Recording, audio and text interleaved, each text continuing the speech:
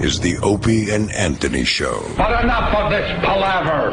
Let's get the show on the road. Good morning. Oh, there we go. Got a very, very busy day. And we're off. We are off. Off and running. Now post time.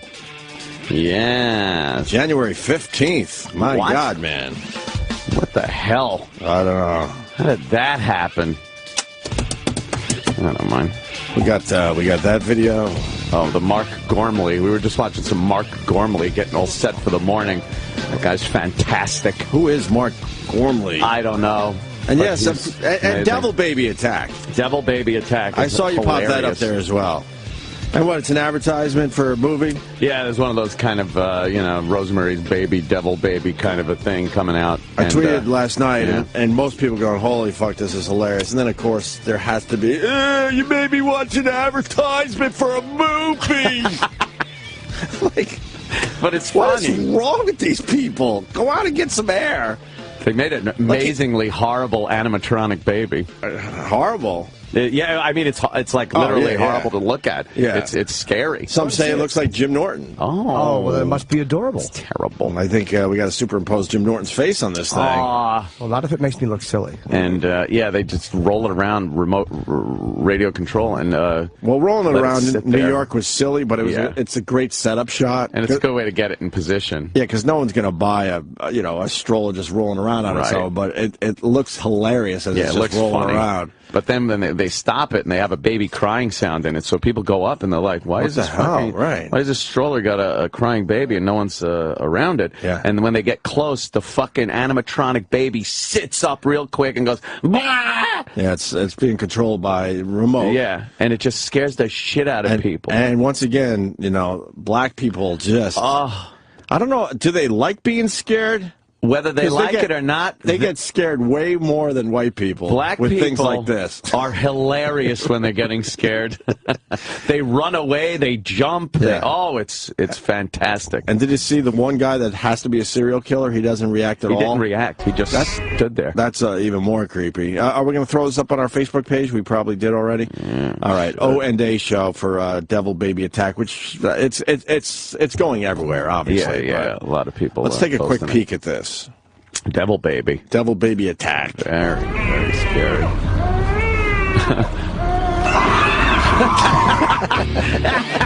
Imagine that thing sitting up and looking at you. It's fucking crazy. And they show how it's made. Very high tech. Yes. That thing looks fucking scary great. Looking, man. That would scare the living fuck out of me right there. Oh, fuck yeah. I would jump. I ain't fronting. So there's the stroller rolling around by itself, which is silly. Some key New York places.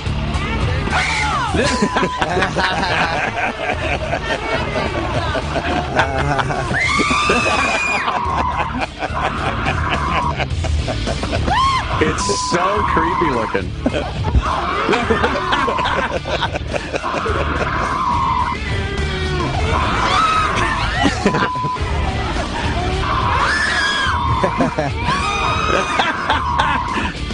People love getting scared. Yeah, that guy doesn't even respond.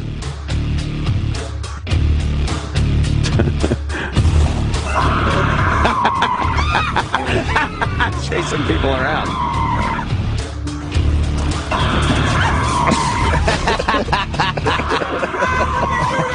People love watching other people get scared. It's throwing up.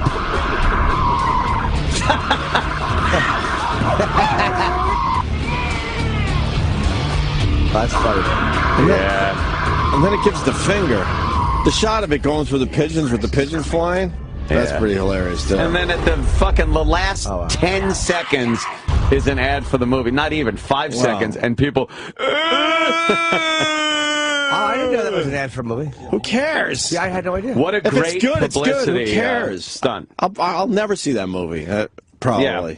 I don't go watch the scary movies for the most part. So, but what a great guerrilla marketing tactic for the movie. It's fantastic. There should be a little bit more of the movie though, because I have zero interest in the movie. Yeah. I think that's a funny ad. I think they probably will. Yeah, they'll do some follow-ups. Basically, but devils do. It's funny. You like that, Chip? Fuck yeah. Fuck yeah. Fuck yeah. Anyway, that's the one I was watching, but you were watching the other guy. I was watching Mark Gormley. What is Mark Gormley? He started tweeting you, I heard. I don't know. Whether it's really him or not, I don't know. But greatest. You know what? The guy... No, you got to go to the intro. The intro is good too, Sam. The intro is this My guy. God, what's wrong with you? But what? This guy a video show. This guy tweeted you and said that he was booked on our show, or you already did our show. Spoke to our booker named Roman or something. All right. Said he's a nice guy. Right. And thank you for booking him on our show. Oh. Now, I know Roman wouldn't. Good old Roman. He wouldn't book him without talking to us. Sure. Although he's done that 1,000 times with other guests, but I don't know. He says he hasn't. But... With Mark Gormley. Yeah.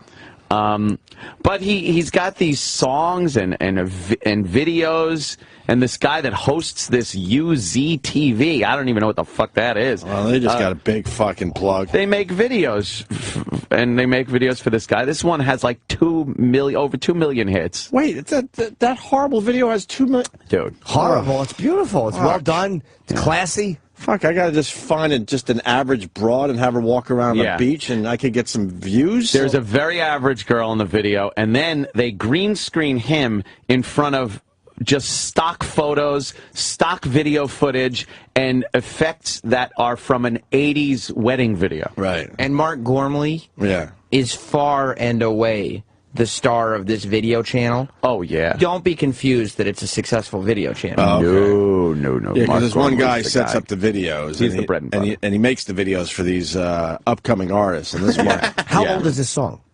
I don't know. Is this a 20-year-old song, or is it? It's filmed in such a way it could have been done yesterday or 20 years ago. I think it's 98. It was posted in 2008.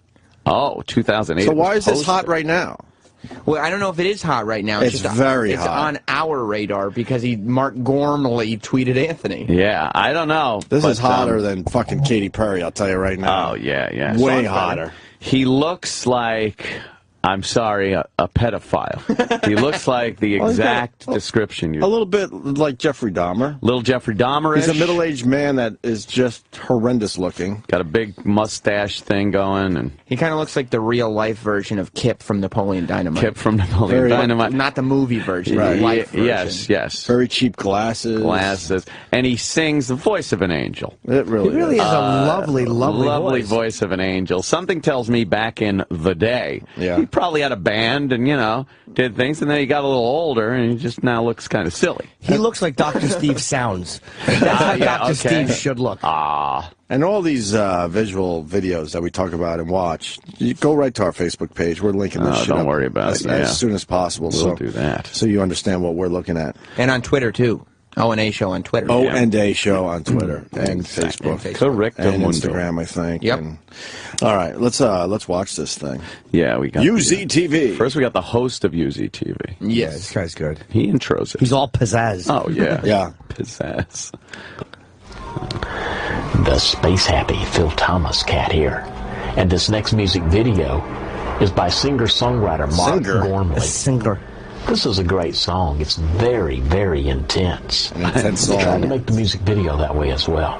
They made the music With video. Mark Gormley and Without You on the Uncharted Zone. The Uncharted Zone. Yeah, he's got a fucking video channel. And the opening shot is of a woman that so doesn't want to be in this video. She's just lumbering about one of the most horrible beaches I've ever seen. It's a sex on a beach. It's a horrendous beach, and she's slumping. Yeah. She obviously is doing a favor for somebody. This is an absolute favor being called in. Or maybe she needs a little something. And maybe. I like that the guy introing called himself, instead of saying Phil Thomas Cat, he said Phil Thomas Cat. Phil Thomas Cat. It was a type of cat. Yeah. K-A-T-T. I get it. He's going for a little something there. He's going for something. Yeah, he's going for a little thing. So. And again, the video, aside from the girl on this horrible beach walking around, all the rest of the video is Mark Gormley green screened in front of various stock footage. Well, when Puff Daddy and those rap guys do beach videos, they don't have seaweed. There's seaweed. There's a lot of seaweed There's about. an AIDS needle by your foot. Yeah, the strip of sand has to be maybe 3 feet wide right. before it gets to rocks. Usually it's that nice white sand. Oh, yeah. Not a hint of a rock or seaweed or a shell, even. And there's not a ripple in the water as far as, which leads me to believe it's a lake. Right. And not even like an ocean or anything. It's right where Mrs. Voorhees was murdered. It's stagnant water. Yeah, stagnant water. Stagnant, grayish water. And then this idiot who was filming this video is filming right into the sun, so you can't even see her face. Oh, that was on purpose, Opie. Oh, all right. I wonder if she was a girl that he likes, and he's like, I'll get you in a music video. I'm gonna put you in a music video. She's not bad looking. Oh, she stinks. I think You her think body's she nice. stinks? No, I like Yes. She got nice tits on Yeah, her. nice Nah, legs. she's Nice, horrible. she's tall, it looks. She's no video vixen. Let's take a look at her. Video vixens, by the way, don't wear jeans. Well, she's got jeans on. And shoes on the beach. Yeah, it's probably 62 degrees. It was a shitty day for beach shooting. Some fucking North Dakota lake. Just a lukewarm day. Yeah. Oh, my God. All right, continue. All right, here we go. I feel like we're going to stop a lot. All right. A Bridge. Mark Gormley, Without You, video. Cat 2008. Productions, 2008. Now she's walking in the woods. Yeah. Wow, this leaning against a tree. Stock lens flare. And there are stills of the highway and the beach. It's not a video. It's just a still A photo. lot of stills that they must have pulled off of You gotta fill the Google blanks. Images. Oh, is that They what could that only get the broad for a half hour of filming. Yeah. They couldn't go to a whole bunch of locations. I like the ripple transition, by the way. Yeah. Oh, yeah. Nice. You're going for a little something? You're going for a little something. Your hands shouldn't be in your back pockets when you're starring in a video. She's walking around, just chilling. Lollygagging on the beach. And look at this shitty waterway. What is this? Yeah. I don't even know what it is. You see that boat out there? That's Henry Fonda and fishing for Walter. There's rocks, there's dirt, This there's is where you dump a grass. body. That's probably what happened to her at the end of the shoot. Without you. Yes. I'm going home without you. They just throw her among the seaweed at the end. Yeah, you see her shoe sticking out of the fucking water. Right. Now she's up against a tree, and she's not smiling or she's anything. just standing there awkwardly. It's like marshland. It's woods. And then now she's got a horrendous smile because they told her to smile. Yeah. Oh, very teethy. There we go. Applause. What was that? He's shifting the weight from one leg to another awkwardly in his green screen shot, so he looks like he's standing on a snow-capped mountain. Oh, I thought that was cloud. I did too. Was sky, it yeah. the sky? Is it I clouds? thought it was a mountaintop. But he's Okay. also wearing like a... Oh, it is. Wait. Clouds. Yeah, that's. Are those clouds? I think they're clowns. I don't know. I might be with Ed. I think that's the top of a mountain. Nah, Could be the mountain wouldn't snow. be that totally smooth. Maybe. I think they're clouds. And he's wearing like mom jeans with a white polo shirt tucked into Tucked it. in, so his gut is hanging over his belt buckle. George Costanza sneakers. Yeah. That's his video outfit. Yeah. Oh, he picked that out especially for this. That's a golf shirt he's wearing. You go golfing in that shirt. Well, he's The collar. He's either standing on fake clouds or the top of a snowy mountain. Yeah, I'm not Can't really quite tell. sure yet. All right. But he's shifting his weight from Yeah. one side to another on his to hip the other. very awkwardly. Doesn't look natural.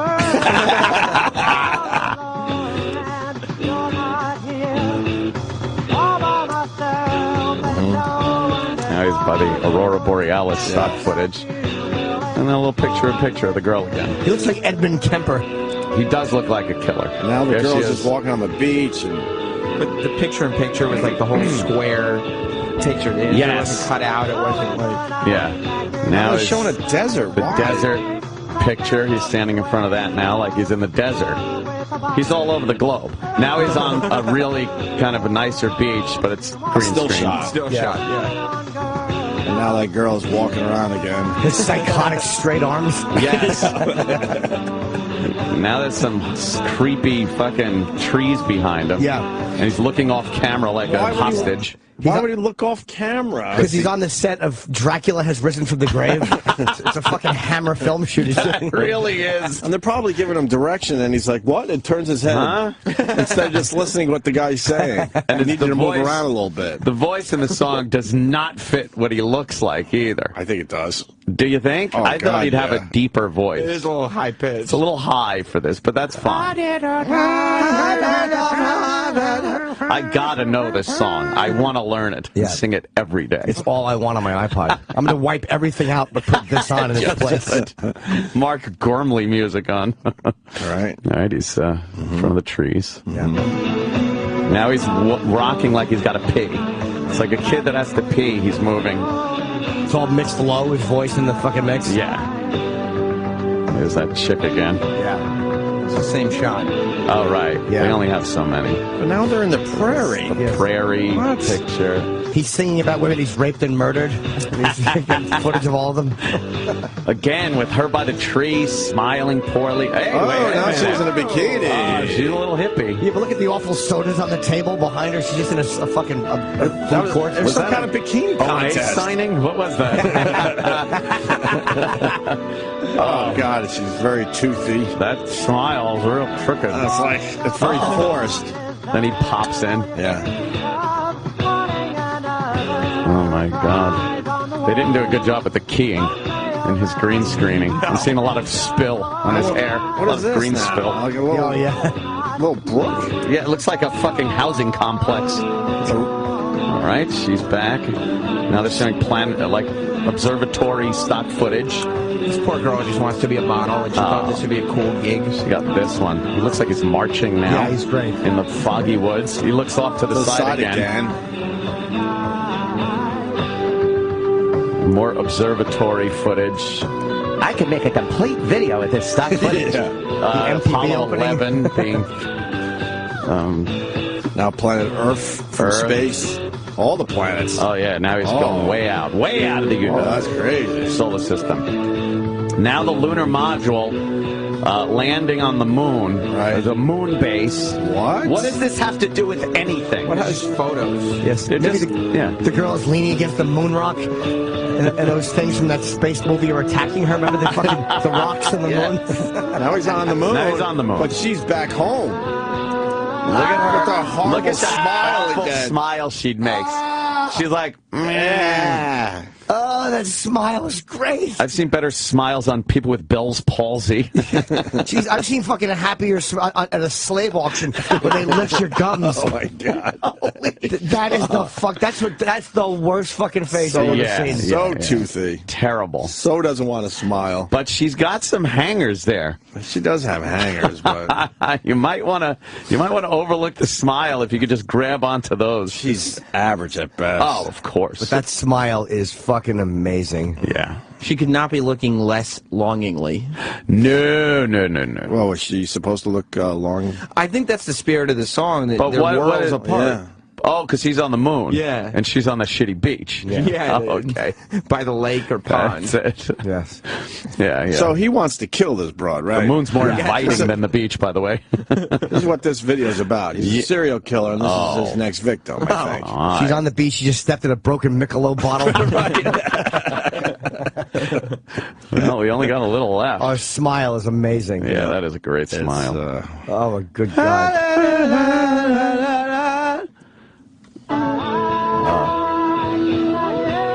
Back to the beach, same footage.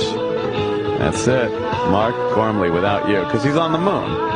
She's on a shitty beach. Right. And she goes walking off into the She has to look down so she doesn't Seaweed. step on anything. seaweed. Look out for the dead horseshoe crab. Right. You're watching The Uncharted Zone, the most Is that important her? music television show No, I don't think along so. the Gulf Coast. No, that's the woman who's never walked down steps before. Yeah, she really is having a hard time. Time talking and walking at the same time. Well, ladies and gentlemen, when he just fucking takes off, you heard it here first. Right. We're breaking Mark Gormley. Did you watch the interview with him? No. I did. Oh, I gotta see no, that. we don't have to. I'd love Travis, to you got hear a something to little bit add? about we don't have to watch. Yeah, I've the been reading interview. a little bit about him. Oh, yeah? I highly doubt he's the one that tweeted you. Yeah, I Oh, do too. really? He's Why? apparently very reclusive. Yeah. This happened like 5 years ago. Yeah. Like when he shot up to fame. Right. Kimmel tried to get him on. Wow, Kimmel tried. He didn't come on camera. I think Sam's got the same interview. Who's doing Yeah. a video that you don't want to, and you don't want fame of it? Why- He just put him up. And guy's apparently crazy. he just wanted to do that. Maybe He he's didn't want to get maybe he's got stage fright. fright like yeah. Steely Dan. And he probably got the idea that he was becoming famous as a joke, which... Oh, do you think? Oh, you wanted to Yeah. be taken seriously? There are probably As some a YouTube musician. comments that You weren't think? sitting there going, this is... Well, that's terrific. What, Jimmy? There, I like a good it. tweet coming in. No, I just this thinking of the fucking awful smile. That was a horrible little smile. Yeah, it was like she was smiling at a fucking. She saw the red thing from the rifle scope pointing at her. And she just smiled. We got a very busy show, so we'll do the interview maybe tomorrow. We'll take a listen to this guy being interviewed tomorrow. Exactly. We got the Ice Cube coming in today. And we also have Dr. Ian Smith coming in a little while. The real Ice Cube.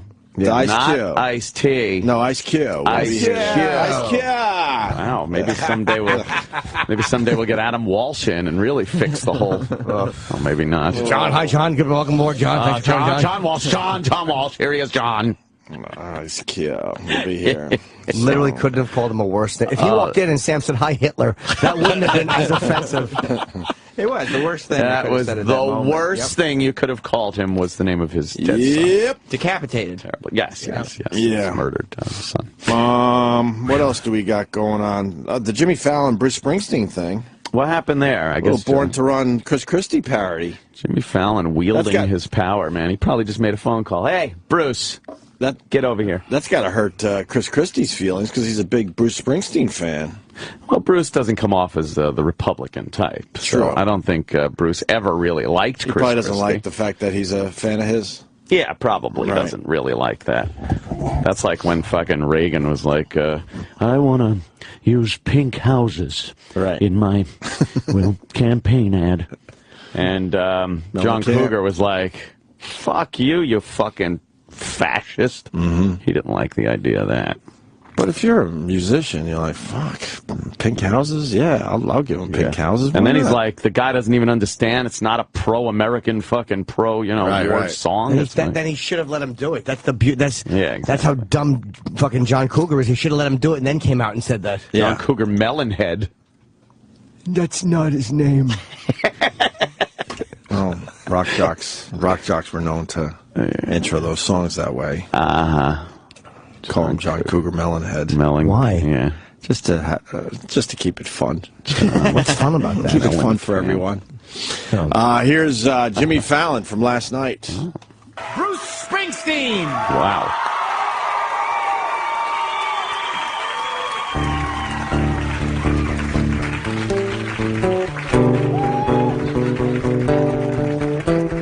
Of course, it's Fallon. Jimmy Fallon. It's not Bruce.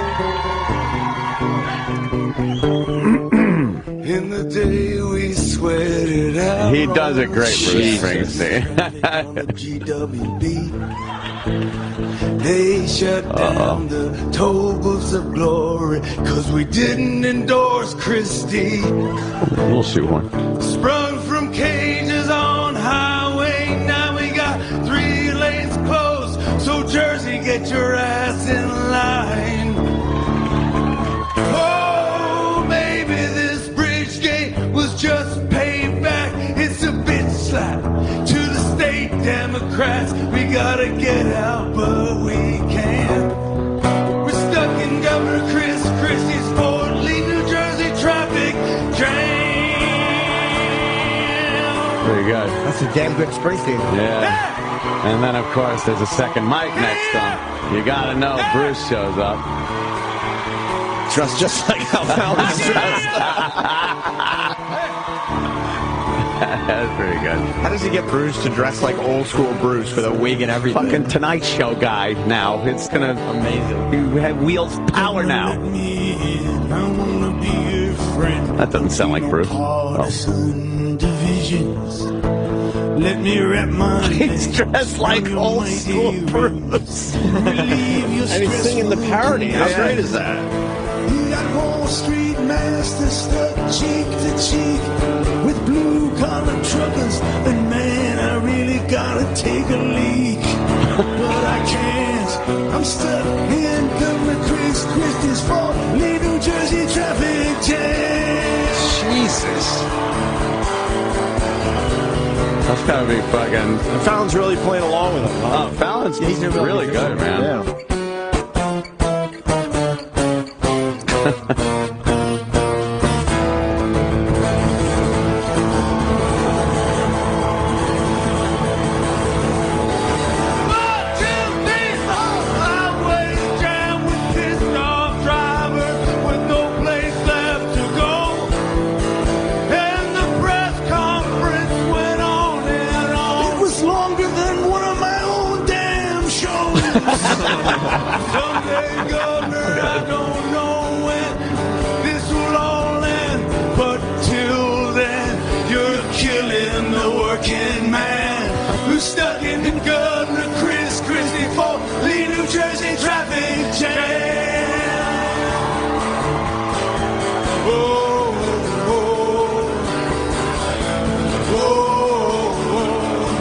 gotta take a leak.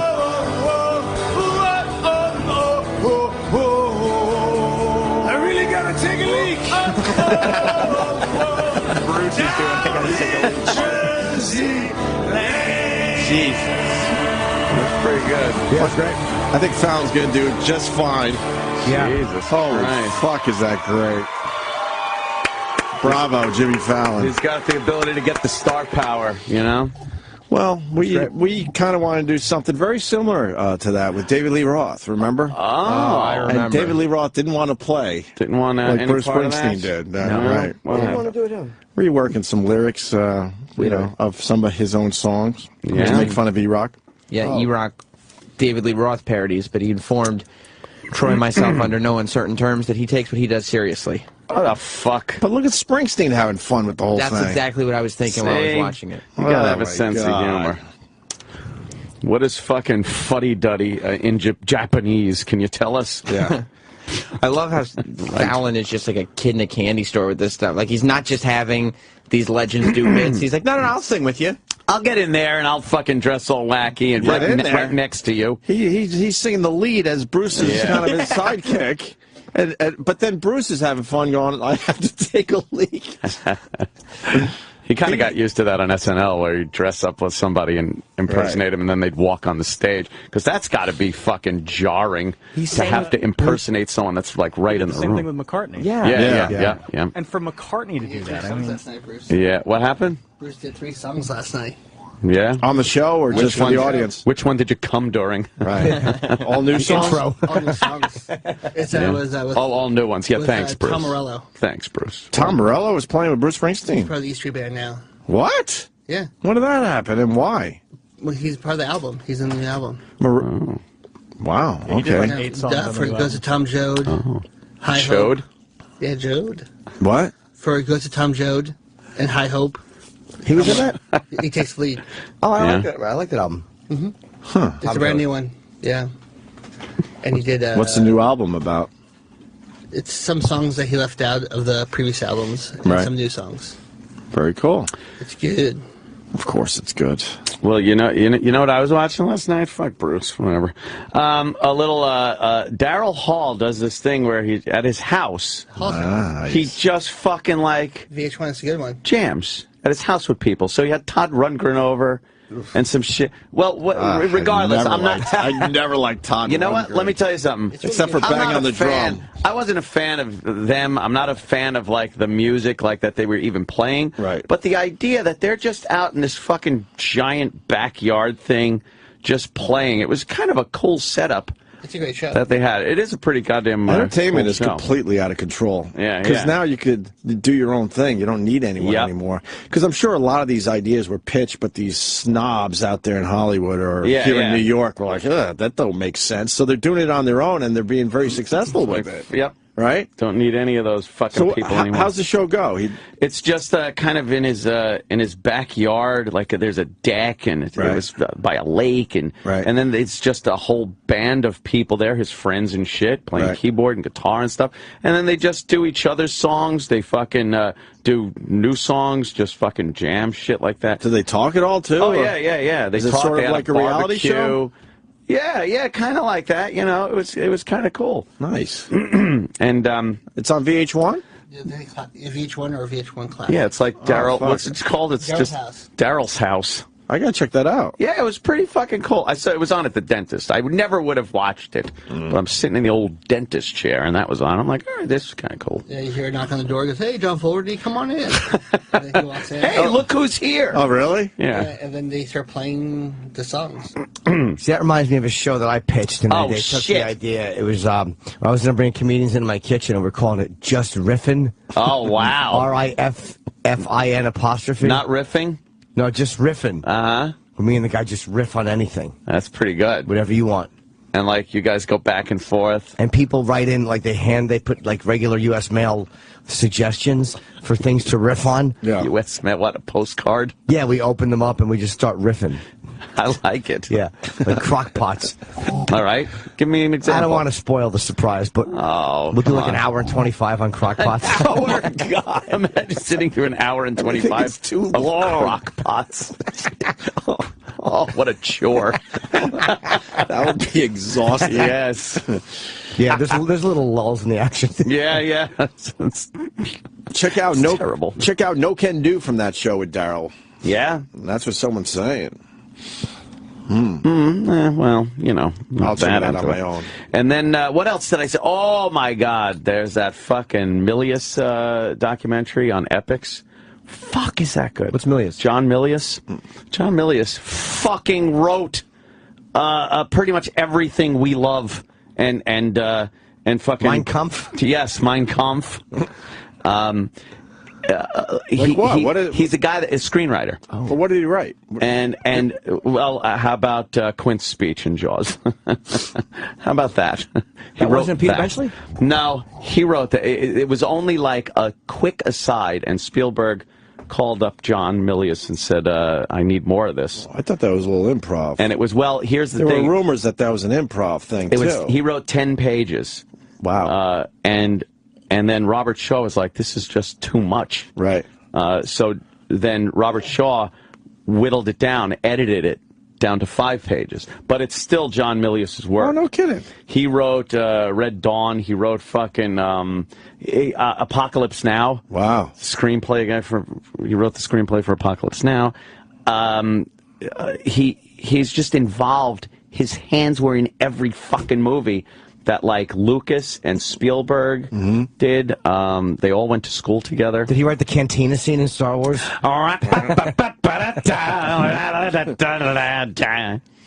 Yeah. So, what's the documentary about? It's about him and how he was kind of an outcast from Hollywood after a while because of his ideology, and he was kind of a loose cannon. Is he dead? No, but he had a fucking stroke. Oh. Yeah. Is he still right, the though? movie for you. He's in therapy, trying to get that back together. Oh, boy. But it was pretty fucking cool. Great, like, just seeing what this guy was involved in during the 70s and his 80s. Ideology, so he leaned... He leaned a little right. After the stroke? Oh, jeez. I just got that. Wow. I'm setting up my own joke. You did. I don't care which way it was a nice leans. volley. Thank you. Right up to the net. I gotcha. Dirty Harry. Wow. Dirty Harry. All those go ahead and make my day. Yeah. Like, he was great with a memorable line. Charlie don't surf. I love the smell of napalm in the morning. Like, all that shit is him. That's all fucking him. He wrote... Very cool. Just really made Conan the Barbarian. Wrote that. RoboCop. Like, all these iconic fucking 70s and 80s movies. Really cool. And I was like, who the fuck is this guy? Right. And there he is, all over everything. Well, very good. I'm going to have to check that out. That's a good one, too. I think we got a very fast-paced show today because we got lots of stuff going on. Yeah. We got to take our first break because Dr. Ian Smith is here. Our old friend. Shit. Food. And where's E-Rock? E-Rock still doesn't like Dr. Ian Smith, huh? Can't stand him. Still Why? can't stand him? Hates him. No. Because he made him look like a fucking asshole during the diet segment of 5 or 7 years ago. Where's Eric? Let's hear it in his own words real fast. Eric, come down the hall, or wherever the fuck you are. Here he comes. I don't know. Dr. Ian Smith's book is called Super Shred. It's in bookstores now. Looks like the Duke. So we'll have Dr. Ian Smith on next as we wait for... Here comes the E-Rock lumbering. Why would he hurry? Down the hall, live radio show. lumbering. I thought he's trying to stay in shape. Wouldn't you get a quick jog in? Oh, my God. Why wouldn't you get a quick jog in if you're trying E-Rock. to eat better and get in shape? Baby steps. Baby steps. Oh, God. What's the issue with you and Dr. Ian Smith? This goes back many, many years. Yeah, well, back in 2007, I took his Fat Smash Challenge. Lost it by like a pound or 2. That's right. There was a certain goal weight. Wait, how much that E-Rock was supposed to achieve? How much were you supposed to lose? 2 pounds. 20. That's why I stepped on that. No, we heard a lot. Like of 20, 25 pounds, somewhere in there. All right. And you were a pound short, more or less. Yeah, a pound or 2 short. All right. And how much was he going to give you? He gave me $500 to hold on to. $500. Right. And then we were supposed to do the end of the bit where he would come in, I'd give him the $500. He didn't come. He didn't show up. Then when he finally did show up, he was sitting at the office at K-Rock while you guys were talking about something else. And then he left because he didn't want to wait anymore. And then we didn't see him again until 2010. Wow. Oh, yeah, we kind of never got to him that day. And he was a little mad about that. A little miffed? Then 2010, he comes happens. Yeah. With Patrice here. And we bring up the whole I owe him $500 thing. And he's trying to act hard in front of Patrice. Whoa. And he's demanding his $500. And so I went down, got the $500 to pay him back. And he decides to give it to Sam. Let Sam decide what happens with the $500. Right. So Sam, if I'm remembering this right, in all fairness, did he treat himself? He decided that I needed to learn a life lesson. Right. And thought it was in everyone's best interest if Sam kept the $500 for himself. Right. But while all that was going on, he just was kind of dickish. Not Sam, he's always dickish. But Dr. Smith was kind of dickish throughout the whole thing. Okay. And I heard you were accusing him of not even being a real doctor. Well, everything I looked up on him says that, no, he went to... Hold on, I got the clip. Oh. I got a couple quick clips here. All right. Yeah, we'll get into that later. I'll tell you what Eric said in the office. What did he say? His books came, and Eric goes, oh, something $7. This is new audio, by the way. Yeah, this just happened. Where's this from? This just happened like a couple days ago. Yeah. Okay. And you know, he's here to promote his new book, and E-Rock has something to say about his new book here. Listening to, by the way, sorry, I got to just say, listening to Roland on a recording is like trying to decipher a fucking cockpit voice recording. Right. It's like, what was that? Did I hear that right? Got to hear it a couple times. He's good for the replays. His words are like they're... You know what his words come out like? Yeah. Those videos you see on the news of the icy road where the cars are just sliding and smashing into each other. That's what his words do. Yeah, we'll get into that later. I'll tell you what Eric said in the office. What did he say? His books came, and Eric goes, oh, I saw that $7 bit in Costco. It was. So Dr. Ian Smith's books came in. Saw the Southern bit in Costco? You don't speak Roland. I don't. In the bargain bin at Costco, he saw the Dr. Ian Smith book for $7. Saw the bargain bin. Saw in the bargain bin. I find myself restating everything he says on the post show because I feel guilty if I don't like. When I'm driving home and I hear Roland speaking, I get mad if you don't reiterate what he says because I can't fucking understand it. Ian Smith's books came in, and you said I saw that in the $7 bin at Costco. $7.98 at Sam's Club. So you don't. Are we taking shots? You don't consider him a doctor. A lot of people don't consider him a doctor. What makes you say that? Because I guess according to his bios, he went to a medical school, did 4 years, but then never continued to get the MD, PhD, whatever. That makes you the doctor. So he doesn't have a doctorate? I believe that's correct. Wow. I really hope that he does, and E-Rock is now in legal trouble. Yes, a little litigation for E-Rock.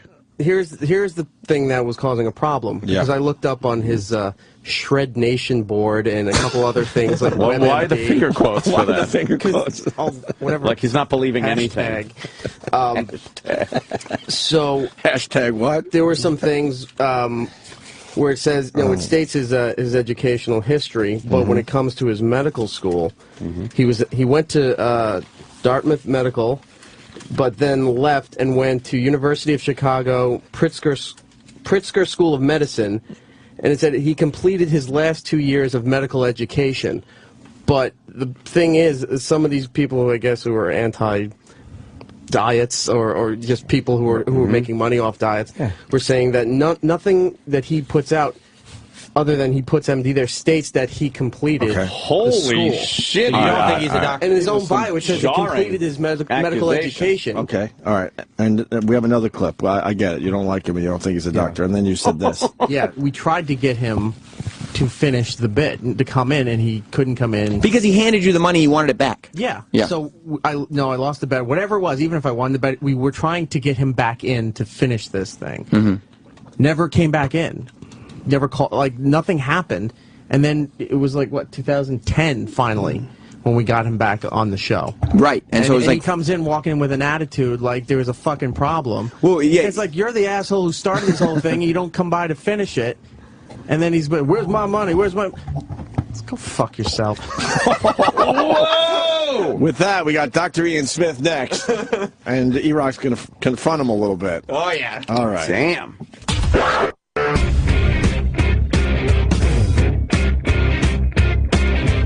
All right, let's get Dr. Ian Smith in here. They gave us like 3 minutes to shove some food down our throats. Yeah. Dr. Ian Smith has a new book out called Super Shred. Hey, how you been, man? Hey, Ian. It's been a while, brother. Jeez. How are you, man? You guys put me down like a stepchild with a future. Come on. What happened? Good to see you. What do we do this time? Nah, I don't see you guys anymore, man. How are you, bro? I miss you guys. And you know what? I'll be around the country. Yep. And people say, what's that? Hater? Yeah, he lost weight. Jeez. Not on your book, though. Not on your book. He did it on his own. Yeah, sorry. Yeah, he. Around people like, how come you don't do Opie and Anthony anymore? Oh, man. I'm like, well, you know, I live in Chicago now, then New York. Is that what, where you been? I live in Chicago. Yeah, Chicago. I fly to LA every freaking week for this doctor show. What doctor show? I'm on the doctors now. I'm a host. Are you really? Yes. Congratulations. The doctors. That's where everybody comes out in scrubs. Do you have to come out in scrubs? I don't do the scrub thing. No. I brought you guys some popcorn. Thank you. Oh. Sea salt, honey barbecue, and white cheddar. Only, Wait, is this bad tea for the diet? No, I made it. It's my popcorn. Oh, man. Wait, you made your own popcorn now? Yeah. You're in the There you popcorn go. business? Going out to Las Vegas, learn the popcorn business. How is this good for you? It seems like there's no way that could be good for you. It's 100 calories or less. Okay. Look at it. It's 4 grams of fiber, gluten-free, 3 grams of protein, whole grain, Even non-GMO corn, no trans fats, no cholesterol, no MSG, less fat, only 100 calories. But how do they figure all that out? Because they got me. But I mean, if you like squish that into a machine, that's the numbers that would pop out every single time. Yeah, the way they do this is they do a calorimeter, right? And so they burn it actually. So it goes into a lab and they burn it, and they get all these recordings of what's in there and No kidding. what the calories are. Yeah, I it's always pretty- wondered how that was done and how accurate it actually is. If you took a plate of food like a Big Mac and fries, Right. the way they get the numbers is they take it, they put it in this thing, they burn it, and they measure. You know, calories are heat. Right. Right. So they measure how much heat is produced, and that's how many calories in there. And how do they figure out the grams of fat? Yeah, right. Yeah. How do they figure out the grams of fat? No. It's you. They actually have a dipstick where they can actually look at the percentage, so they can. There's a chemical analysis. That's of it. amazing to me. Yeah. How's the popcorn, Jimmy? Really good. Yeah. Regular popcorn. I just feel like popcorn's not healthy. I haven't had popcorn in a long time. No, are you kidding? Popcorn is one of the most. I swear to you, listen, you know me. It's one of the most healthiest things. Not when you go to a movie theater. Hello? Yeah, you put a With pound that of butter. salt and the butter. You put a pound of butter in anything. I don't like butter on my popcorn. Never did. Popcorn is a whole grain. Right. It's a whole grain. It's one of the healthiest things there is. As long as you can stay away from the butter and the salt. Yeah, but you don't need you don't need it. That's why. All right, I'm going to try your popcorn. We got all these flavors. It's great. What kind of flavors you got? White cheddar, kettle, honey barbecue, sea salt. You got to go sea salt. That's what I'm eating. Sea salt rules. Yeah, the listeners love when I have popcorn in my mouth. They certainly do, Jimmy. What's the new book about? Super Shred? Yeah, new book is called Super Shred. 4 weeks, 20 pounds. 4 weeks, 20 pounds. Obviously, he's not going to do anything but weight loss. Jimmy lost about 40. Dude. Right? I would say probably 30 in the last year and maybe 35 since I was at my worst, yeah. So what? I've known you guys for how many years now? Jeez, like a few. Almost 8, 9 years. Yeah. Wow. This is the smallest I've ever seen you. Oh, yeah. And you look great. Thank you. Yeah, I think I'm at one. The holidays I ate a little bit, and I think I was 148 yesterday. I weighed myself, so in that area. Okay, here's the deal. You ready? I had to tell Gary Busey. Wait, you used to be 180? There was one time I weighed out at 180, and like 2 years ago at the doctor's I was like 171. So yeah, I was a fucking fatso up and down. Well, that's a lot for your body type. Oh, my torso is despicable. You're what, 5'1", 5'2"? Almost. Yeah. Yeah, in heels. You're Jimmy Choo's. Gary Busey is the only guy I ever told on Celebrity Fit Club, do not lose any more weight. Oh. Jimmy Norton, do not lose another pound. Thank you. Yeah, I would love to get down to like 140, but I want to, trying to. Wait, you're 148 and you want to be 140? I would like to be. It's just this blubber in the middle is really hard to get rid of. That's not weight, though.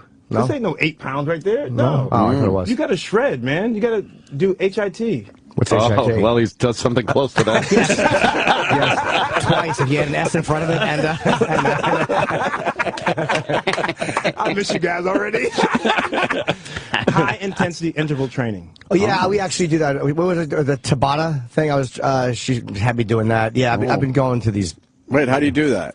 Well, it's burst. So the burst training. I do burst training. Burst Can't training. you tell? Okay. Yeah, you look good. Oh, yeah. You ain't no Jim Norton, but you look good. Put his arms behind his head and lean back. Stretching all my shit out. We did this. I created this. Look, I had a second kid though, man. I'm still trying to lose the baby fat. I'm not even joking.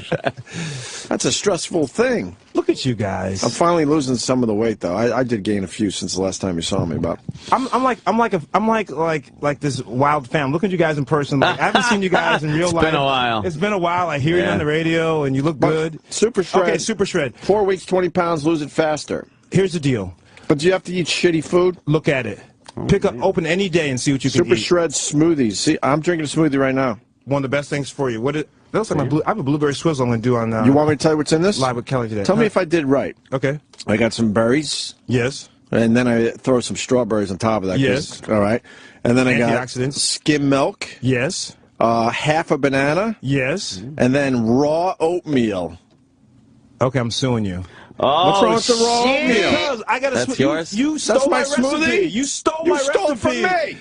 That is a perfect smoothie. Thank you, sir. Now, oats are whole grains, antioxidants in the berries, right. banana your potassium, and your skim milk for calcium. Do you go raw oatmeal? Yeah. People are surprised when I say that, but when you blend it down, you don't even taste the raw oatmeal, and it's the best way to eat it. See? I fucking know. I learned from you over the years. Damn. I actually sat down with him at a Starbucks once to talk about my diet. Really? Yeah. Yeah, we had a good time. Dr. Ian Smith is the one who started me on the weight loss thing, believe it or not. It was you. It was the Fat Smash book. You remember Fat Smash? Yeah, I didn't follow it directly, but there were things in there I picked out of it. You pick up a little something and something, because you got to live like a human being. You have to. You can't be a lunatic about this stuff. Okay, look it. You can have pizza.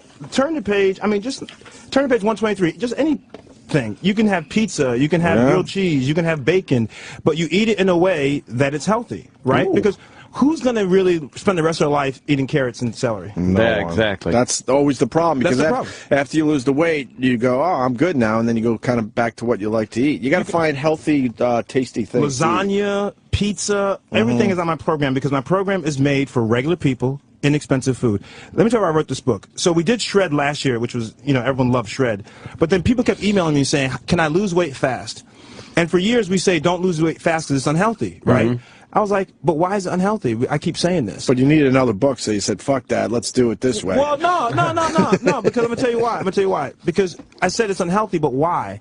And then we realized that it was unhealthy because people are doing extreme diets.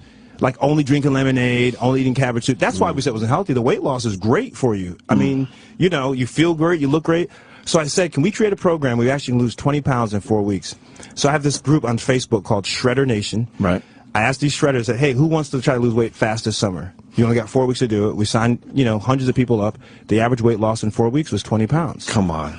That's 20 pounds. That's a lot of weight. People tweet me all the time. That's 5 pounds a week. Absolutely. The lady last week lost 10.5 pounds. These are regular people. They don't have trainers. But it's just regular food. It's just, it's straightforward. Right. I'll take 10 off of you in 2 weeks. Yeah? Shave it off of you. That's what I want, too. 10. I want to lose That's 10. It. Yeah. In 2 weeks, I can get it off of you. Yeah? What do I do? I'm not going to read your book. There's nothing to read. Jeez. Yeah, wow. I got 2 kids is what I was getting at. Hit it with your left can't hand read. next time, not your right, okay? Actually, I like your smoothie section so far. No. There isn't much to read in this. There's nothing. You just pick up, you just pick it up.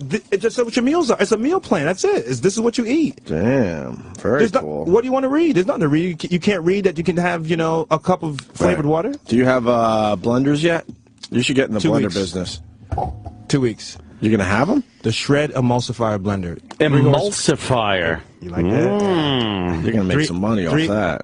Well, we'll see. But 3 horsepower, 1,500 watts. It makes soups and smoothies. Wow. In the same. Smart. And it's computerized. So it's not about, setting time. You go, boom, I want a soup, boom. Are these your best smoothie recipes? Because I'm looking for new smoothies. Okay, here's my favorite is the Blue Swizzle. The blue swizzle. Yeah, the blueberry swizzle on page 194. I got it. Okay, blueberries, vanilla yogurt, fat-free, apple juice. I'm allergic to apples, so can I do orange? Yep, absolutely. All right, banana, honey, and ice cubes. Yeah. I don't know. That's tastier than the thing I usually have. Yeah. My protein beverages after the workout. I have only one scoop of protein powder, a banana with water and ice. It's good. Oh, Wait, God. you make a smoothie out of that? Yeah, that's just what it's just a beverage. It doesn't sound like you enjoy it. I do though. actually, but it's not as good as that. Why don't you add some berries to it for some antioxidants? Yeah, a little I could do that. Fiber. My problem is it doesn't keep me filled up. These smoothies. Oh, I tell you what. What? My smoothie, Yeah. hour and a half, 2 hours you go on it. I'm telling you. Here, this is the banana oatmeal breakfast that I was talking about, page 200. Page That you 200. swiped some of mine in, except you threw some berries in there, which I didn't think of. Oh, shit. So don't steal my idea. I mean, I'm going to make that next week. I'm on Fox and Friends. That make that. This is one of my favorites, the Boston Green Monster, on page 185. Okay. It's my tip off to Boston. Chopped Chopped whiskey kale, in it. cucumbers, Bunch of drunks. Some Sam Adams beer. I got a little Sam Adams up in there. I forgot the Sam Adams. Put some Sam Adams in there. But Kale is rough, brother. let me tell you something. I know it's a great thing will to never- eat, but kale is rough. I do a vegetable smoothie every afternoon too, and it's kale, spinach, carrots, and beets. But how do you taste it? You can't taste it in here. You can't. Let me taste it see like what you're recipes. doing with your kale. Yeah, I put a little. You got to put a little sugar in there. It's All okay. right. You know, apple. You don't eat apples, but something do sweet. apple, Do all something right, sweet. sure. You'll never Ginger. taste it. Lemon juice. You'll never taste it. I swear, you'll never taste the kale. I would never put sugar in my smoothies ever. You put a little honey in it, a little agave. A little honey, okay. Honey. So, but anyway, so these guys on Twitter. So this is what happened. I was on Twitter. Right. By the way, you can tweet me at Dr. Ian Smith, IAN Smith, Dr. Ian Smith. And these people said, hey, we want to lose weight in 3 days. I said, can we really do this? So I started tweeting out a little diet plan, right? For 3 days? For 3 days. Okay. People are losing 3 pounds in 3 days. I didn't really have a diet. I mean, I was just kind of saying, okay, today we're going to do blah, blah, blah. So it's in like 5 tweets that day, next day. So they're like, okay, we lost 2 pounds in 3 days. What's next? I said to my guys, listen, I don't have anything next. Right. So I kept going. And finally it became the plan. It became Shred. That's what Shred was. Shred really started as a, you know, get more people on Twitter kind of thing. Right. And then people start losing crazy weight. So Shred was 6 weeks, 4 inches, 2 sizes. That was last year. And people would love the program. But then people like this lady, Beverly Simon from Maryland, lost 100 pounds on Shred. Okay, I wish I had a picture to show you guys. But then she was like, I'm at a plateau. How do I break through the plateau? How do you break the, I mean, you ever hit a plateau when you're... Yeah, what I just do is they started training me a little bit different to build muscle, which is, let's be honest, a lot more work is needed. They said that will burn the fat is building certain muscle, and my eating is actually pretty decent. It's not amazing, but it's decent. It's just getting rid of, you know, there's like 40-something years of just utter shite. Neglect. Oh, just neglect and blah. Yeah. So A now lot I of try blah. to build my legs are really good, as everyone knows. It's common holy knowledge. Amazing calves. Yeah, we all know it. You ever look back at your old pictures? That's all I do is tweet them. All I do is tweet them. Like any girl that won't sleep with me now, I'm like, it could have been worse. Yeah, I was terrible. I was terrible. Looking at some of those pictures, I didn't even realize I know. It really is weird because you don't realize until how you big see Jimmy it. was at Wow. one point. Because I would make fun of myself, I think, and I would mock myself. People didn't realize what a piggo I really was. I guess because I addressed it, but people were like, I didn't realize you were that fat. I'm like, Right. Yeah, it was awful. E-Rock still has a problem with you. Oh, right. After all these years, E-Rock? after all these years, he still has a problem with Where's you. E-Rock? We think he's crazy. We love Dr. Ian Smith. My God. See, this is my thing with E-Rock. Yeah. I just saw him.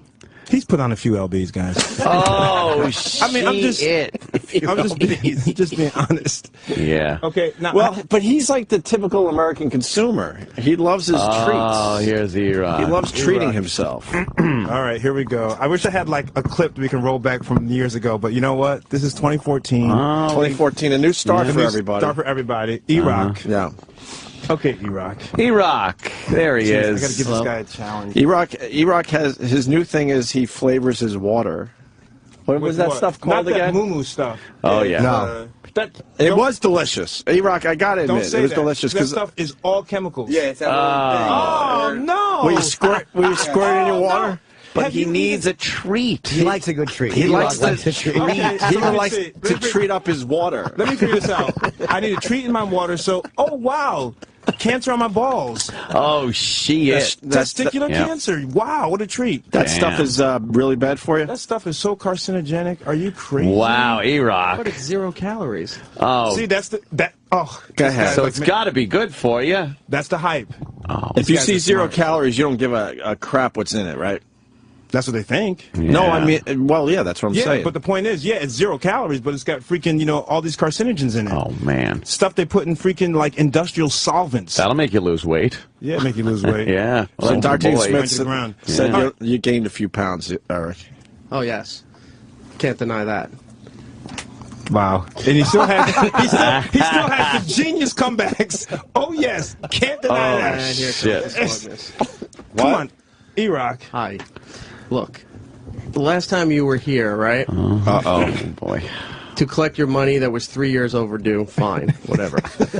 But walking in with this smug, snarky attitude when you're supposed to be not only peddling your wares, but also supposed to be he's an accomplished motivational speaker. Yeah. And he's got a TV show. He helps out a lot of people.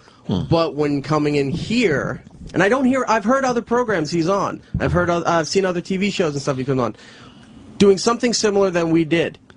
Totally there for these people, helping out, whatever. Oh, E-Rock was a little more needy. You were never there for E-Rock. You were never there for E-Rock. He wasn't there for you. Let the man speak. Let the man speak, because I can come back. Come on, come on. So he comes in You here. didn't call me, Dr. Ian Smith. Why did you call me? This is the problem. This is how it comes off really bad.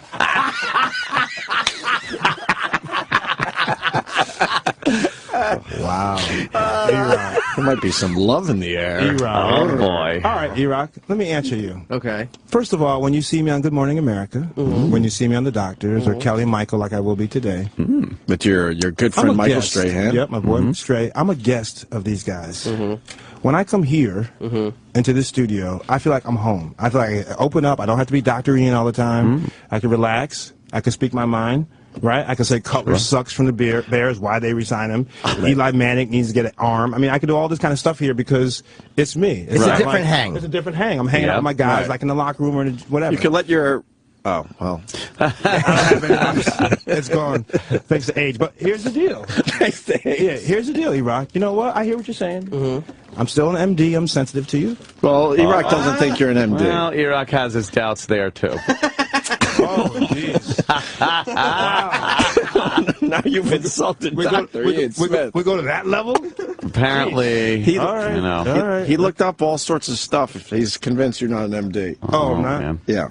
I bought it in the Bahamas. Your certificate is somewhere with Obama's birth certificate. That's right. That's right. It's a conspiracy. Yeah, I'm in good company. All right, here's my challenge to you, E-Rock. You ready for this? Sure. Simple questions, because this is how I work with... I'm going to give you the sensitive Dr. Ian. Okay. Oh. E-Rock, do you acknowledge that you need to make some improvements? Yes. Would you be interested in changing your life? Yes. You just nodded your head like, yes. Oh. Are you in? I'm in, but if it means doing super shred, that I don't know if I'm fully committing to do. But that's how you do. But That's how you do There's it. no easy way to do the this. sacrifices Yeah, if you want to easy way change to your do it. life. Yes. Either that, It's work. It takes work. Right. either that or you're going to have to suck your thumb and hold your rifle while we all do push-ups. Dr. Ian holds up a jelly donut. Come and get it. Okay. Why? E-Rock? Okay. I have 65-year-old women who lost weight on Super Shred. They don't have a trainer. They're not young like you. They don't have access to gyms. They don't have the money. Why would you not want to change your life? I do want to change my life. My problem with this diet and with Fat Smash This Doctor was Who that is it was coming good on for soon. the time that you were on. And I read the parts about stage 3 and maintaining and what have you. It comes off like an excuse, but in reality, it's not You married possible. now? Yeah. Oh, it's not congratulations. possible. Oh, I thought you were going to take another shot. All right. I just saw your wedding band. So congratulations. I found it not possible to maintain, and I even looked at your other book about that 4-day diet. Yep. And you had one other book that I'm forgetting the title. I went through all that as well, and doing the diet and maintaining it is fine while you're doing that portion of the diet. The lifestyle change to keep that going isn't very realistic for me, and I don't think it's very realistic for a lot of people. Did you exercise? Okay. Yeah. Okay. How much? Okay. Hold on. He's a lot. Man can have his opinion. Yeah, but he doesn't even drink water. That is true. He doesn't even drink water. Cancer juice. Yeah, you put pudding in your water. All right, tell him what you drink and don't lie. Before you come, recently, I know recently you're trying better, but before recently, be honest. Tell him what you drank. I used and let him add up the calories, and then you're gonna hear how it is reasonable. This wasn't a calorie issue. This was other shit. I used to drink a lot of soda, a lot of diet soda. Okay. So I know the aspartame and everything else isn't good for you. Pretty good. I also drink a lot of iced tea. A lot of iced tea and a lot of hot tea. So hey, this is great iced tea. Okay. I can't even be bothered. E-Rock, listen. Yeah. You sound like all these guys who have an excuse. Seriously. You want a maintenance plan? I got a maintenance plan for you. That was your issue? I got a maintenance plan. Let's get 20 pounds off you, then I'll put you on maintenance. Okay. That's sustainable. Okay, you can have pizza, lasagna. Ooh, that sounds good. You okay with that? Yeah, as a smoothie. No. Sorry, Jim's thinking about himself. Well, he once did have a steak mashed steak potato martini. Steak mashed potato martini. So steak and mashed potato martini. Are you okay with that? With losing 20 pounds? In 4 weeks. Hold on, but maintaining it. That's just the first part of it. The maintaining is where I have the big problem. But I'm telling you, I'm going to help you maintain it with regular food. Are you okay with that? I could be okay with that. Oh my God! What a non-commitment! This is what you hear all the time, right? It's a non-commitment. There's some kind of sacrifice you gotta do. It's about sacrifice. It's about. It's not like suffering. It's not suffering, but there are some sacrifices. I could say to him, every meal's got to be a salad. Am I saying that? Right. I'm saying you said it's real food. That you just got to stick to it. Right. But you're looking at it's an addict in denial, and I'm not even shit on it. It's like that, but it's kind of food's an addiction, the hardest of all of them. And it's like you try to protect that addictive behavior. It's fucking hard. Okay, fine, fair enough, but it's also not being used as an excuse. I'm not saying. No, this is a complete excuse. No, it's not. You're making I wasn't excuses. asking for his help. If I was asking for his help and then going to do this, hold on, no. When this whole thing started, I was not asking for his help. If I was going to say what I said and I was asking for his help, that's making an excuse. I'm well aware of it, and I know you hear that too. People are aware of it, and I know what you have to do to change all that. I just don't do it. But E-Rock, here's the point. You just came and lambasted me and said, I see you on all these shows and you're nice. And not a doctor. Not a doctor. So I'm coming to you. Shyster, all these things. I'm peddling wares. Piece of shit. Right. So I'm coming to you as a physician, as a Harvard graduate. Harvard graduate. Wow. I'm coming to you. Fucking Harvard. And I'm saying to you that I'm reaching out. I want to help you, E-Rock. Okay? Will you accept my help? I'm being nice and warm and sensitive to you. Will you? And I will call you. That is the face of non-commitment. Will you accept my help? To call me. Don't try to be tough. It'll be nice to get a call from Dr. Smith. E-Rock, what's this about? And what are you doing now? Because you are trying to lose weight on your own without a program. What are you doing differently? What are you doing differently? I've cut out a lot of stuff. Like? This doesn't sound like a big accomplishment, but for me it is. I'm over 2 weeks without soda at all. That's big. That's good. That's called an NSV, by the way.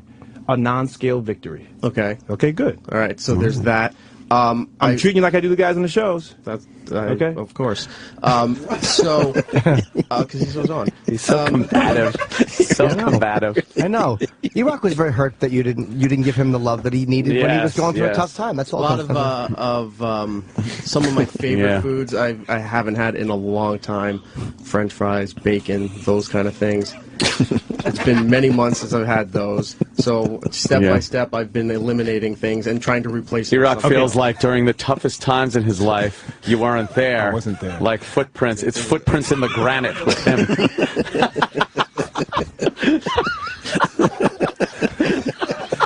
E-Rock, listen. E-Rock, this is what I want to give you.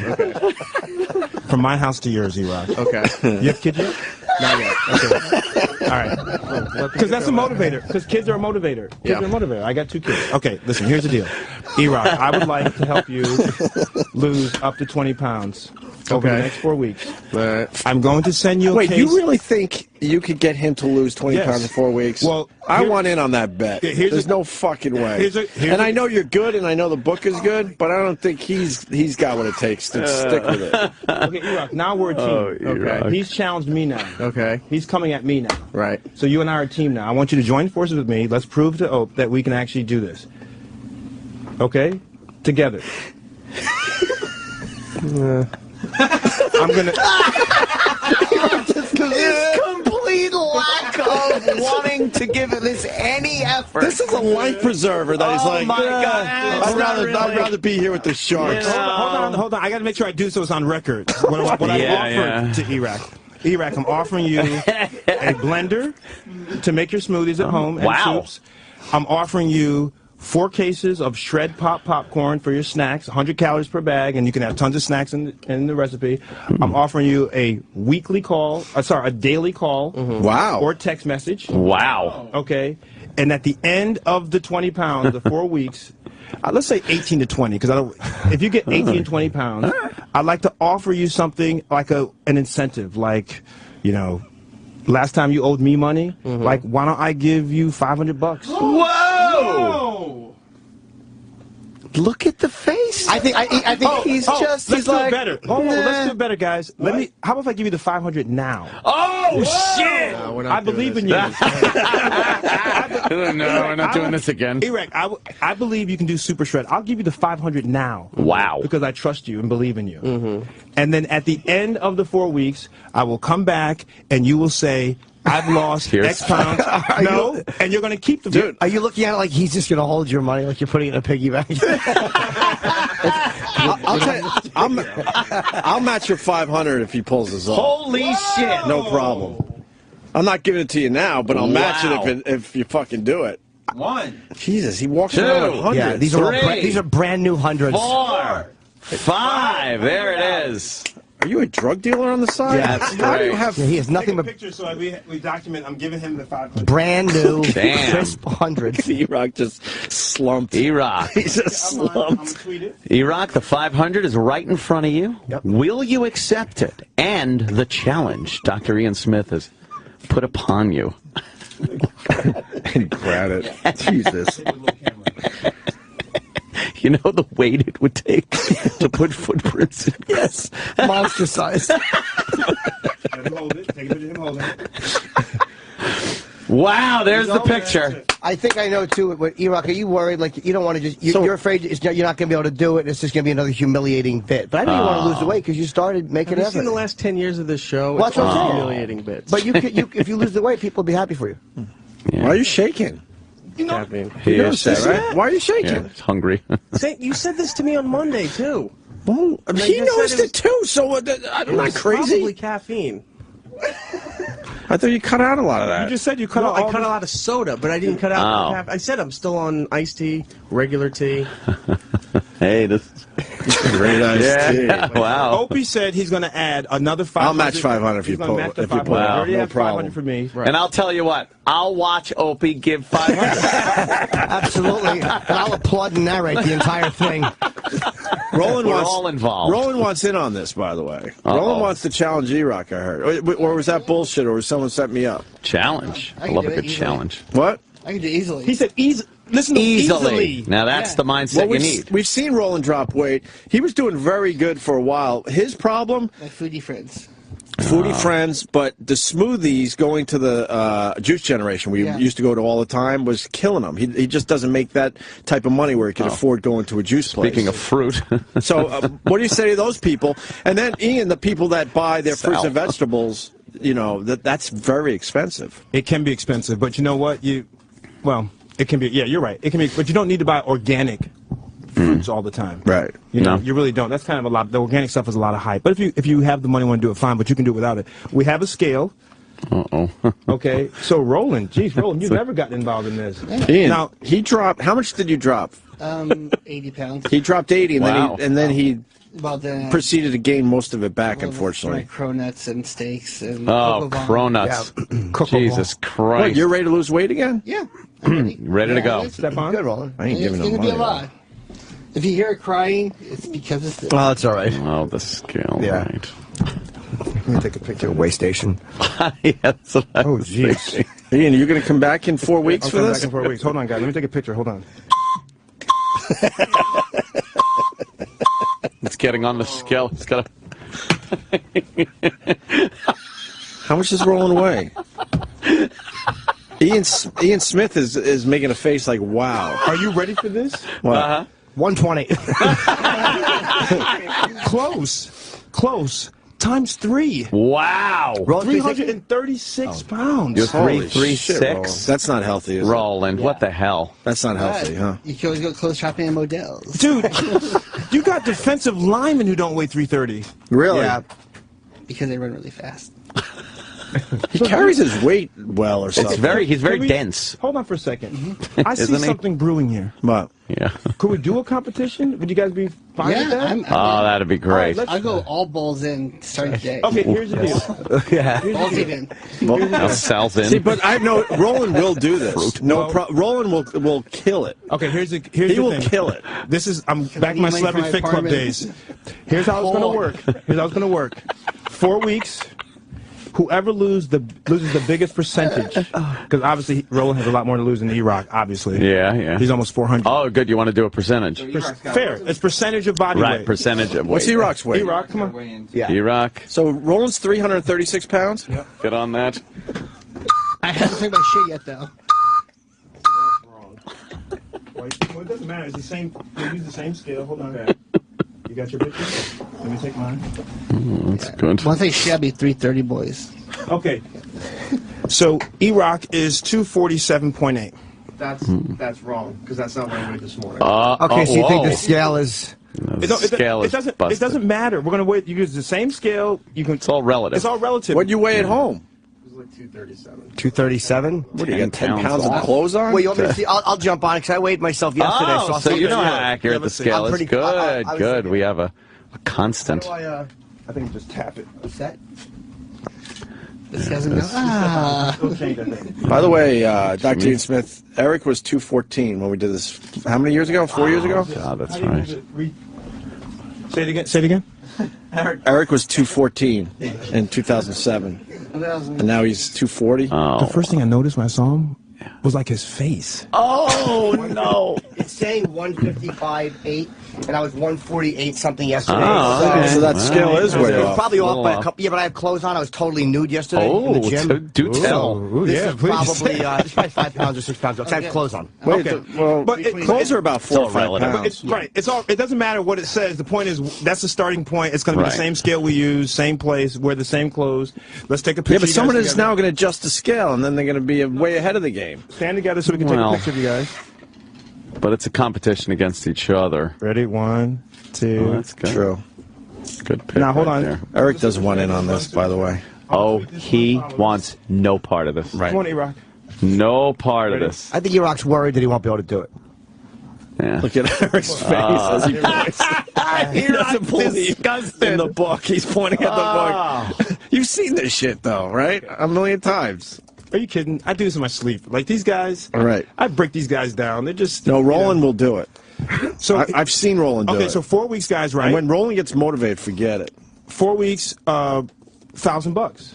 Yeah. Five from me, 5 from Oak. Well, what? New apartment. Wait, what's that? I'm putting you in, Oak. Yeah, why not? I'll give E-Rock the 500 because I know he ain't doing it. You're hedging your bets. Of course I am. Yeah. I'm not that generous. Okay, so what happened? Oh, your mic. Sam needs a mic. Oh, sorry. So the 500 that you just gave Eric. Yes. If Roland wins this, that money goes to Roland. Correct? Is that fair? That's fair. E-Rock, you fair with that? And then Opie gives me 500. Yes. Whoa! It's true. The match. Because I need a. So now I'm out 500 no matter what? Yes. Yeah, no matter Fuck, what. how did that happen? Yes, well, you know, you get married, have kids, it kind of happens. Those things happen. It's just because we're expensive. I'm so glad we have another competition. I love the This is little good, right? competitions All right, here. so here's the deal. You guys going to tweet me? Yes. At Dr. Ian Smith, DRIAN Smith. You know what you're supposed to do? Here's one more thing. Listen. Is the doctor in quotations? All right. It should be for Just E-Rock. making sure. It should be for E-Rock. Jeez. People listening, why don't they also do the Super Shred with us? Send me some photos. I'll tweet some photos. Okay. How about this? Oh, man. My team's so upset at me. The best before and after photo that's tweeted to me at the end of 4 weeks. Right. You get 500 too. We have some women here. Not for me, though. No, for me. Okay. For me. Yeah. All It's like, okay, enough's enough. It's like, I got a mortgage to pay. What are you doing? Dr. Ian comes in. You live in Chicago. I live in New York. You got that right. All right. I know why you moved to Chicago. I'm not stupid. Okay, I'm so starting to look at other cities myself. yeah, it ain't bad. Okay, so people join us. We'll do before and after of someone from the show who tweets me. Go on our website, shredlife.com. Our Facebook page is called Shredder Nation. And I'm going to send each of you guys a case of popcorn. Nice. Shred popcorn, okay? And each of you will get a blender. Ooh. A shred Ninja? blender. No, He's got his own blender. He's got his own sorry. blender. Sorry. I got a blender too, so you might want to send me one. Our shredded blender is fantastic. You might want to send me one because I've already sold a lot of these by just talking about my smoothies. You know which one it is too. Okay. I'm looking at it. All right. I'm gonna crush that thing. All right. Okay, I'm gonna send you guys all a shred emulsifier blender. It's good. It's good stuff. I miss you guys. I had to go do live with Kelly and Michael. Yeah, you got to. So the book really gotta head fast. out. It's called Super Shred. 4 weeks, 20 pounds, lose it faster. Quickly, I saw the smoothies recipes, but what else is in here really fast? Soups recipes, smoothie recipes, and every day is spelled out what you need to eat with all kinds of substitutions. If you're a vegan, a vegetarian, a diabetic, you can make all kinds of swaps. All the beverages you can have is in here. I mean, it's just just start on page 1, and then 4 weeks later you'll be at the end of the book. That's right. Much. Today, check me out. I'm on the doctors today. We actually have people who've done the diet. Okay. So if people set your DVR, so on the doctors will be a whole people who've done the program. It's just basic. And these are regular people. I got a guy from Oklahoma, Stephen Lee. Great guy, 125 pounds. He's in, and he showed up to the show. I was like, dude, you're half your weight. He's half his weight. You know what I mean? So anyway, I'll check in with you guys. I'll check in when. Cool. Yeah. E-Rock, any final thoughts? Yeah. Because I know you're not a big fan of Dr. Ian Smith. Hold them. I want you to keep the 500, by the way, because it's going to go to one of you. Okay. So what do you want to say? I have nothing else to say to you. The guy gives us 500 bucks. So he's just see how this goes. So belligerent. E-Rock, what a defeatist attitude. I'd like to thank Dr. Ian.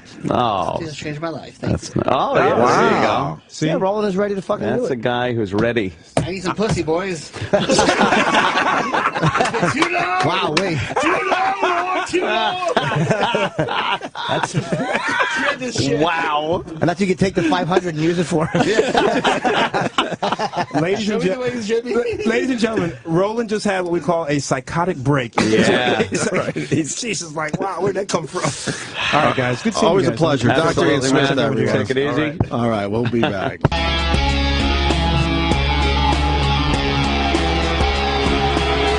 Once again, I want to thank Dr. Ian Smith for stopping in.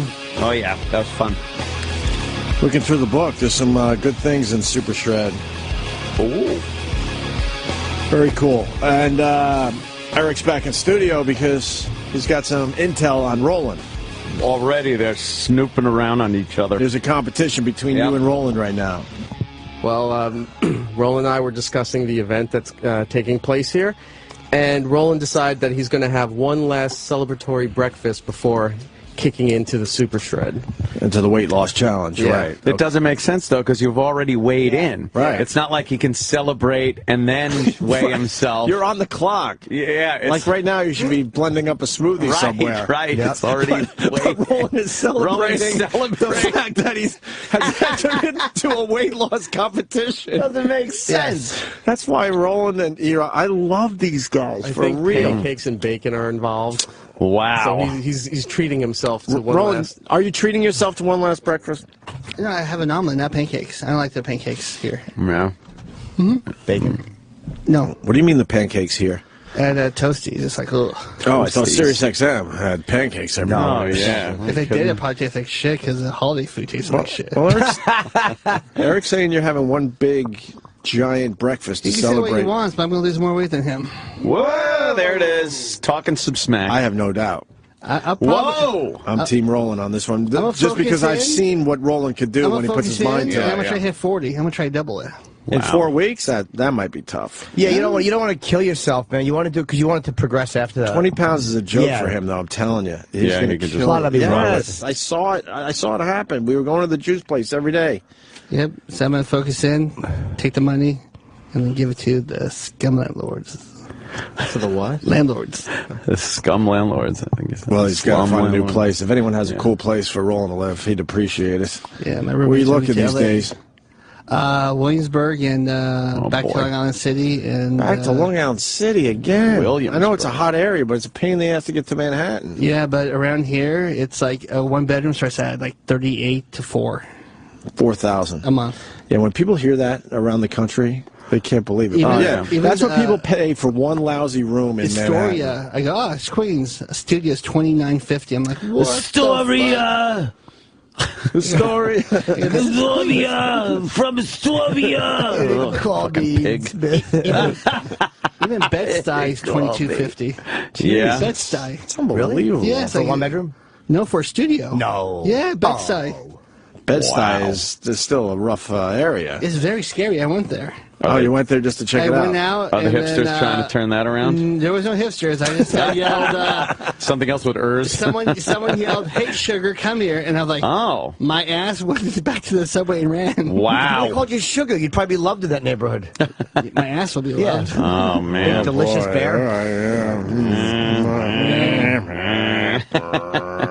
That's scary. Yeah, I bet. All right. Well, game on for you two. Game on. What are the immediate plans? Like dinner tonight, let's say. Dinner tonight, I'm just going to read the book. Do a salad. He said it's all in the book. Well, he said tonight go over the book and start everything tomorrow. E-Rock, is this going to be a problem for you? Does your wife mind if you have to like change things around? I'm sure she's jumping up and down. Really? Excited about this. Does Has she hinted? I'm sorry. Has she hinted you should lose weight? Oh. Many times. How does she say it? Put that down. You need to lose weight. Does she cook? She does, yes. Yeah, but now is she going to have to? Are you going to be like, oh, can you blend me up this and do that, or you got to do it yourself? I got to do it myself. Oh man! But now, if she cooks something, you could eat that much easier than if you had to make it yourself. See, I don't see E-Rock having that type of willpower. I think if the Mrs. Rock cooks something and it's sitting there, all delicious, and then E-Rock's got to make something, I think he'll just be like, it's going to take a ladle to it. Let me just get some lasagna here. Oh, one ladle. Yeah, one ladle can't hurt. Can't hurt me. She did just make banana bread. Oh, that's some good stuff there. And we are hitting Super Bowl Sunday, which is the Super Bowl, right? Which is the Thanksgiving for my people. Yeah, but there's always going to be an event. You know what I mean? It's hard, but there's always going to be. If it's not Super Bowl Sunday, it's going to be Groundhog Day. Yeah, there's always something. What Super Bowl is? That's a biggie. Yeah. The holidays, Christmas, Thanksgiving, okay. You're going to have to lose the Cronut guy's number. You know that. Yeah, you had enough Cronuts. You got to delete that number for a little bit. Well, he has something for me for Monday, so. What does he have for you Monday? He has new desserts out. Oh, you don't need it. No, I'll pass it out to other people. Yeah. And just like the box. That's why you're losing the weight, because you want to. Roland, I'm on your team for this. I know. Now there's a... All right. I want to be on E-Rock's team, but I saw the body language. He has no desire to work with Dr. Ian Smith. So don't forget your cashish, though. All right. That's good shit right there. That was fun. I'm totally into this. That was all right. All right. Speaking of the Super Bowl, did you guys see the band commercial? I did not. Oh, the gun one? This is a brilliant marketing. About a while ago. Yeah. Yeah, no, with the guy talking about it? No, I haven't heard him talk about it. There's a guy talking about it, too, as well, and explaining the hypocrisy of the whole fucking thing. Yeah.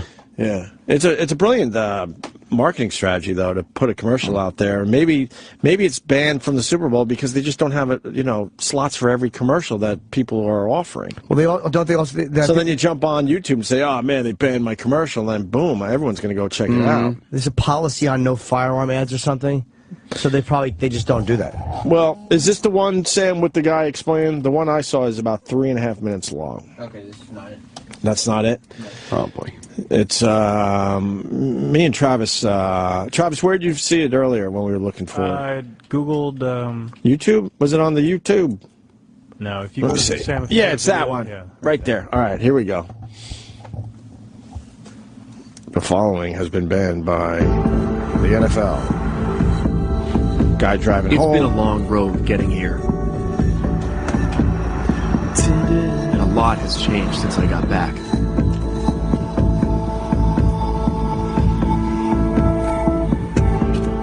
Nice. Now this is the center of my world. Nice neighborhood. Nice house. He was in the Army. Oh, Marines, drone. Yep. And my family's safety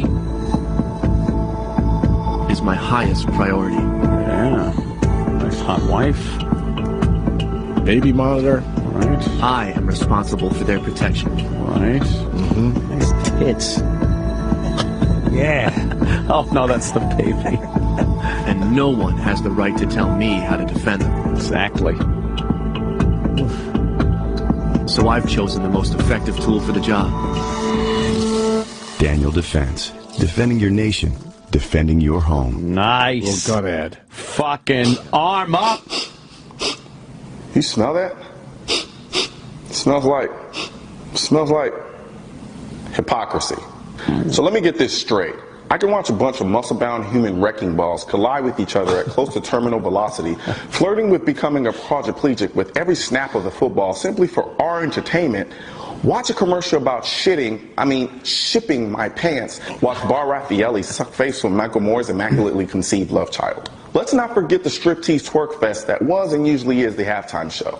But there's just something about a commercial where a man who has served this country with his life talks about protecting his family that just goes too far. You do realize that's like teaching a 15-year-old how to cook meth, pimp prostitutes, and gamble, but then beat him for picking his nose. This type of selective censorship is really bordering on a line of social lunacy, where the idea of self-protection is considered offensive. But I can watch Beyonce, happily I might add, hump the stage during the halftime show. And don't even bother coming at me with the, we don't want to politicize football, when Mayor Bloomberg is allowed a commercial where he insidiously advocates the taking away of a constitutional right, along with Bob Costas mouth-breathing his way through an anti-gun soliloquy during Sunday Night Football. I see more beer commercials during the Super Bowl than I see football. But don't get me wrong, I love beer, especially IPAs. And if some company wants to give me $3 million, I'll name a specific brand. But let's not act like alcohol doesn't account for more deaths than guns do. But I don't see the NFL or the powers that be banning beer commercials. I'd love to hear someone try to explain convincingly to a football player who gets paid millions of dollars to play arguably the most popular sport in America on national television, probably drives around in a car that costs more than the median annual salaries of most of his fans, lives in a house the size of the arenas he plays in, and try to tell him it's not a good idea to have a gun for protection. All because a couple jackasses do something bad with a gun and the NFL thinks it has a gun problem, but won't address the number of players with DUIs and drinking problems, or better yet, ban alcohol commercials from football games. I like football. I love beer. I'll watch Beyonce hump the stage until I'm blue in the face, but I have to call a spade, and banning a commercial that espouses the very foundation this country was founded on is hypocritical as fuck. Oh, censored by the NFL. That's good. That's very good. Yes, he makes a great point. Yeah, that's So then Really Rand does. says, Who is that guy? Okay, not really. I don't even know. I've seen his stuff before, yeah. YouTuber. Oh, Yeah. okay. I've seen Just a some of his YouTuber. other stuff before. He's very Well, that was brilliant. pro-Second Put that Amendment. together nicely. Very concise. Yeah. Yeah, it is hypocrisy, total hypocrisy. Why? And why is that? That like the idea of defending yourself and your family with one of the best tools for that job is looked upon like you're some kind of a lunatic. Yep. It's the best tool for the job of protecting your family. When, the old push comes to shove. There are plenty of precautions you can take. Alarm systems, living in the right neighborhood, cameras, things like that. Those are precautions. But when it really happens and you need to protect your family, wouldn't you want the best possible tool for the job, which is some type of firearm? But it's looked upon like Now you're a mental patient if you want to exercise your Second Amendment and decide what's best for you and your family in protecting you and them. Right. Terrible. Yeah, he's right. That was very good. Yeah. Put together very, very well. Mm-hmm. A lot of people send me his stuff. Oh, really? Anthony, check this out. I bet you wouldn't expect it. Yeah, I get it. He's black. Right. You wish a white guy was doing that? Yeah, there are plenty of white guys doing that. I kind of like when I see something that breaks the old mold, breaks the old Yeah, but then you got to stereotype. replace the mold. No, Chip, you don't. Like with you, when you were born, they broke that mold, right? It melted in hell. He tries to sound cool, and it just doesn't work. It melted in hell. Like we're supposed to go, wow, Chip, that was fucking cool. Dangerous. You're dangerous. You don't think that's cool? No. You're dangerous. Chip's a douche. Chip. The Cubs' new mascot. Travis got this story. Travis, if you will. What happened here? This is terrific. The Cubs have a new mascot. Yes. Because after 138 years, you need a mascot. Right. Right? They never had a mascot? No. Nope. So his name's Clark. Aw, Clark, the little cub. Clark. I love him. He's a little bear cub. Right. Yeah, he certainly I is. hate him. The fans always hate. I hate mascots. Of course they Didn't should. Boston come up with the Green Monster thing? Green Is that Monster. still happening? Do they still have the Green Monster? I remember when that was introduced, and Yep. man, Boston wanted to set him on fire. I want to say they do. Fucking hate They that. hated it, but every team, I guess, has to have a mascot because Why? it's good for merch. Oh, is it? It's great for merch. For kids, I guess? You go and get a little Clark cub for your kid. Clark the cub, he's adorable. Do the fans like him? No. No. No, they hate him. Clark, he's like a little one holding a baseball with his hat on backwards. Oh, look at Clark. Well, that one's a little. Well, that was a wrong little with that. different. That's why we're bringing up this story. I love it. His dick and balls are hanging Yeah, out. that's a different rendition of the cartoon bear that was posted on Deadspin. Right. So then there was a news story about it on some Comcast station. Oh, no. And Sam just got the clip. Yeah, right. And they didn't really check what they were showing. Brilliant. Yeah. Fun now. We turn to mascots. The Chicago Cubs, they introduced their new mascot, their first ever mascot, Clark the Bear. Described as a young, friendly cub who can't wait to interact with the kids, also worth noting. He doesn't wear any pants. I think that is a gag photo. So we switch to the next one. He also chooses to wear sneakers. But the new Actually, they have a mascot problem of their own. Their mascot, Pierre the Pelican, is horrifying. He looks like a deranged, bloodthirsty clown that feeds Pierre on the children. Pelican. Pierre Both the of them Pelican. pretty bad, but Why which does the one was the name worst? have to start with the same Mind letter you, as the... that one was an artist's depiction. Oh. First of all, I just want to know, I don't know what to say about a bear who does. Did Yogi Bear wear pants? I'm not sure, because I don't know if him and Boo Boo wore pants. Yogi Bear, I believe, wore a collar and tie. He was a classy bear, but still, this one's pretty frumpy. It's like a children's character. Yeah, You don't want to touch on the fact that the thing wasn't wearing pants and it's dick and balls. It's animated little drawing. Dick and balls was hanging out. They picked the wrong fucking still. That's funny. To You show think they their did it on news. purpose? You think Hell whoever no. whoever picked the Oh. picture was like, hey, let me Yeah, I show bet that. they did. Why? That's your job. Yeah, but I bet it's like the same way the guy at Fox News was like throwing O&A clips in to random spots. Like sometimes people just stop giving a fuck. Yeah, that's Fuck yeah. Really? Oh, God. So Crazy. that happened yesterday, which is nice. And then we got the Westboro Baptist troll guy that likes to do the Ramon thing. So he's got to be a fan of the show. Yeah, I would hope so. Unless That's two of us thought of that. It's completely unique to Jim Norton.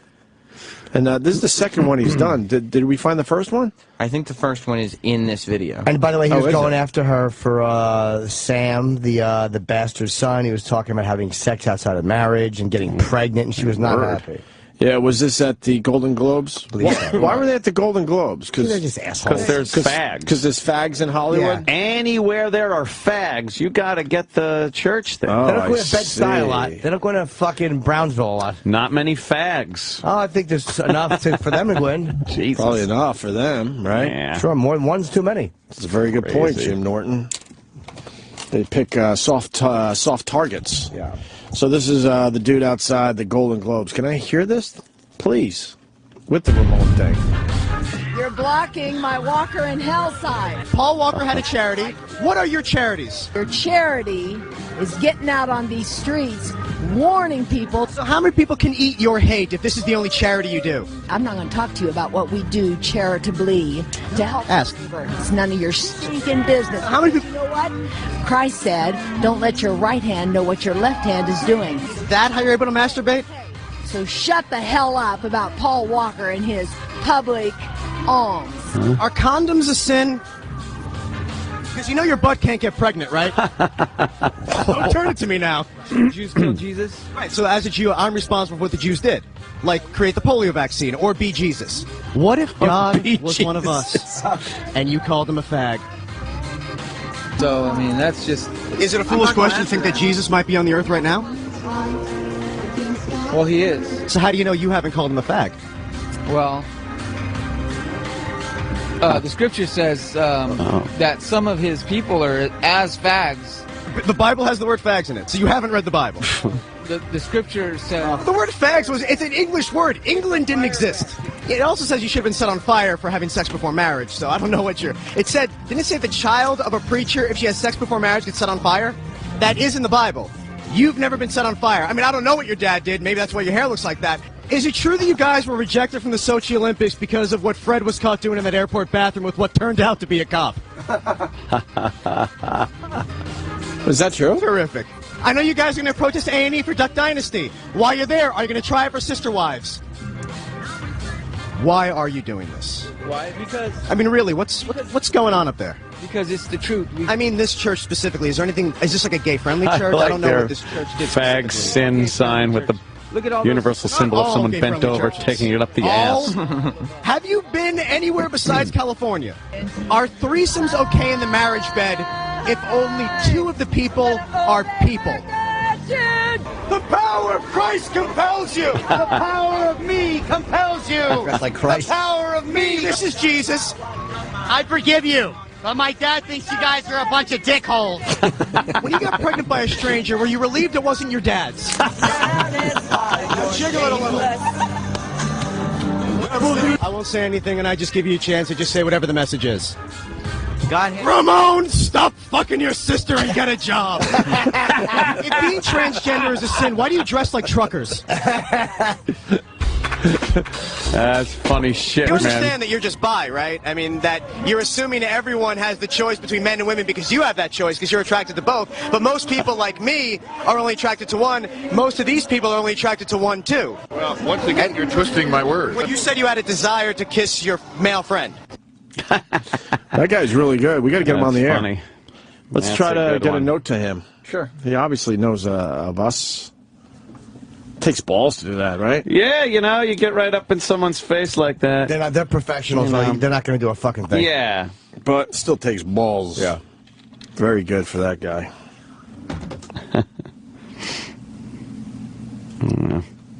I need a piece of fucking dental floss. Now you got some of that popcorn? Ah, it's the fucking popcorn. I can't chew How it. was the popcorn? Was it good? It's amazing. It's called Shred Pop. Jesus, I think Dr. Ian Smith's worth a few bucks, huh? Yeah. Oh, yeah. He's got a few bucks. He just peeled that 500 right off for Iraq. Like it was nothing. Yeah. If you put 500 bucks in your pocket in the morning and leave the house, you can't just, like, give it away. So, yeah, I think he's doing quite okay for himself. There's more from where that came. Mm-hmm. Got the Ice Cube coming in about an hour. Yeah. How's this new movie look? Ride Along. I haven't even seen a trailer for it with Kevin. We were supposed to go check it out. I saw the trailer. It does look funny. It does look good. Oh, the trailer actually did look good. I saw Yeah, no, Kevin, it really does look good. Ride Along? Kevin Hart's becoming a fucking movie star, huh? He was in the fucking... De Niro movie. The De Niro Stallone movie, and then the That next was poster down was this. On the fucking 10th Avenue. The Stallone De Niro movie, that didn't do well, right? I don't know. That came and went, no? No idea. Posters look creepy because it was so photoshopped. Oh, yeah, it was. Really? Because they had to make their faces look a little younger, but they were old guys anyway, so why did they do that on the posters? How'd it do? Yeah, it didn't make any sense. Oh, that made no sense. It did not do well at all. Oh, shit. 28,000 they made. 28,000. 28 grand. It's like 28 how grand. much? That's not good. $28,000. 28,000. It's not a lot of money. Especially because the production budget was $40 million. So it's like. No, I mean, technically it'll be a success. And 28,000? I don't think so. Oh. But that's, it's like De Niro has just done. Stallone at least is doing The Expendables, which is making bomb after bomb. Fucking De Niro has just done. I mean, American Hustle.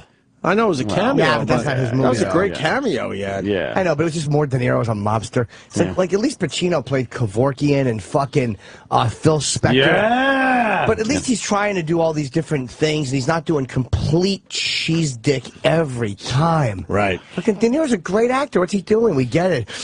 Well, we're gonna have to bring the papers, and we're gonna have to see what the other mobster. Right. We know you're in the mafia. We heard you.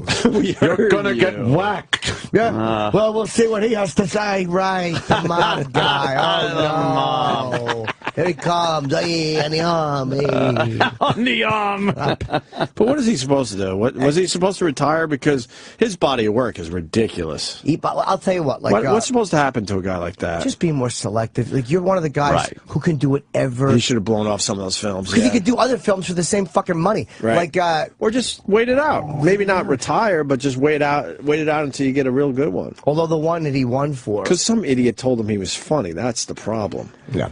Which he was. Can't promise it. Bob, here's a script. And I'll take it, I'll take it, I'll take it. But it started with Meet He the just Parents. grabs anything. But Meet the Parents, Yeah. It showed his comedic side, and then someone said, you're really fun. And then next thing you know, he's in a million. Was it that one, or Analyze This? Analyze that? In 82. Huh? Yeah. King of Comedy was in 82. King of Comedy, but that was a little more. That was dark. He was hilarious in that, though. It was absolutely, but some people wouldn't find him hilarious in that because it was so dark. Yeah, but you're right. Yeah, I guess he's done a lot of comedic roles. What's the one he just that won the awards with Jennifer Lawrence recently? I hated him. Silver Linings Playbook. I didn't like it either. I didn't like it either. I liked the movie. I didn't think his performance was anything special at all. No, I hate it. Jeez. She's a good actress, but enough out of her already. Why? She's up and coming still. She's on her way. What's wrong with her now? She's a good actress, but I think she's a little overrated. Who? She's Jennifer Lawrence. I think she's the next darling of Hollywood. She was great in American Hustle. She was good, but I didn't think she deserves to win. And she was great in Silverback Playbook, whatever the fuck that was called. It's a different movie. Silver Lining. What was it again? Silver Lining. Silver Lining. Yeah. I thought she was. I think she was pretty good. Yeah. I agree. She's very good. And then she's in the Hunger Games, playing a completely different, person. So she's got some range. Yeah. I just after seeing what they just did at the Golden Globes, I'm like, oh, she's the one they have picked for that spot. Well, who should have won that? It's not even close. Who was up for that? The girl in oh, right. You do have an answer to this. And I was on this Fox panel yesterday with Sherrod. We were talking about racism. It was a good chat. Kennedy actually has a show. And it's called The Independents. And we were talking about something about racism, and at the end I was like, yeah, and I mentioned this as I thought being a racist decision, but not, and the black guy's like, well, do you have evidence of that? And it was like, I didn't make my point clearly, and I kind of regret saying that, because I don't like to throw out that accusation. But I said it was not based in racial hatred, because I didn't think it was. It's just, I think people get very comfortable in how they see people, and there's a certain type of... But I wasn't clarifying my point, but I kind of wish I didn't say that, because I don't like to throw that accusation out improperly. Well, we got someone that wants to defend Mr. De Niro. John in New York, go ahead. Hey, good morning, guys. Hi, John. Right. You guys saying De Niro's only doing monster stuff. What about his older stuff? I mean, like Taxi Driver, Raging Bull, those were... Did we ever... Were we That's why we're talking about now. That's what we're saying. You're confused, sir. I was on the phone, so I didn't... Oh, no, his body of work is amazing, dude. Yeah, well, I said his body of work is absolutely Bang amazing. the Drum Slowly. He's done some amazing movies, but literally... Well, lately it's been a little weird. Little weird. Well, you're getting older. He doesn't have much range anymore. What else can he play but the older monster? But you look at someone like Pacino. He's, he's adapted and taken some risks and made some... Dude, Pacino has done the same character each time with a different ethnic name. Come on. No, he has not. I don't think so. Really? How about we played Roy Cohn in Angels of America. He played an old gay man dying of AIDS. He plays Kevorkian. He plays Phil Spector. The guy has done a tremendous... I'm not saying he hasn't done shitty movies, but he's done a lot of variety in the last 15 years. He hasn't done as many shitty movies as De Niro in recent years. Don't get me wrong, Pacino, great actor. He's done a lot of great roles, yeah, but... I mean, putting down De Niro, it's just, it's ludicrous. No, it's not ludicrous. Look at it. Look at the movies he's making these days. They stink. Give me De Niro's IMDb page. He's better than these movies, dude. That's the point I'm making. I think De Niro IMDb, should sink himself into a real role. His recent stuff, you're 100% correct. He's much better than what he's doing, but at the same time, you can't really expect much out of the guy. Dude, Silver Linings Playbook came out in 2012. He's been in something called The Big Wedding, The Family, Killing Season, Las Vegas, American Hustle, I gotta see him. Grudge Match. What else he's got coming out? This is our point. He's taking every movie they offer him. He's doing like 2 or 3 movies a year. I mean, the guy is an amazing fucking workaholic, and he's probably making a shitload of money. Yeah, how about you just fucking not open every script and send them back? Not that one. What was The Family about again? That's Mob one. That's another movie that came and went, right? I auditioned as a mobster in that one. I'm not a good mobster. How'd you do? Not particularly well. No. Right in front of Luc Besson, I gave a fucking... Oh, really? Yeah, not a good audition. I think this was the one that Mike Bichetti had a cameo in. Yeah, it is. And my scene would have been fucking pointing a gun at fucking De Niro? Michelle Pfeiffer. Oh, Michelle Pfeiffer. Yeah, and De Niro would have been in that scene too, I think. Bobby! Well, that movie didn't do anything, right? No, it did not. It was not heralded as great. No. All right. Well, we love him, John. We just think he should make better choices now that he's an older gentleman. That's true. You guys got a point. All right. Have a great day, guys. All right, buddy. Because look at Christopher Walken, who I know is not the star De Niro is as far as name draw, and he does a lot of walking and everything, but it's like he still does these really cool, interesting, weird things that are fun to watch. And it's like with De Niro, it's like, what are you fucking doing, dude? You're one of the greats. Pacino's best movie was Any Given Sunday. Yeah, he's done some clunkers, I'm sure. Hey, we missed. Someone couldn't wait any longer. They wanted to say that E-Rock got owned by Dr. Ian Smith. Yeah, he did. He got owned. Yeah, he got owned.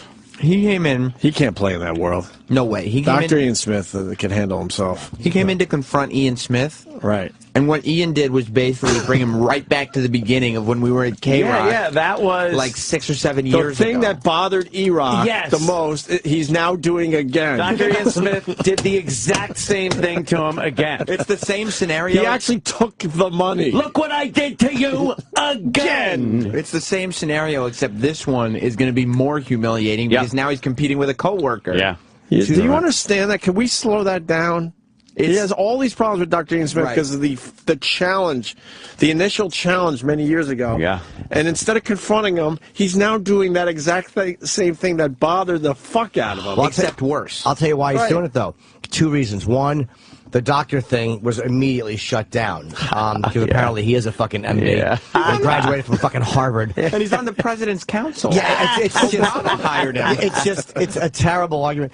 And the real gut reason of what bothered E-Rock was that he felt abandoned by Dr. Ian Smith. Yes, that came out. E-Rock is a very sensitive boy. He is a very sensitive boy. And that's what it was all. And then Ian's like, okay, I'll talk to you like this. That came out. Oh, you see you on these shows and you call this guy and help this guy.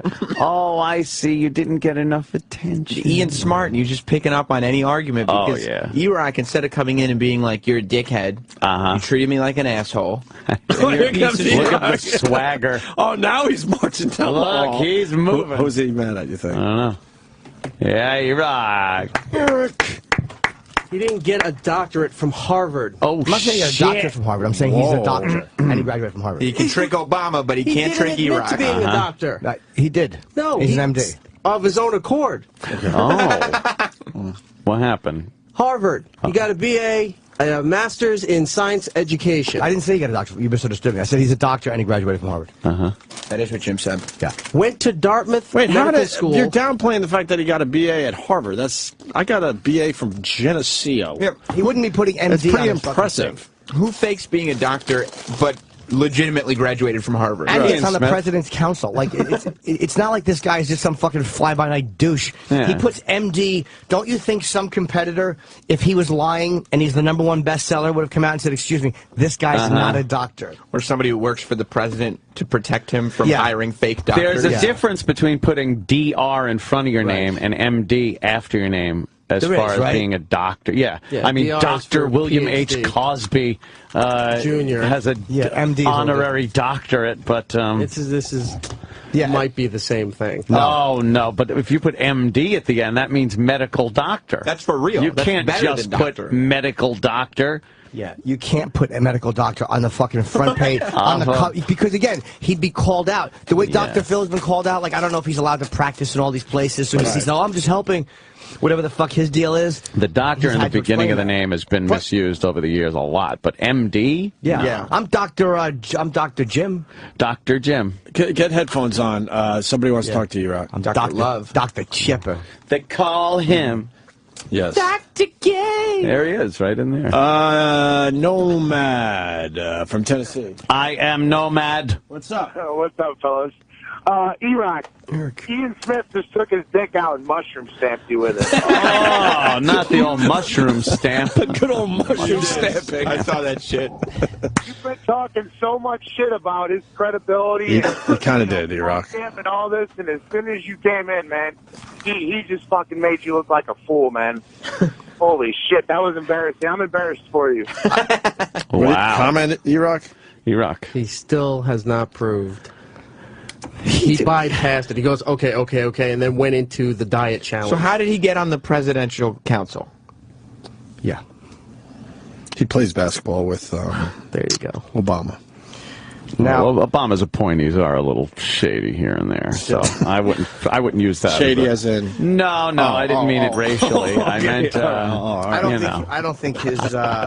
I don't think his credibility. He's a credible guy. Whatever. He's a credible dude. You think somebody who's competing with him might have taken umbrage with the M and the D after his name? Yeah, I think somebody would have mentioned that a lot publicly. Yeah. His books are #1 and theirs aren't. You don't think Iraq would have cracked the case on it? No, I don't think Iraq. I mean, again, but I think the problem was Iraq's feelings were hurt, and Iraq was a special boy, and he's very sensitive, and he felt like Dr. Ian Smith was a little mean to him, and he's nice to everybody. He didn't get in touch with him. And you didn't really. It wasn't a matter of getting in touch. It was a matter of coming in here and just being a dick. Yeah. Wow. That was the problem. And this is a guy who peddles these diets and is supposed to help everybody and everything, and that's fine. But what do you mean by pedals? Like a snake oil salesman? Like he's got an elixir. Yes, Like a bike or something, Eric. What is 8th book? How many diets do you have to keep repackaging? Oh. Shit, you should have said this while I was here. Yeah, you're on fire now. He would have gotten shut down. Yeah. And then Dr. Smith would have had some kind of response like, I'm not repackaging anything. There are different diets for different people because there are people like you who just can't stick to one. Oh, wow. He would have killed you. He'd have nailed you. You think? Would have been over. Jeez. How did you end up on Wikipedia? Sorry, Sam. It says he's an American physician. Physician from the University of Chicago. No, they're not. But yeah, a medical degree from the University of Chicago. Wow, that's pretty impressive. In his own press kit, it says he attended Dartmouth Medical University, but left and went to University of Chicago Pritzker School of Medicine. Now, this is the line that was in question. It says completed his last 2 years of medical education at Pritzker. Yeah. But in his own press kit, wouldn't it say received his medical degree or something like that? I think that's what that means. That's what happens after you complete. Yeah. I believe so. And I think when it says Dr. Ian Smith, you know what I mean? Yeah, I don't think he has to push the fact that he's a physician. Maybe he just didn't word it that way. You're still not buying it. He's from Danbury, Connecticut, and he did receive the Bachelor of Arts from Harvard. And he had a master's in science education from Columbia. Wow. The guy's a fucking Teachers College of Columbia. Yeah. So if he's using this doctorate,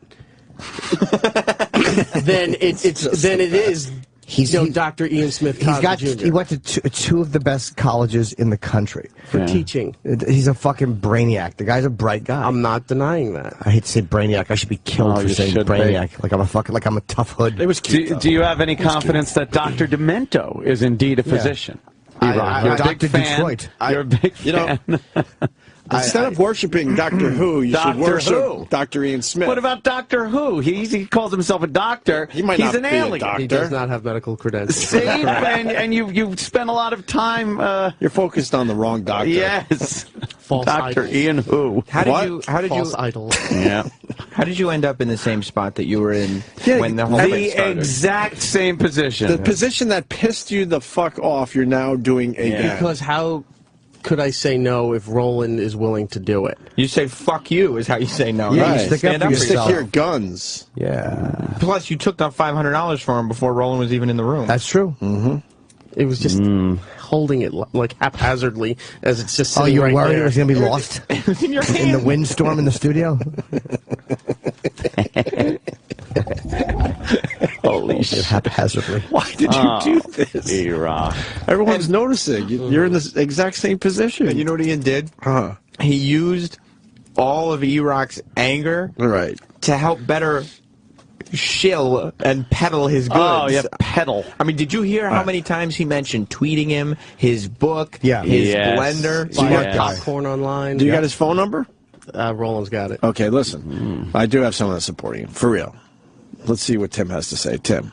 Hey, Opie. I just wanted to say E-Rock's got a point. Okay. About Dr. Ian. You can do all your medical coursework, and if you don't submit your dissertation or thesis and get it approved, you don't get your MD. You're probably right, but would you be considered a physician, or would you put MD on the front page of your books and no one call you out on it in this day and age? Would the president give you a job? The way that it's worded, he did his coursework. It doesn't say anything about him receiving his degree. But he's an MD. And there's a term for it. I don't know it because I'm not a doctor. Yeah, it's called MD. Medical doctor. If you do, shut up, Sam. If you do all your Say, Sam, shut up. and you don't get your, Sam doing his Anthony impression. It's getting good. Thank you. there is a term for it if you don't complete it, and they. Are we talking about a technicality here, though? Yeah. We're. I mean, honestly, He's qualified. Honestly, he's a qualified. Doctors, I think they disagree with you though. Oh. Yeah, but that's if he's not a doctor. It says MD. What do you think that means? He's a mighty duck? He's a hockey player? Well, hold on, Tim. We got John in Palo Alto. We've never taken a phone call from Palo Alto before. I like it. And he has something to say. Tim's on the line with you, John. Go. Timmy! Yeah, so over at Stanford, we have so many kids that will come in from all over the country just so they can finish that last year of residency at Stanford so that they can be graduates of Stanford for an MD. An MD is there's a variety of doctors. I'm in the healthcare profession. So there's a variety of doctors. An MD, medical doctor, versus a DO versus a PhD. All doctors, but MD, there is no freaking way MD can be behind your name unless you haven't completed a full course and are licensed in whatever state to practice medicine. Impossible. See?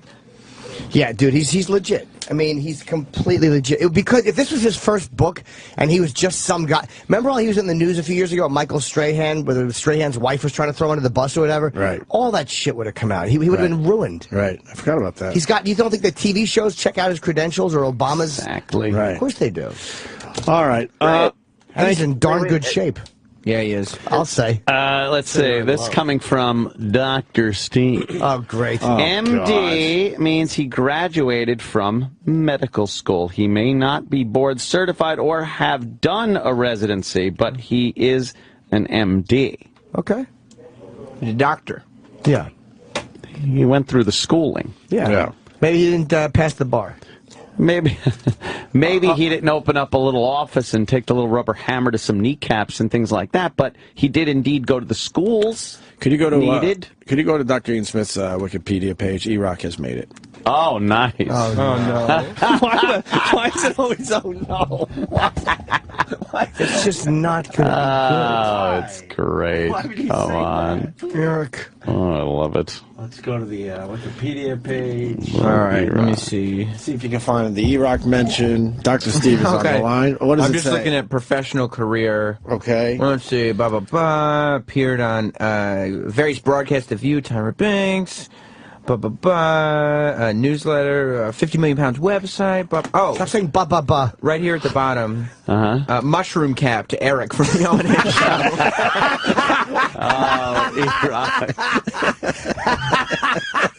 Immortalized on Wikipedia that you were mushroom capped by Dr. Ian Smith. God. Mushroom capped has given me the hiccups. That's a good one. Is the fucking greatest. You are the man. Let me say hi to Dr. Steve. Dr. Steve, he read your text, so why do you have to call now? Oh, yeah. It's always good hearing from Dr. Steve. All right. Oh, no. What's up, Dr. Steve? All right. He's like, I don't need this shit. All right. That's all it was. And I'm going to put $100 in on this. Oh, $100 on the winner? Yeah, sure. Why not? On the deal. Well, I went for the easy bet, and now I have to pay $500 no matter what. Yeah, you're screwed. I only offered the $500 because I didn't think E-Rock could do it. It's $100. How come you're not gonna have 100,000 or something? All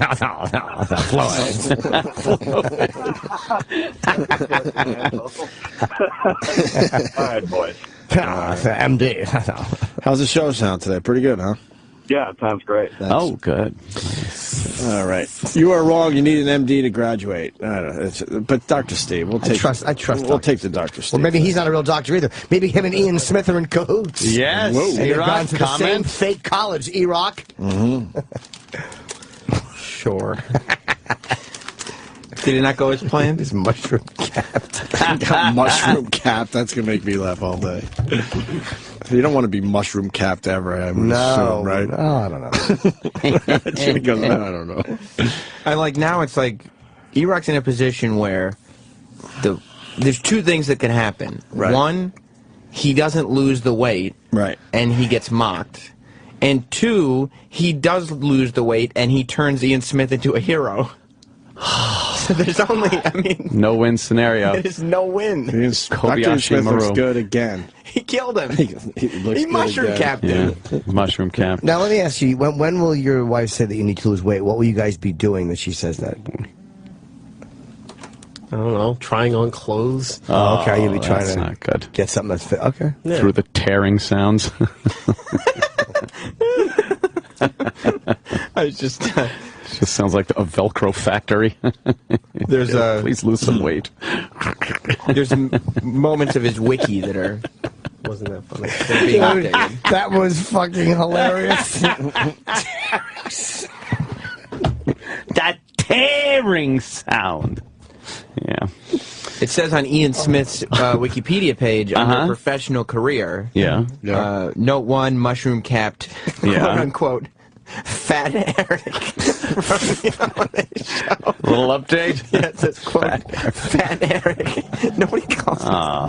And number 2, it says, E-Rock loves water with powder only. Are you going to drink that cancer water still?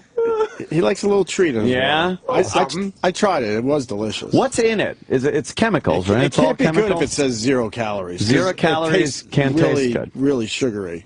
Yeah? Yeah. Yeah, it was fruit. It was blueberry and lemonade. Oh, not real, though. My dad pulled that shit. Purple is a fruit. When we were trying to get my dad to eat healthier, he would eat chicken wings. Go, what? It's chicken? Yeah. I'm like, oh, it's a standalone carcinogen. Gotta die of something. Ah, there you go. Yeah, but not in your 30s. No. Yeah. We all gotta die, Red. Yeah. Damn. He's in a pastry shop. I don't think I'm going to make it out of here.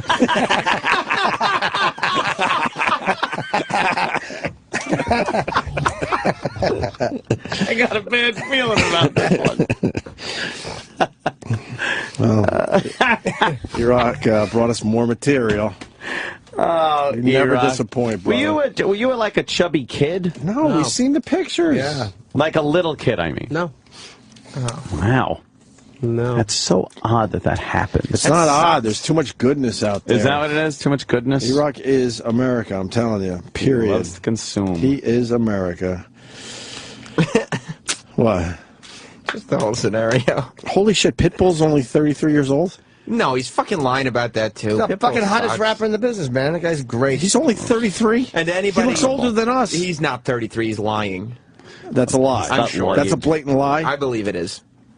It's his birthday today, and they're saying he's 33. I don't think that's true. Oh, holy shit. And anybody who says that I don't say stuff that exists now sucks. Wow. Sucks. We got the guy that made the Westboro Baptist Church video. Supposedly. Hopefully this is him. Allegedly. Allegedly. Brickstone, is this really you? Yeah, this is me. And you're a fan of the show, obviously. I'm a loyal pest for many years, since Spaz days, yeah. Wow. Oh, wow. Yeah, the remote thing was great. Thank you. I know it's a little outdated, but I just really wanted to Ramon them. Oh, it's still great. No, it works every time. So fucking funny. Dude, No, you got balls, man. unexpected. I know they're not really going to do much to you, but still, to get in their face like that is pretty impressive. Well, thanks. I mean, yeah, you're right. It really doesn't take a lot of balls because, I mean, you're surrounded by people who hate them. The cops are there to protect them from everyone else. Yeah. And it's got to I'd be, love it's got to nothing more. suck to be a cop, and that's your detail. That's got to blow. No one Then you takes gotta them protect these seriously, idiots. though. It's like it's so out there that it's a goof at this point. Right. It's a joke. So The funny thing is, the cops in L.A., they just send like 2 cops who just stand there, and they kind of seem to enjoy it because it's like almost like the day off. They right. just go along Yeah. with the purpose. Okay. When I did it in like Orlando, they acted like it was a school shooting. There was like 20 cop cars. Like, Oh, really? Going to be a riot. Yeah.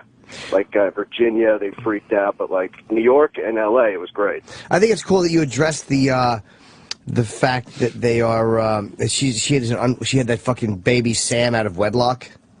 Yeah. Yeah. Goes against she a lot hates of that. her views. She hates that. Right. Yeah, her husband hates when I bring that up too.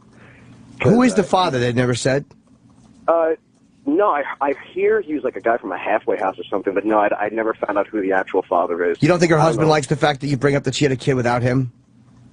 He seemed a little perturbed by it. Wow, great. A little perturbed. How many of these things have you gone to? I've done about like 15 or 16 total at like maybe 6 or 7 different days, because usually when they do one, they'll do like 3 or 4 churches in a day, so I'll just kind of follow them around that day. Hey, were you surprised that like Megan left the church and there was another? Who's the other one? She was a cute one that just left the church too. Oh, Grace. Grace is the 10 who left. She's married, I never right? met her. No. Oh, no, you're thinking of Lauren Drain. Lauren Drain was the daughter of Steve Drain, the guy who told me to repent. She quit a while ago, and then Grace and Megan are Shirley's daughters who recently left. Megan, I talked to many times. It made total sense that she left because she would actually laugh when I said something funny, which kind of separated Oh, her. wow. So, yeah, you kind of got a signal that maybe she wasn't taking it as seriously as the rest? Sorry, I broke up there. You weren't. yeah. You could sense that she wasn't taking it quite as seriously as the other ones. Yeah, she definitely wasn't. Like, she almost seemed like she was kind of there because she was forced to by her parents. You fucker! I tried. I mean, Yeah, well. After she left the church, I tried to friend her on Facebook. I thought maybe she might hate mommy enough to fuck me, but Right. Where are her and Grace? Are they still out there? They're in Kansas. Oh, they're still out there. I heard that Megan was in Brooklyn for some reason. Yeah, I don't know where she is, but yeah, she's kind of dropped off. She's like living a normal life. It's the weirdest thing. Cool. Wow, you really, you're all in with these people. It's just really fun. I mean, I did the first one just because I thought I'd be good at this, and then it was just like, it really is just so much fun to just, you spend your whole life not being a dick to people out of politeness, and then people like this come along and you actually get the excuse. Right. It's just great. Well, you do a good job of Yeah, well done, man. it. Absolutely. What's the YouTube channel? YouTube channel is just go to Brickstone or go to GodHatesBrickstone.com. GodHatesBrickstone.com as well. Very cool. All right, man. Thank you, man. Cool. Good job. Thank you, boys. As you can see, big fan. Thank you, man. And if you got anything as you continue with this, just call the show anytime. Yeah, well, I have a movie coming out that Jimmy's the star of, which I definitely would like to, when it comes out, show you guys. What movie's that? It's called Archie Black, The Worst. It's the story of the Oh, okay. I didn't even make the connection that was you. Yeah. Wait, you did something for this guy? Yeah, I didn't make the connection. Yeah, it was an interview I did. Right. Oh, Okay. that's I great. did not make the connection, dude. Yeah, no, I figured, but yeah, you were the best part of the movie. It's this mockumentary about the world's worst comedian. So I just have a whole bunch of really good comics talking about this guy, just basically telling stories about what a piece of shit he is. So you can go to ArchieBlackMovie.com. That has like the coming attraction. That should be out in the summer. Okay. Oh, very cool. So like Otto, Artie Lang, Jay Moore, Jimmy. Jimmy is the best part. We had a small like cast only premiere, and like Rick Overton was there and stuff. Rick Shapiro's in it. Jimmy was amazing. Thank you. Holy shit! Very good for you, man. Look at this guy's a mover and a shaker. Yeah, we're gonna watch the trailer now. Thanks, Brickstone. Thank you, guys. All right, we'll talk to you soon. Oh, I just didn't make that connection. Right. All right. Let's watch this trailer for this new movie. Archie fucking Black. You're making a movie about Archie Black? Are you fucking kidding me? So then you know where he is. I'd rather watch my grandmother getting raped in an alley 10 times in a row by 10 different guys from the Harlem Globetrotters than watch you on fucking stage. Archie, go fuck yourself. You're terrible. You are just as bad as Hitler, except Hitler could at least keep a crowd's attention, you fucking prick. Wow, what made you guys do a documentary about Archie Black? He didn't die, did he? Oh. Are you sure? I got calls from LA saying there's this guy, Archie Black, and he's doing you. He stinks, and I don't like him. Kill yourself, you cocksucker. Kill yourself. Go to Home Depot, buy some clothesline, and fucking hang yourself. Talking about hemorrhoids, doing ukuleles about hemorrhoids. They're not songs, they're ukuleles. They were made for a hemorrhoid bit. And these are proud men. Even when he stole, he didn't steal correctly. Like, he's such a shitty fucking person that he didn't know how to steal material without people. Like, he would do my material after I just did it at the same show. Like, how fucking stupid are you? But I remember we were sharing a hotel room, and he goes, you ever see Silence of the Lambs? And I'm like, yeah, of course I did. And he just threw cum at me. He said, you remember that part? I was like, yeah, I do. It wasn't all bad with Archie. There were good times. That time we double-teamed Cher. Or at least we thought he was Cher. He was one of the greatest jazz trombone players in the world. Seriously, Slide Hampton said he was the best white boner he had ever seen. But he gave it all up. Sold his brass, hadn't played in nearly 20 years. If you ask him, he'll tell you. He loved the music. He just couldn't stand to be around black people. The last time I saw Archie was my 13th birthday. As a joke, he'd taken some red frosting and turned the 13 on my cake into an 18. At least we thought he was joking, but he kept trying to take a picture of himself standing next to me, the 18th birthday cake, and that day's newspaper. Yay. I don't think he understands the law.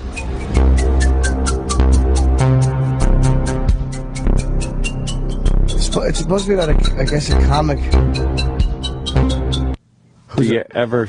I don't guess know. You never see him? I didn't remember that I had said that. That's true. You didn't I have even no remember. memory of it. Wow.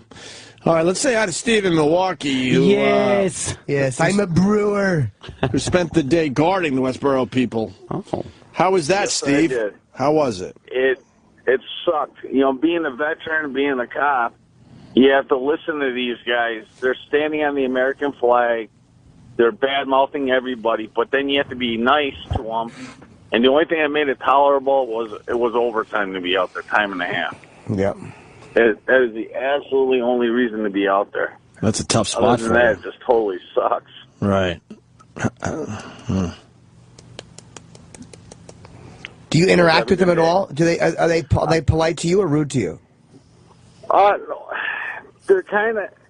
They were a little bit rude to us because then I was wearing things like I was an Iraqi veteran and stuff on my uniform, and they look at you and they make a comment, and they think they try to make it sound like you're bad for being over there.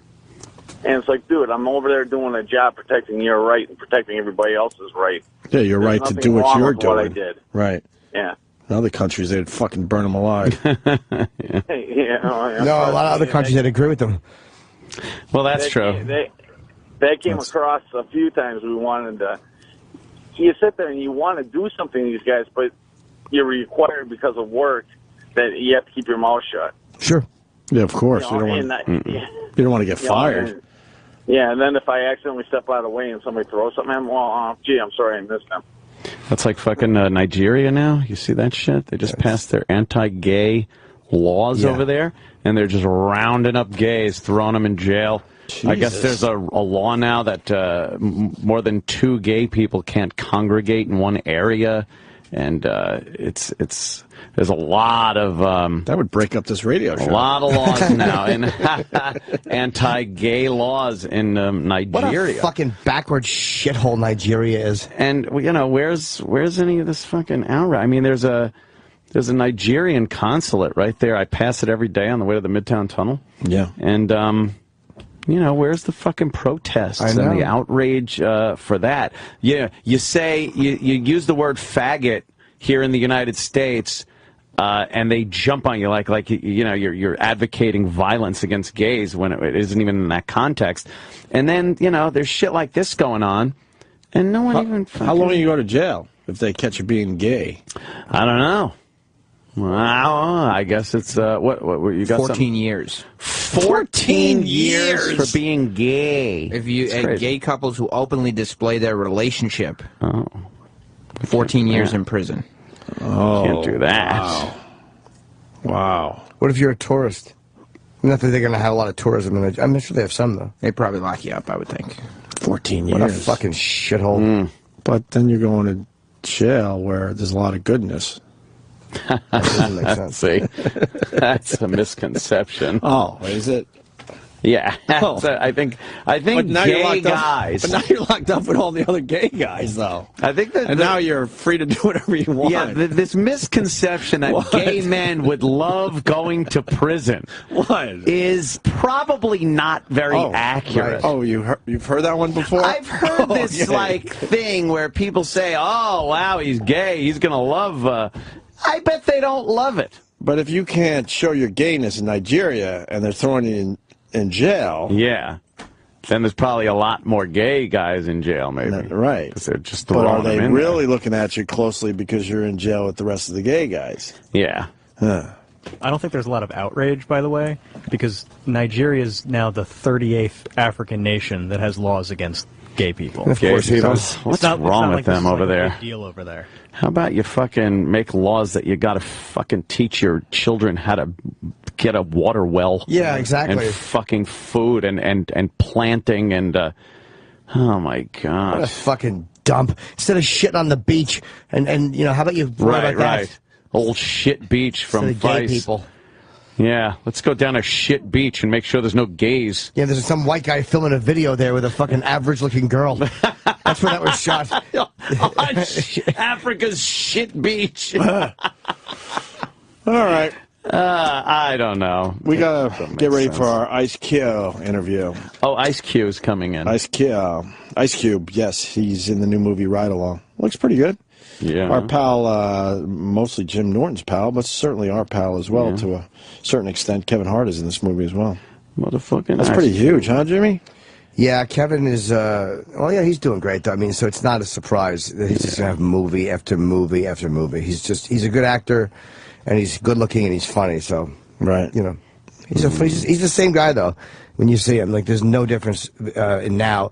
It was just fucking Kevin of 15 years ago thought he was successful, and he was a fucking nobody. Now that he's actually successful, he just kind of stepped into this shitty personality he created. Very cool. All right, Ice Cube next. Welcome to Attainable Dating Solutions. Video dating for the unwashed and socially inept. Profile DUMB44. Daniel Bobo Curlin. Hey, this is Daniel Curlin, broadcasting talent for the Opie and Anthony Show. But you probably know me as Bobo. I'm looking for a girl. White, Asian, Hispanic. I'm pretty much open to girls with a pulse. I'm just looking to get it in. I want the girl to have a good personality, a nice body, or a nice set of tits, nice ass, not too crazy big, but the right size. I would like the pussy nice and tight. I love pussy. I'd rather eat pussy than lunch. And I'll have a second helping for dinner. I have a clean ass, in case you want to tool on me a little bit. If you were born with the dick, that's fine, as long as you've had the surgery. But no surgery, no fucky. I'd like to take a girl someplace warm, like Miami, Southern California. We'd stay at a hotel. It'd be a lot of fucking at the hotel. I would love to do facials with you. I will snowball, as long as it's my own cum. You must like dogs. My dog's name is Mr. Maloonigan. He's a schnoodle. No, I do not have any STDs, because I'm a virgin. But my boner can get to a whopping 3.5 inches. And it could all be yours. Call the Opie and Anthony Show, 866-WOW-1-WOW. That's 866-969-1969. And let me pound that pussy like you've never had it pounded before. Go Bobo. Call the Opie and Anthony Show today. Daniel Bobo Curlin does. They're rich, and they pee, but they're done. Back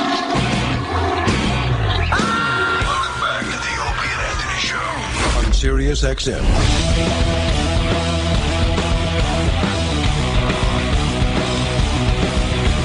Yeah, it's just yelling. A couple things before Ice Cube. We want a brand new Opie and Anthony t-shirt. Oh, yeah.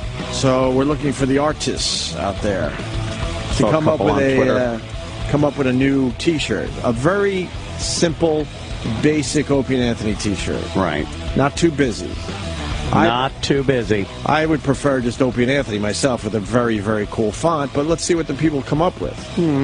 I got about Maybe a 7 little- different ones from Coke Logic overnight. Oh, nice. Okay. And where do the people go if they want to send in their designs? And we are going to pay the winner something. They can send them to our email address, opieanthony@SiriusXM.com. And is that on the Facebook page? Yes. That we're looking for a new Yes. t-shirt? Okay, good. The soon-to-be slim E-Rock put that up yesterday. Ooh. What? You don't really believe that E-Rock's No, not a there? chance. Okay. Okay, you scared me. So basically the contest is going to end right around Valentine's Day. The weight loss challenge with him and Roland. No, before Valentine's Day. Before? It'll end around the 1st of the month, actually, because it's the 15th. So, I'm sorry, we're doing 4 weeks? Yes, right around Valentine's Yeah, right around Valentine's Day, we'll have a winner in that contest. So, and secondly, it's Wednesday, which means it's Opie and Anthony Podcast Day. Oh, and we decided to go with Jim Norton. Yes. Oh, this will be a popular one. Actually, the people. Give me 1 second. The people that have already downloaded and listened to this week's podcast are fucking loving it. Good. It's not only Jim Norton. It's Jim Norton just beating the shit out of animals. Oh, good. Beating the shit out of animals. Commenting on dolphins and other fish and chickens. Fishing and hunting. Yeah. It's the Jim Norton Animal Special. Oh, good. It's a Jim Norton Animal Special. Very right? funny. Yeah, contact the Animal Planet. So go get the Opie and Anthony podcast. It's in all the usual places that you find podcasts, okay? And I'm sure the link is on our Facebook page today. Yeah. Yes. Not it always is. the actual link in a post. Make it as easy as possible. Yeah, we can do that, sure. All right, let's get the Ice Cube in here. Yeah. From the new movie Ride Along in theaters this Friday for the first time on our show, Ice Cube. Oh, yeah. How you doing, man? Ice Cube, what's up? Take a seat. How are you, sir? Sit down. Nice. Welcome, man. That's all right. What's happening? All good. It's all good. You got this new movie, Ride Along. Ride Along. Very funny movie. With our pal Kevin Hart. We know Kevin very well. Kevin Hart. Yeah, crazy. Yeah. How was he difficult on the set? Because he tends to be difficult in real life. So was he like, he got quite an ego on him? No doubt. You know what I mean? It was like, you know, after he get to the set, you know what I mean? He want to be up at the damn strip club all night. And then come to the set with glitter in his face. You know what I'm saying? It's like, but you know, once we got him there and he had his double latte shot or whatever he wants. You know what I mean? He's good to go. Was anybody you've ever worked with or just consistently late? I was talking to Colin Quinn last night, and he said that the first thing he ever did, I think, was a Woody Allen movie as an extra, and he was 4 hours late every day to the set. And the guys, he was, or Woody? Colin was. Nobody would question Woody. Colin was 4 hours Was late. he an idiot? As a nobody. Yeah. Damn, you're fired. Yeah, exactly. So nobody. No, nobody's that late. Not on my movies. They better bring their ass in, or I'll go get them. Do you executive produce them? I produce them. Oh, you do? Wow. Yeah. Produce them. Yeah. Me and Will Packer and Matt Alvarez, did the heavy lifting on this.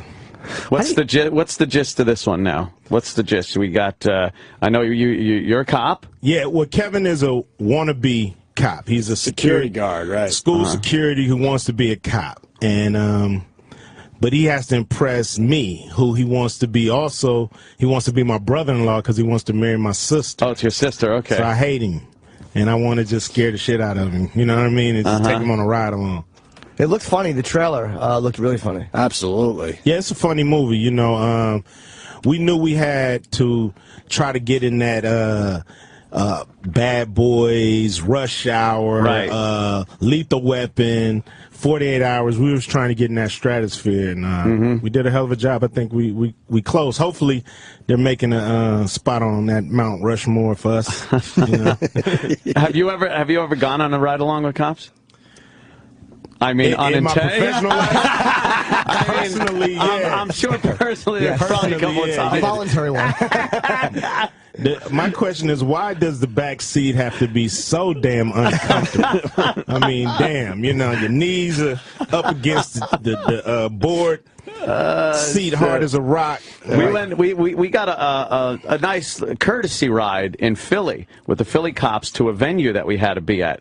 And they shoved us in the back seat, and man, that was bad. It was like a bench seat, like from McDonald's, like hard as a rock. And they're making these turns, and you're just sliding into the doors back and forth. It was pretty cool, though. Yeah, you like that? Huh? Well, again, as long as you don't have the handcuffs on, exactly. Cool. Well, you know you're getting out. Yeah, exactly. You're not going to be fucked with. with the handcuffs, Now you're sliding all over the place. Yeah. You're back. Cool. Do you get a response from the cops playing a cop based on, earlier in your career, obviously there's a little more of a controversy? It's like, cops have always been cool with me, especially after I got famous. Before I was famous, it was a different story, but after that, they've always, been cool. And I like cool cops, you know what I mean? It's just the dickheads I don't like, and the ones that abuse their power and the ones who cover up for each other, and that ain't really what it's all about. So you're describing every profession, though.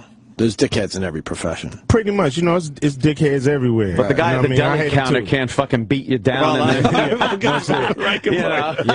you can beat his ass down if you get out of line. I just want to talk a little bit about earlier in your career when you were singing and shit and rapping.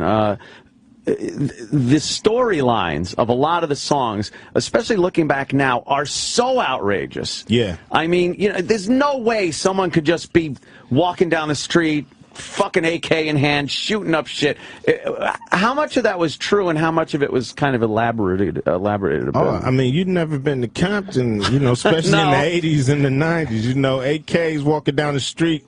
It's not unusual. You know what I'm saying? It's what it is. It's the unpredictableness of the neighborhood. It'd be a week when nothing happened, everything is cool. You southern sunny California, right?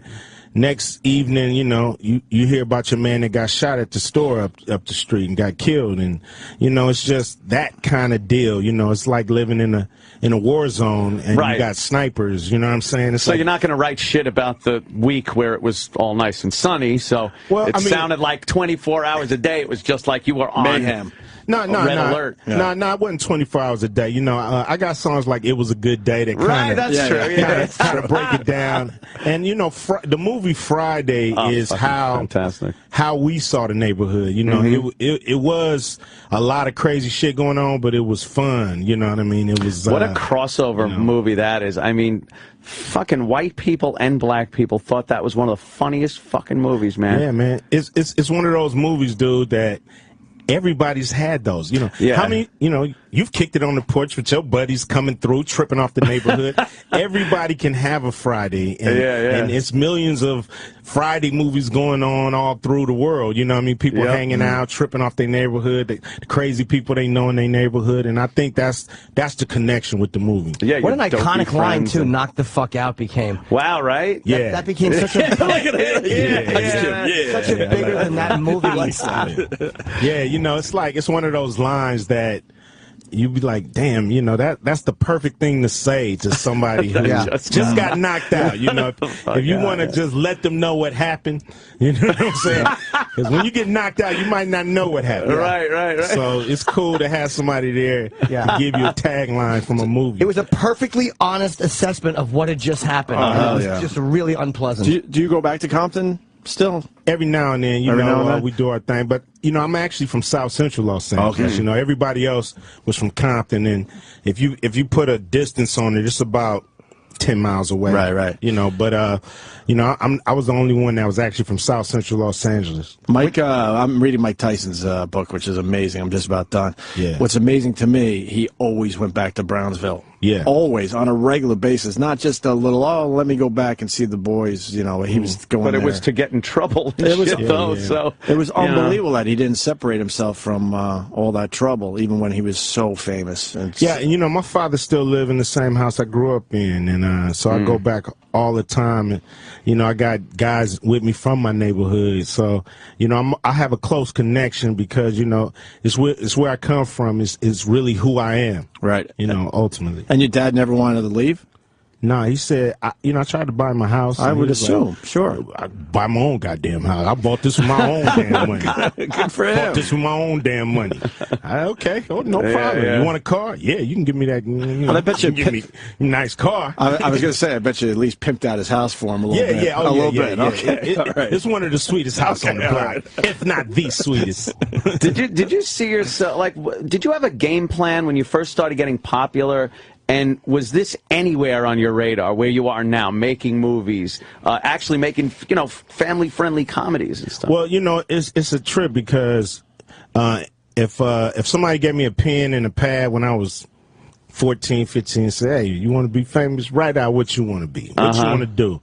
I think I ought to shortchange myself, you know, compared to what's really happened. Right, you know, It's just been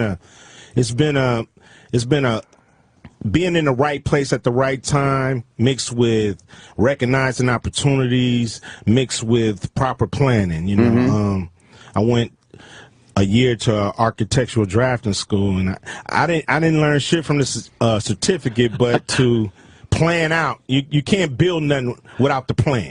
You know what I mean? So you got to have a plan before you can build anything. So I just took that and kind of applied it to my career.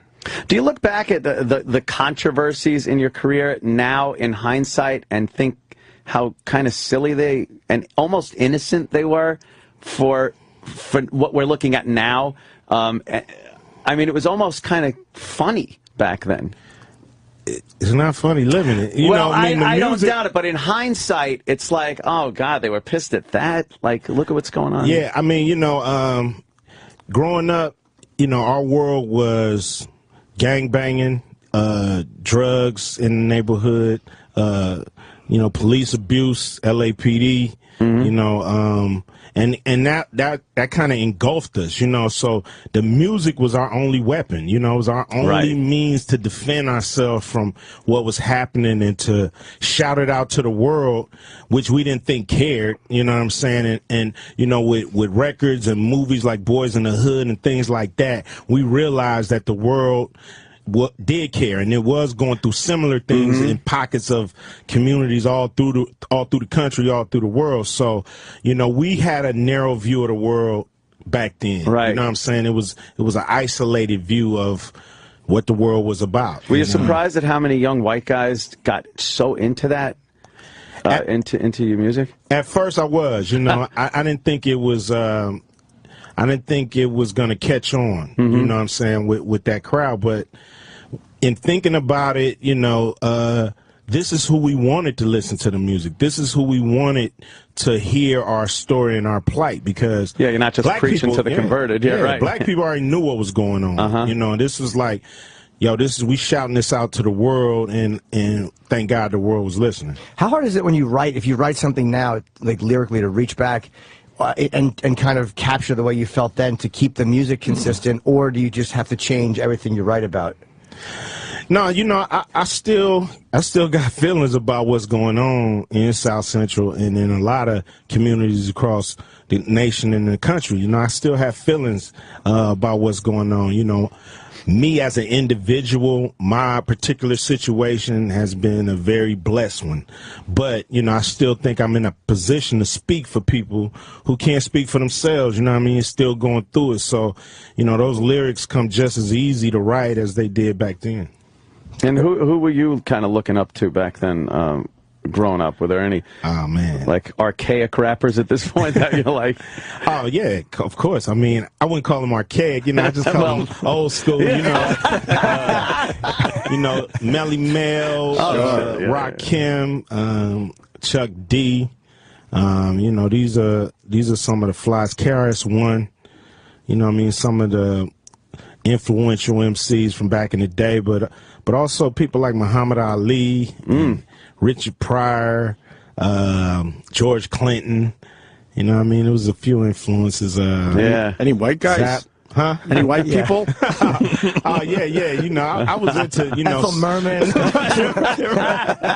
You know, a lot of sports figures, you know what I'm saying? But, you know, these are the people that was very influential on me, and they helped kind of shape what the music I would do and how I felt about things, and it was pretty good. Does it put you in an awkward position thinking now you are kind of an icon and someone to look up to and somebody to, you know, kind of be inspired by? Did you ever see that coming? I mean, you would hope that, you know what I'm saying? Because when I first started, I just wanted to be the best rapper in the world, you know. I had a narrow view of what I wanted to do, and, you know, you want to get respect in this game. Whatever game you're in, I think you want to be respected by your peers and fans for what you do, and to get that respect and gain that respect, it's humbling, you know. It's not strange because this is where I wanted to be, you know. So it's just a thing where I just accept what I am and who I am, and just be true to myself, and in turn, fans feel like I'm being true to them. Are the audiences any different? Because I think Who Kid said that the rap audiences were different now than they were maybe 10 or 15 years ago, where they kind of, years ago, cared about a guy being exactly who he said he was and coming from a certain area, and now that they're not as concerned with that. You know, it fluctuates. You know, I remember you couldn't bite back then, you know, back in the day. Right. If I use a scratch on my record, chip, chip, chip, you could not do the same damn scratch on your record, or people would just kill you. You know what I mean? You just the wackest. But then it come to a point where biting is cool. You know, you can steal a line from Jay-Z, steal one from Biggie, take one from Tupac, make a song together. You know what I mean? So it's just these things fluctuate. And then, you know, it was like, yo, you know, if you say you murdered somebody on a record, we want murderers to rap. You know what I mean? It got to the point where we don't want artists to rap. We need, you know, convicted murderers to tell, because nobody can you know, express themselves unless you actually did that. You know what I'm saying? Which is silly. You know what I mean? It's so, you know, rap always kind of morphs, but what it really boils down to is the skills. Do you got the skills? Can you present, deliver? Can you rhyme? Can you keep me interested? Do you got the flavor? You know, that's really what it boils down to, you know, after you wipe out all this other stuff. What started it's fun, 'cause I remember when I was in high school and rap was, like, the idea of a rap battle was, like, DJ Red Alert and Marley Marl would have these, like, back and forth things. And then something happened with the East Coast and the West Coast, and I don't know what it was that started the whole thing down that weird path it went down for a while. Well, I think it was a combination of things, you know. You know, New York been superior in rap for so long. You know, here come a new style, gangster rap, that was kind of took a lot of attention away, you know, and it was cool at first, but, you know, it was like year after year, you know what I mean? It started to be like, okay, enough of this in a way. And a saying started coming out of New York, keep it real. You know, this is real rap. You know, that's, you know, bullshit. And then Tim Dog did a song called "Fuck Compton," and it just was like, whoa, you know, whoa, you know what I'm saying? So I just think it festered in the industry. Not with the people, not with the fans, but in the industry, it just festered. And then things like the Source Awards, I think it was 95, where, you know, Suge got up there and said shit about how Puffy was doing it. And those things just started to snowball. You know, Biggie and Pac being the biggest rappers at the time. It just snowballed into a whole issue. But when you really think back, you know, there is no issue. It ain't where you from, it's where you at. You know, Rakim said that in '86. So it ain't where you from, it's where you at when it comes to music. And that's where we are right now. Yeah, it doesn't seem, I don't seem to hear about it anymore. It just seemed like at one point, I was always wondered what kind of blew actually up, set that off. Or, it's calmed down I guess it started, because it seemed like New York rap was good, but it didn't seem like it was as... It didn't talk about the same stuff, or it didn't seem to talk about it with the same intensity as guys from the West Coast did. Yeah, I mean, you know, one thing about New York rap, it had all different flavors of it. You know, it wasn't just one style. It was many styles, you know, and the predominant style out the West back then was gangster rap. So it was kind of, you know, like a new phenomenon, and I think just people just got mad that you know, the West Coast was getting so much attention, and it didn't look like it was ever going to swing back. And you know, Wu-Tang started to bring it back, you know what I mean, really towards the East, where people were saying, yo, it's good music coming out of everywhere. When you started to get famous, was there any point where you went back or encountered guys that you grew up with who kind of didn't like the fact that you were changed? Because you have to change a little bit, I guess, when things start to go well. Hell yeah, you change. You better change. Wouldn't be the same like you motherfuckers around here? Hell no. You know what I mean? You better get better. Yeah. You know, you always got them haters. You know what I'm saying? They got a lot of shit to say behind your back. When they see you, it's all love. You know what I mean? Yeah. You know, I just brush them off. I don't worry about them. You know what I mean? They know what time it is. You know what I mean? They know what was up with me before I left, and it's the same thing if I come back. Same thing. You know what I mean? So they know Ice Cube used to knuckle them up back in the day, and I ain't got no problem knuckling them up again. You know what I mean? Anybody wants some? Yeah, don't you think people almost want to be knuckled up because there's a big payday at the end of it? Like Kanye West, they said he just hit this guy. It's like, what the fuck are you doing, dude? You're gonna get. Right. It's gonna cost you $400,000 or $100,000. Yeah, no doubt. You got to think about that, right? Got to think about that. I only hit people I know. I don't ever want to be knuckled up by Ice Cube. No, you don't need that. That would suck. Being in the business part of making films, how much do you enjoy that part of it? Because you're entrenched, man. Yeah, it's a necessary evil, you know, especially if you want to be a producer. And producing is where all the action is, you know. I don't care. You know, actors have fun, directors have fun, but producers are like, you have like a GM, you know what I mean? Yeah. You're in charge of the whole team, you know, the coach, the players, you know, directors like a coach, and actors are like players. And so to be in that position, you know, it's a very creative position, but it's also sometimes can be, you know, you're tedious. Spinning plates and juggling at the same time. Yeah, but it's fun, you know. It's really about trying to create this big thing that we all envision in our head, and it's just on a whole creative, you know, juice level. Where do you find the people that you surround yourself with, the loyalty you need and the trust? You know, just through, you know, you got to have kind of an apprenticeship with my team. You know what I mean? You got to kind of come around and show your work. Kind of prove yourself, yeah. Prove yourself, and it could last as long as I see fit. You know what I mean? It might be, you know, 6 months. It might be 18 months. You know what I mean? But until I feel like you part of the team and that you loyal and you know, you going in the same direction as the Ice Cube ship is going, then you become part of the team. How do you let someone know that they're not quite cutting it and it might be time to leave? Are you a good firer, or do you? I'm very good. No problem. Sit you down. I usually have a laundry list of the reasons why you ain't stand, and usually when they hear that, they usually say, "Yeah, man, damn, thanks anyway. All right, yeah. I try to do better next time." What's the best way to get booted from your? Is it to fuck up on the road like with women or? That's it costs me part. a whole lot of money. If it costs me a whole lot of money, like you have a major fuck up, then that could get you instantly off the team. Or you mess up something, lose my computer, lose my iPad. It's like that's goodbye. That's the death penalty. Someone lost your computer?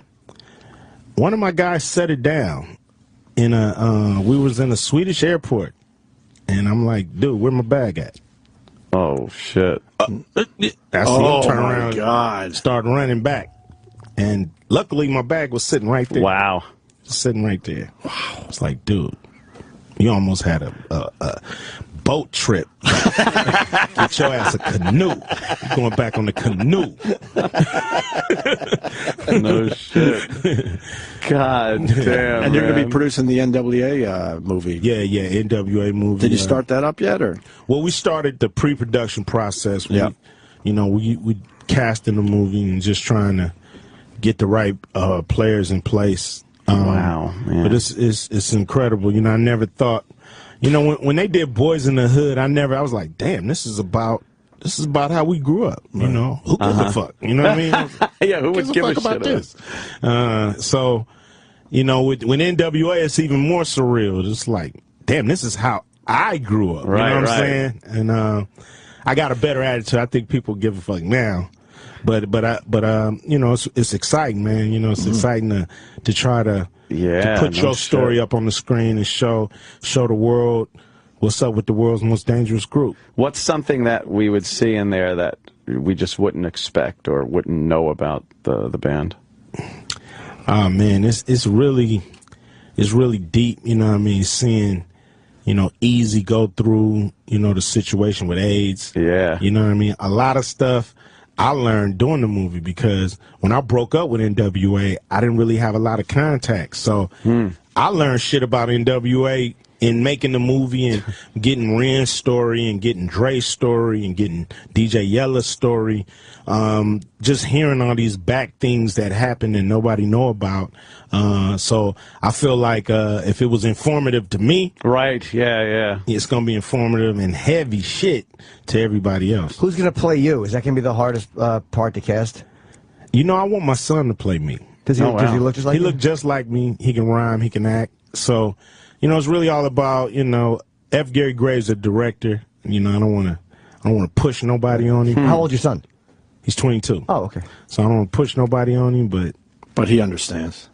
He's going to have to make the right move. Kid is in the movie.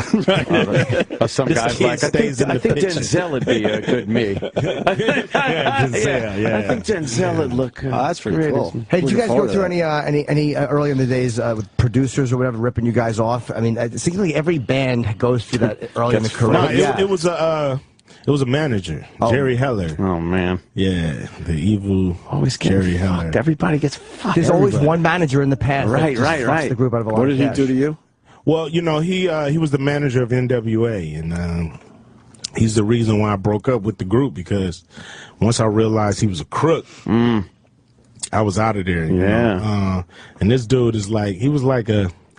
How he ended up managing NWA is funny, because we used to go get our records pressed at this pressing plant called McCullough, and he's like an ambulance chaser, you know what I mean, kind of manager. He's just sitting in McCullough waiting for somebody to show up with a hit.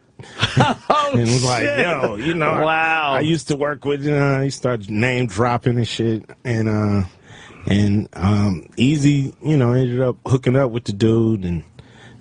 Trusting this dude, and man. What is he doing now, that guy? I don't know. Probably collecting souls for the devil. I don't know. It's good you don't know. Oh my God! Yeah, it is good. And it's very good you don't know.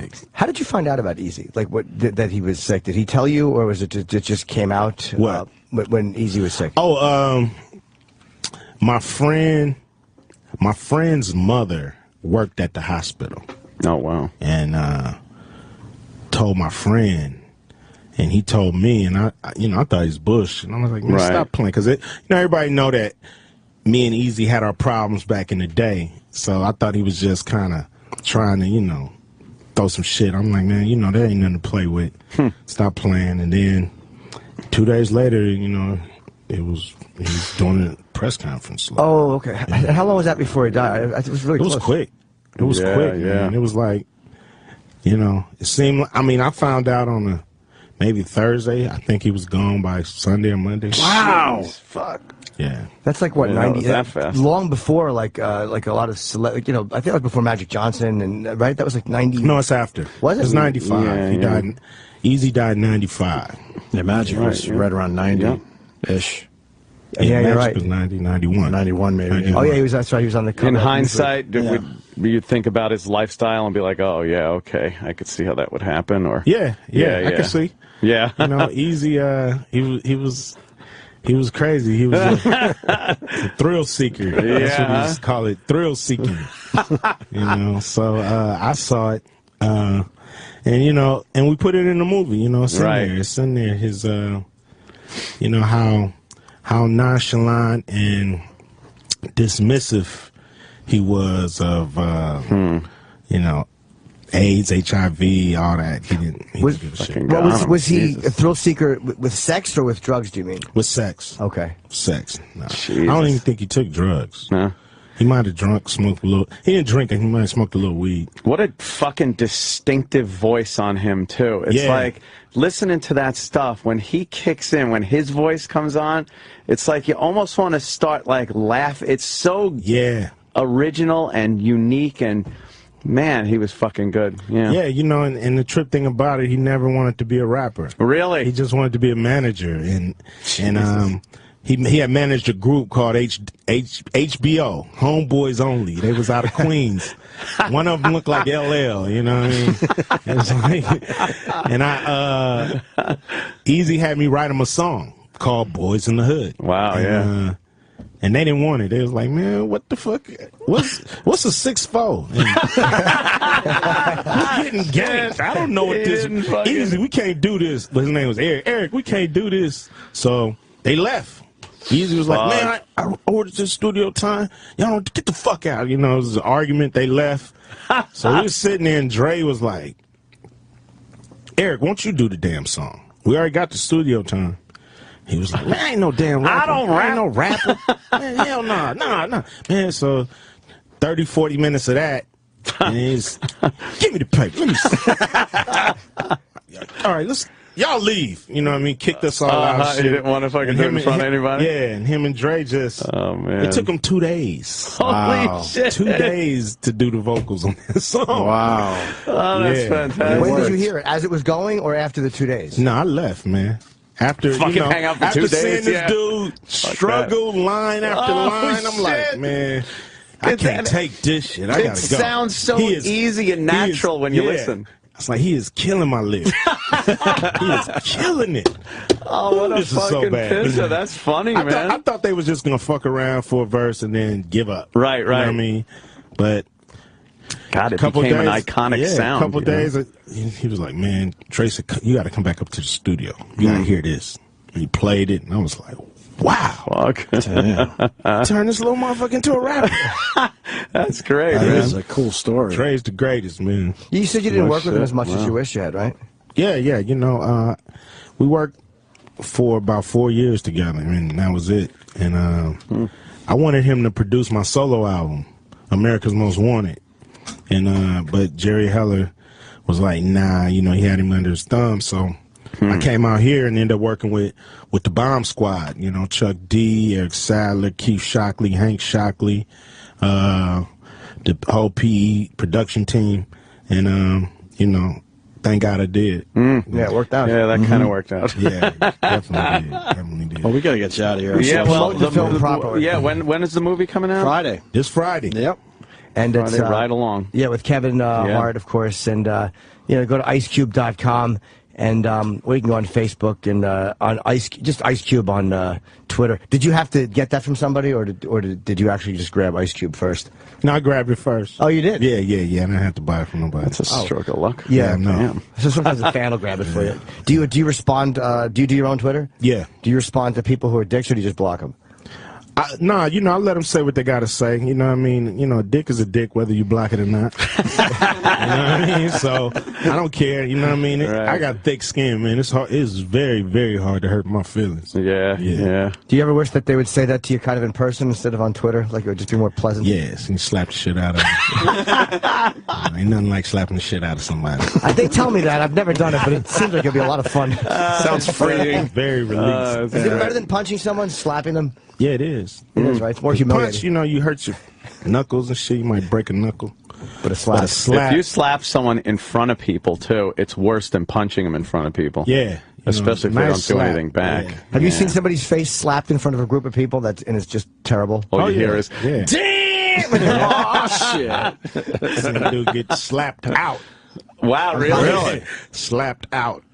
That's embarrassing. Knocked out slap. That is fucking wake up with that dumb red hand mark across your face. Ringing in your ear. But nobody laughs at you, do they? We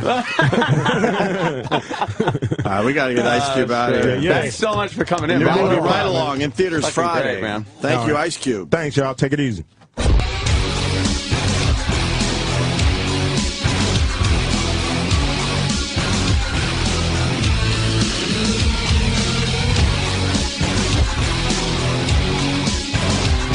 Ice Cube was great. That was a good interview, man. That was a lot of fun.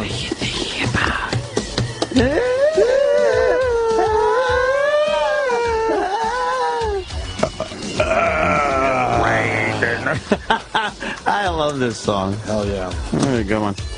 Yeah, fucking Ice Cube. Ice Cube. Ice Cube. Did not disappoint. It was good, man. Who was better, Ice T or Ice Cube? Ice Cube. Ice Cube. I'm going to say Ice Cube. Ice Cube better than Ice T. Yeah. Uh-oh. I liked the Ice Cube. I just own it now. I know. What are you going to do? Fucking douche chills when that believe when me. that went down. Completely overshadowed. Completely overshadowed by Sam's fucking horrific faux pas. Horrific. It was fucking terrible. How could it be How could it overshadow it if it happened before? Because it didn't. Because Obies didn't fucking overtake that spot. I kept mine fun. Yours was tragic. Yeah, yours was just horrifically tragic. Mine was just fun. No one had to jump in and go, I say, I you know. But Jim tends to do that. Well, he got a little panicky. I would have sat there and just let it breathe. Let it fucking breathe. You would have sat there and let it breathe, too. Oh, yeah. Jimmy couldn't jump on Mike faster to try to solve the problem at hand. Yeah. You guys would have looked at me and said, I don't like. Yeah, what? Wait, could you repeat that? I don't like problem solving. No. I like to let things breathe when something like that happens. It's a good problem to Especially lay on the radio. Let it breathe. Yeah.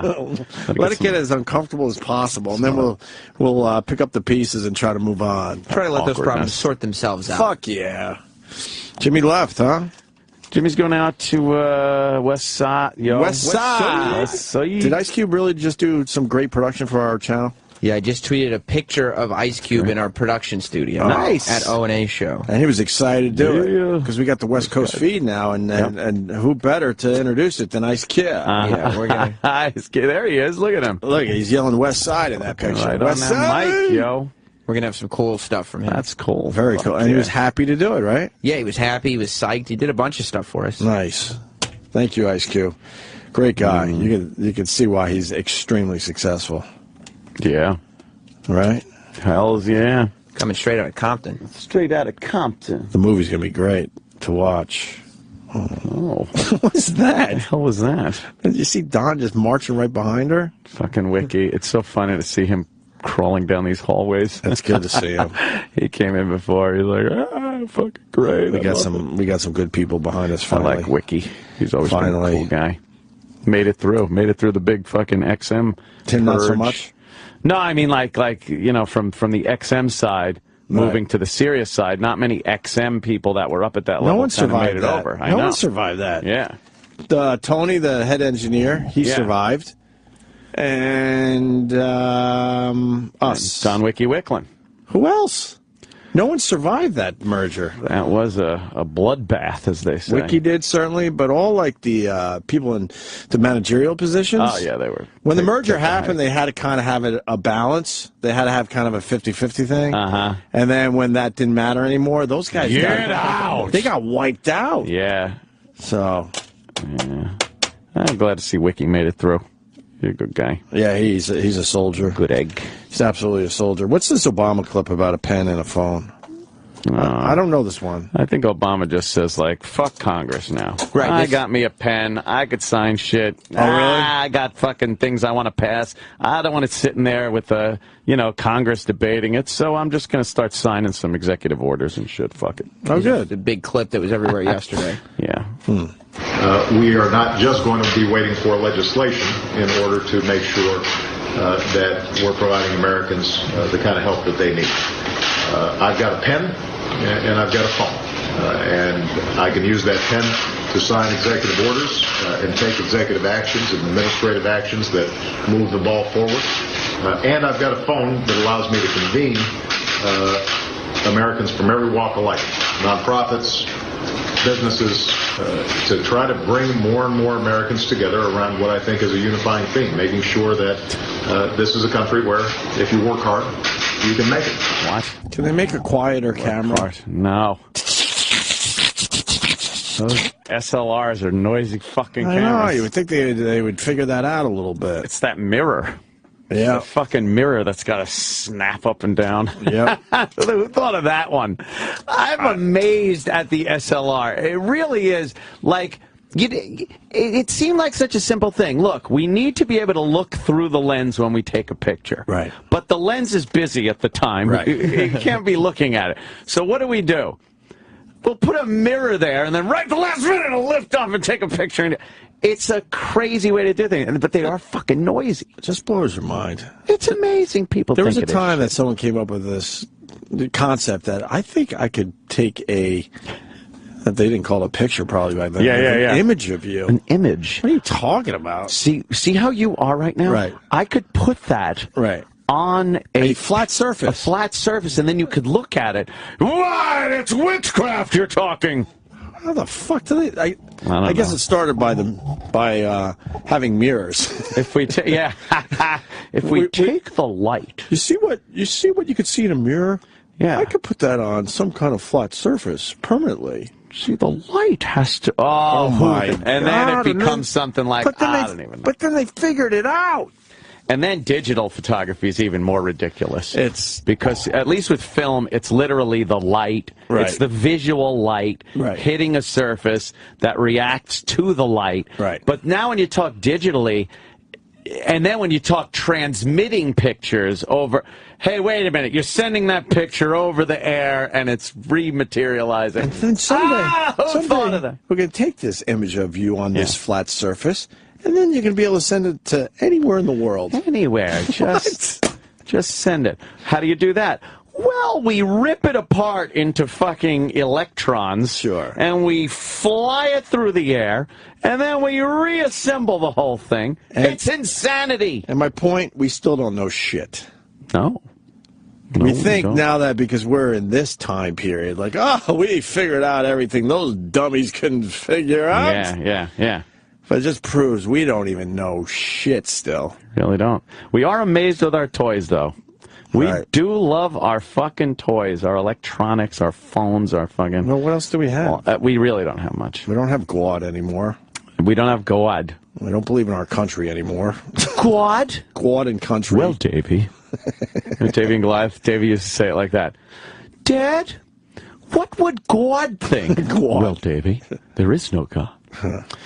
Oh, my God. That is, yeah.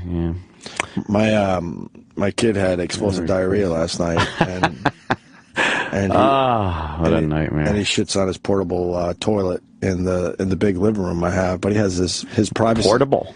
He has his privacy. How does he have his privacy if it's he in has the his living privacy area? He builds all sorts of walls and will yell out, privacy.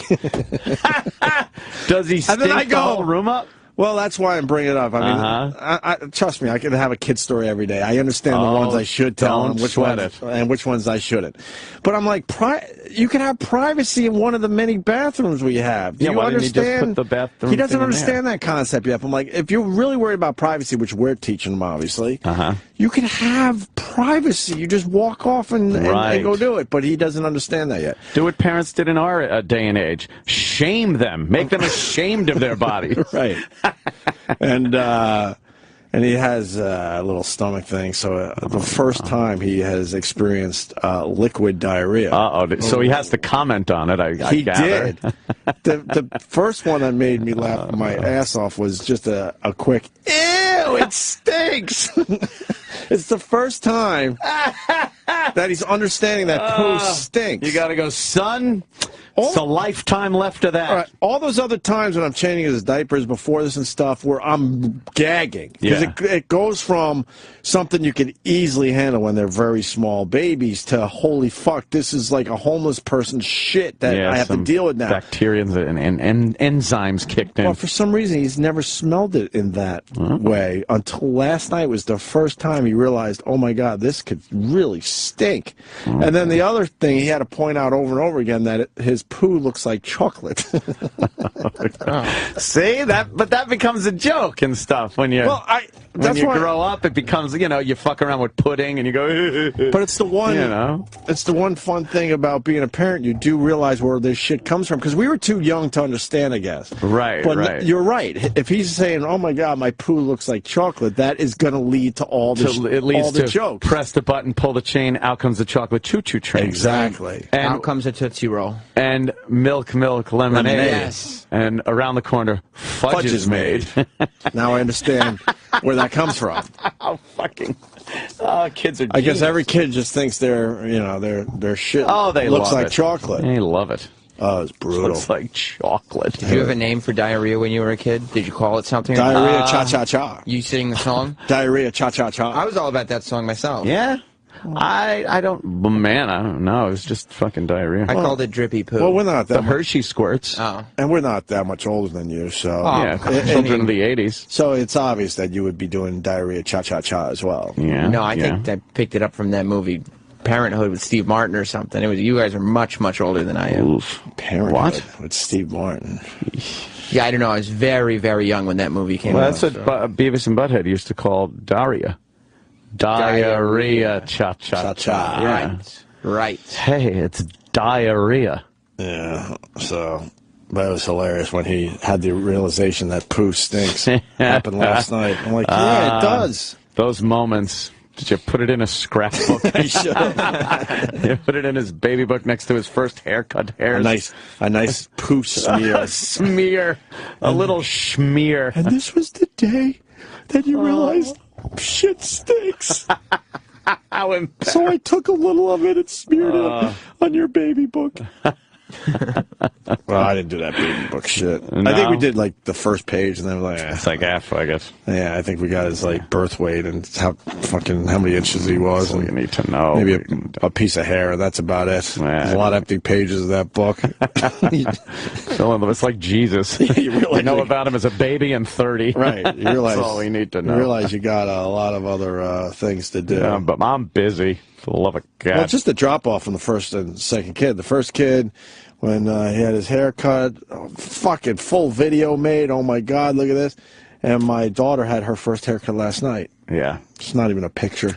That's how it goes, There's not man. even a picture. That's how it goes. That's bad parenting, I think. I remember being out with people, and they had their first kid, and it's really crazy. And every little thing that went on, there was the big bag with disinfectant wipes and all kinds of stuff. And no, don't touch that. I think that. Right. And then by the second kid, just the second kid, stuff's falling on the floor. They just pick it up, put it back up for the kid. No more disinfecting and. Oh my God! Oh, it has to be her though. Fuck. Oh God. I call my diarrhea Lady Trucker, but we have Lady Trucker on the line with what she calls her diarrhea. Hey, Lady Trucker with her sexy voice. What's up, LT? We used to call diarrhea runny grunny growing up. What's grunny? Runny grunny. Yeah. Runny grunny. That is. But what does grunny mean? Well, it counts because when you poo, you go grunt. She's right. Well, you don't have to grunt with diarrhea. I didn't think the ladies grunted when they. You might moan a little bit. You might go, oh. Yeah. Yeah, but it's not a grunt. It's Like, not like it's like a, oh. Yeah. Now I get a good grunt. Oh, fuck. Oh, God. There's no good will come of grunting. Mine came out like a giant pen today. What? You know, like a giant like this, but then it's tapered off where the point would be. Was it a good dual taper? It was very impressive. Nice. But then I had a crayon wipe. I had to finally just give up. Oh. I guess there's another one in the chamber. Oh, that is so fucking I hate the disgusting. crayon. So the crayon wipe. Crayon. Yeah, I've said it many times. It's just grinding down a crayon. There's no end to it. You have to mush up the tip of it. Grinding. I've said this many times on the show. And I never really understood that it's like because you never get rid of the crayon. No, that's how it is wiping. There's a crayon poking out basically. Because there's another one in the chamber. So. Oh, this is so fucking disgusting. Wait, I had a point. On the crayon? No, fuck, Lady Trucker. Fuck Lady you. Trucker. I shut the door and let the faucet run every time I go, so Jess doesn't hear any grunts or You plops are or anything. a gentleman. That's what you got to do with a young lady in the house like that. You don't go shitting and farting and fucking stinking up in front of the lady. No way. I did it last night. Oh, what did you do? Well, because we have kids now. You'll see. When the kids come, every door is open. Oh, you can't do You shit with the that. door open? Not even no faucet running, door God, open? You have no idea what's in Holy store. shit, that's like... You don't have a moment to yourself like when you have a cavemen. kid. Do you understand that? You can't shut the door? No, because you don't have time to yourself while they're awake. Can you bring the kids in with you and then shut the door? Oh, God. You do that, too. You shit right in front of them. Oh, my God, that's got to fuck them up. You don't know Can't what... imagine. Well, you don't know what one thing is going to fuck them up. That's. I would say that's dragging the them scariest into part the about bathroom. it being a parent. Well, Locking you're them into your shit shitting, yeah. chamber? They just fucking... Everything stinks. So, what do you give them a little toy to play with or something? Yeah, you keep them busy with whatever, but... Yeah? Do they laugh when you make, like, sounds? Nah, they don't really. No? You know what you could do? Give them a toy, put them in the bathtub, shut the shower curtain. Right. Then you shit and tell them they have to, like, hide from a monster. Yeah, the monster in the toilet, the stink monster. You're going to be a horrible parent. Why? Because I won't shit in front of them? You're going to have to sacrifice, shitting? Yourself. It's not going to be about you anymore. I don't like when little Beeve comes in the bathroom. Yeah. Oh, really? No. Although he does jump up on the back of the toilet and scratch my back, trying to climb up my back. While That's nice. Sitting there. And then he'll climb into my sweats if they're around my ankles. Really? And go to sleep. That's adorable. That is adorable. It is. No, my point was this. Like, it's more, I hate to say it, but it's more of a woman's thing. When you said all that shit that has to come with the baby, all the bags and the toys. Right. Toting around everything. And guys, like, well, my son's older now, but when he was younger, I would pack one dumb diaper, couple wipes, and put it in my back pocket. And that's how I would leave the house with my kid. Put it in your back pocket. That's it. Everything you need. Yeah, that's all I needed. Yeah, how long are I you gonna figured be- anything else, if God forbid anything else, if it's worse than that, I could buy it or figure it out. Dwayne Reed around everywhere. But my wife's, she's like a lot of the other wives. They have to prepare. bring everything. I'm like, we don't need all this. They know how to prepare.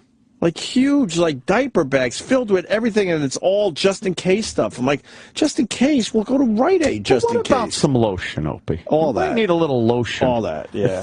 If their little bottom is tender. That's the women. Yeah. Yeah, I guarantee. I don't even have to take the calls. I guarantee the guys are totally relating, saying, "Yeah, one diaper in the back." They just in the back pocket, and you're good to go.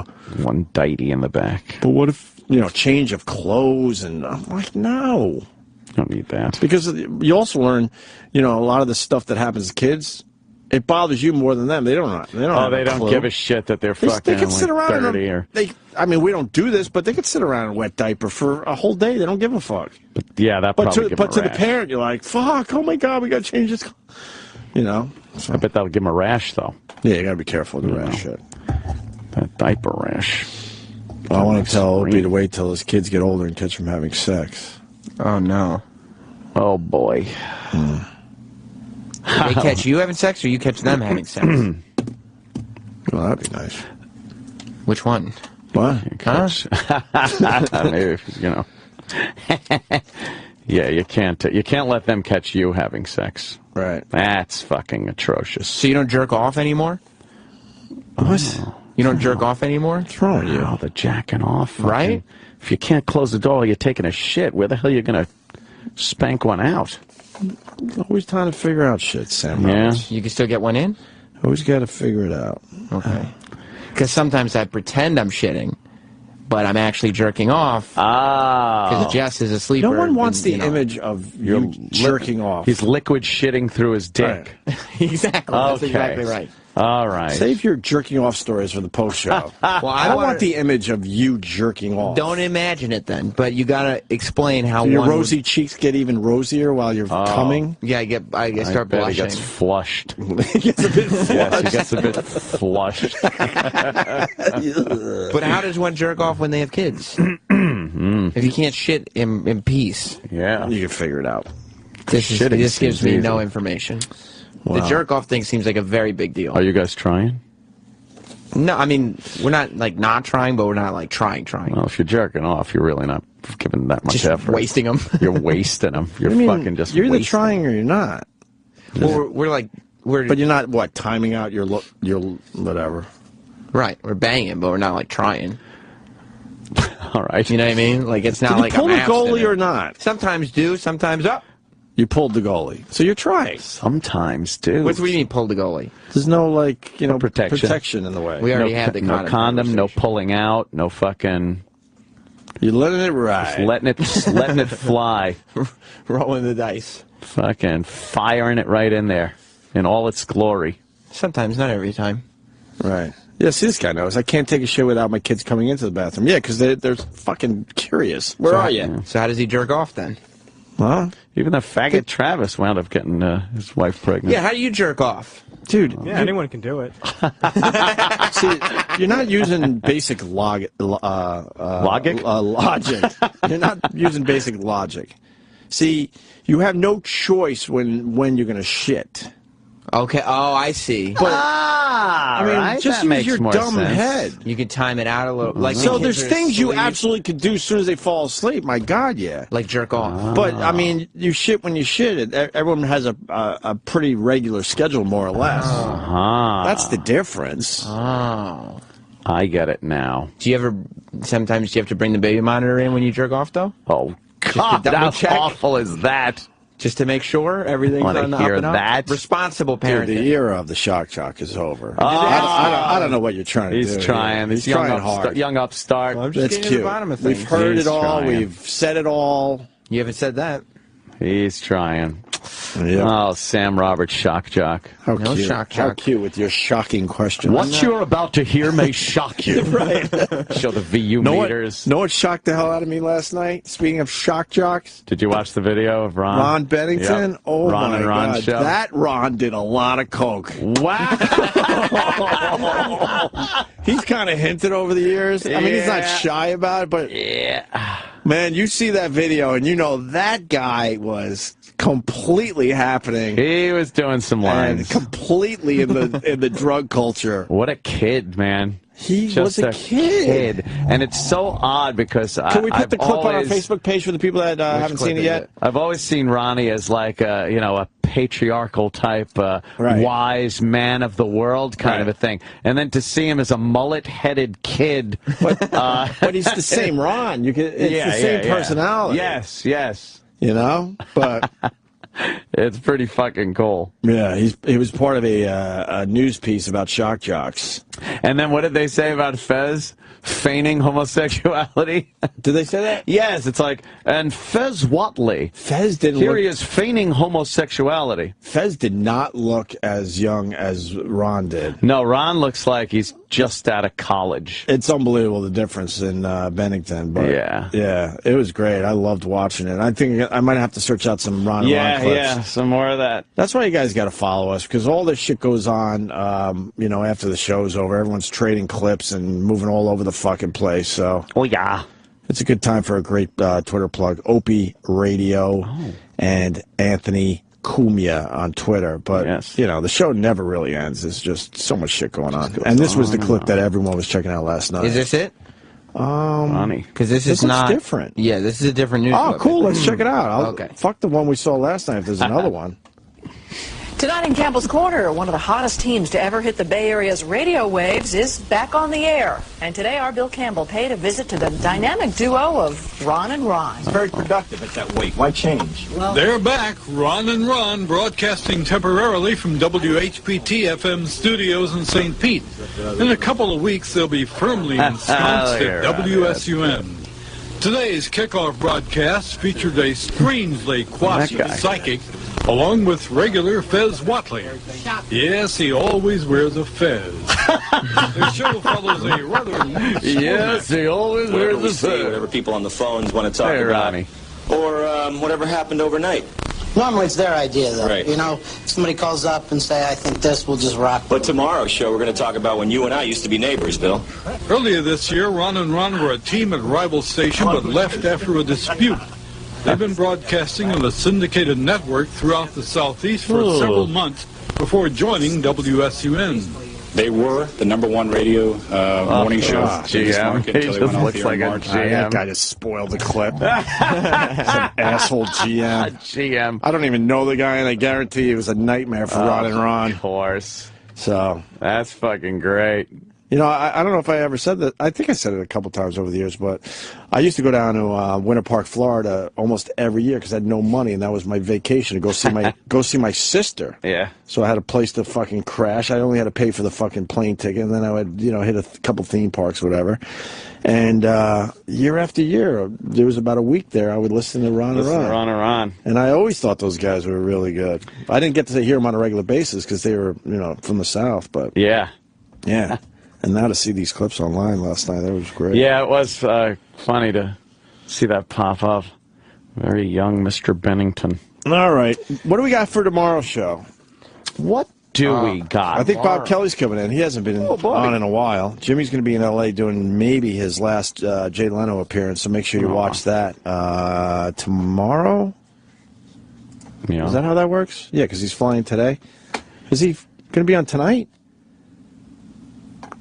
How does that work? I don't know. He'll probably be on tonight because Well, he'll be back Friday morning, but he takes the red eye. So he'll probably be on tomorrow. Kenny's telling me tomorrow. Thanks, Kenny. Okay. So make sure you check out Jimmy on Jay Leno because it could be his last appearance. That sucks. Until Jay Leno pops up somewhere else. Yeah. Which obviously he will. He's not ready to fucking retire. What is he going to do? You listen to 1010 Wins, right? Yeah. Did you hear the commercials for Bridges in Madison County? I don't know how that happened. We talked about this out of nowhere, and then it's so weird how this shit happens. I guess when you're in tune with the universe. Yeah, that's what it is. Yeah, I heard it yesterday, and I can't help but just think, ugh. How awful that's got to be. Never go and see that. Yeah, it was kind of funny to hear, though. I'm going to walk down the hall. What do you say? We just get the fuck... I think Jerry Springer is going to be here tomorrow, too. Oh, good. Oh, Springer. We got to tell him how much we like Search. Yeah. Search. So there's a little competition in Search is ripping off Jerry Springer, but trying to make it look like he's not. Well, he cares more than Jerry does. Jerry cared. And Jerry does, at the end of his show, he does his final thought. Right. And Search does Search's 60. Right. Yeah. All right. Saying the game, people. And thanks to Dr. Ian Smith. He gave us a really fun segment today. Yes, he did. Without a doubt. That fucking E-Rock. And I'm going to go try his popcorn. Oh! And he better send me a blender before I start promoting the blender I'm using. He did say he was going to send us all blenders. These blenders rule. These new blenders are the shit. They're so much easier to clean and use. What's up, Roland? Oh, Rolly. What? Got a free hat from Who Kid. Yeah, I'm going to say topic number 1 on today's post show. Roland is wearing a hat that says Swagger Advisory. From Who Kid? Yeah. The hat looks cool, but I can't walk around with Swagger Advisory. Yeah, and of course I need you can. And I need a new winter bitches. hat too, man. It's Flat Fitty Fam. Flat Fitty. That's the brand that sponsors Who Kid. They'll be happy you did that. Nice. I'm sure Who Kid will be on the post show. He'll be on the post show today. After show, whatever it's called. Post show. Very cool. And then don't forget, people, the show replays starting right at 11 o'clock. That's right. Right to the meat of the show. What's that supposed to mean? No pre-show. I'm the potatoes. You're like the appetizer, which isn't bad. There's some good appetizers. I'm like out boneless there. wings. I love boneless wings. You're garnish. Oh, man. You're parsley. You're tasteless garnish. Yes, to be thrown away. Let's see. The Opie and Anthony Show is drawn to a close. Stay tuned to reflect, relive, and get the story behind the story of the finest moments of today's show. Sam Roberts' Opie and Anthony post-show begins in moments. I've ever seen. It's a 6 on a beach. It's a horrendous beach, and she's slumping. Yeah. She obviously is doing a favor for somebody. This is an absolute favor being called in. Or maybe she needs a little something. And maybe. I like that the guy introing called himself, instead of saying Phil Thomas Cat, right? He said Phil Thomas Cat. Phil Thomas Cat. It was a type of cat. Yeah. K-A-T-T. Oh, I get it. He's going for a little something there. He's going for something. Yeah, he's going for a little thing. So. And again, the video, aside from the girl on this horrible beach walking around, all the rest of the video is Mark Gormley green screened in front of various stock footage. Well, when Puff Daddy and those rap guys do beach videos, they don't have seaweed. There's seaweed. There's a lot of seaweed There's about. an AIDS needle by her foot. Yeah, the strip of sand has to be maybe 3 feet wide before it gets to rocks. Usually it's that nice white sand. Oh, yeah. Not a hint of a rock or seaweed or a shell even. And there's not a ripple in the water as far as, which leads me to believe it's a lake. Right. Not even like an ocean or anything. It's right where Mrs. Voorhees was murdered. It's stagnant water. Yeah, stagnant water. Stagnant grayish water. And then this idiot who was filming this video is filming right into the sun, so you can't even see her face. Oh, that was on purpose, Opie. Oh, all right. I wonder if she was a girl that he likes, and he's like, I'll get you in a music video. I'm gonna put you in a music video. 'Cause she's not bad looking. Oh, she stinks. I think You her think body's she nice. stinks? No, I like her. She got nice tits on her. Yeah, nice legs. Nah, she's Nice, horrible. She's tall, it looks. She's no video vixen. Let's take a look at her. Video vixens, by the way, don't wear jeans. Well, she's got jeans and shoes on the beach. Yeah, it's probably 62 degrees. It was a shitty day for beach shooting. Some fucking North Dakota lake. Just a lukewarm day. Yeah. Oh, my God. All right, continue. All right, here we go. I feel like we're going to stop a lot. All right. A bridge. Mark Gormley, Without You, video. Cat 2008. Productions, 2008. Now she's walking in the woods. Yeah. Wow, she's leaning against a tree. Stock lens flare. And there are stills of the highway and the beach. It's not a video. It's just a still photo. A lot of stills that they must have pulled off of you gotta film the Google planks. Images. They could only get the broad for a half hour of filming. Yeah. They couldn't go to a whole bunch of locations. I like the ripple transition, by the way. Yeah. Oh, yeah. Nice. You're going for a little something? You're going for a little something. Your hands shouldn't be in your back pockets when you're starring in a video. She's walking around, just chilling. Lollygagging on the beach. And look at this shitty waterway. What is this? Yeah.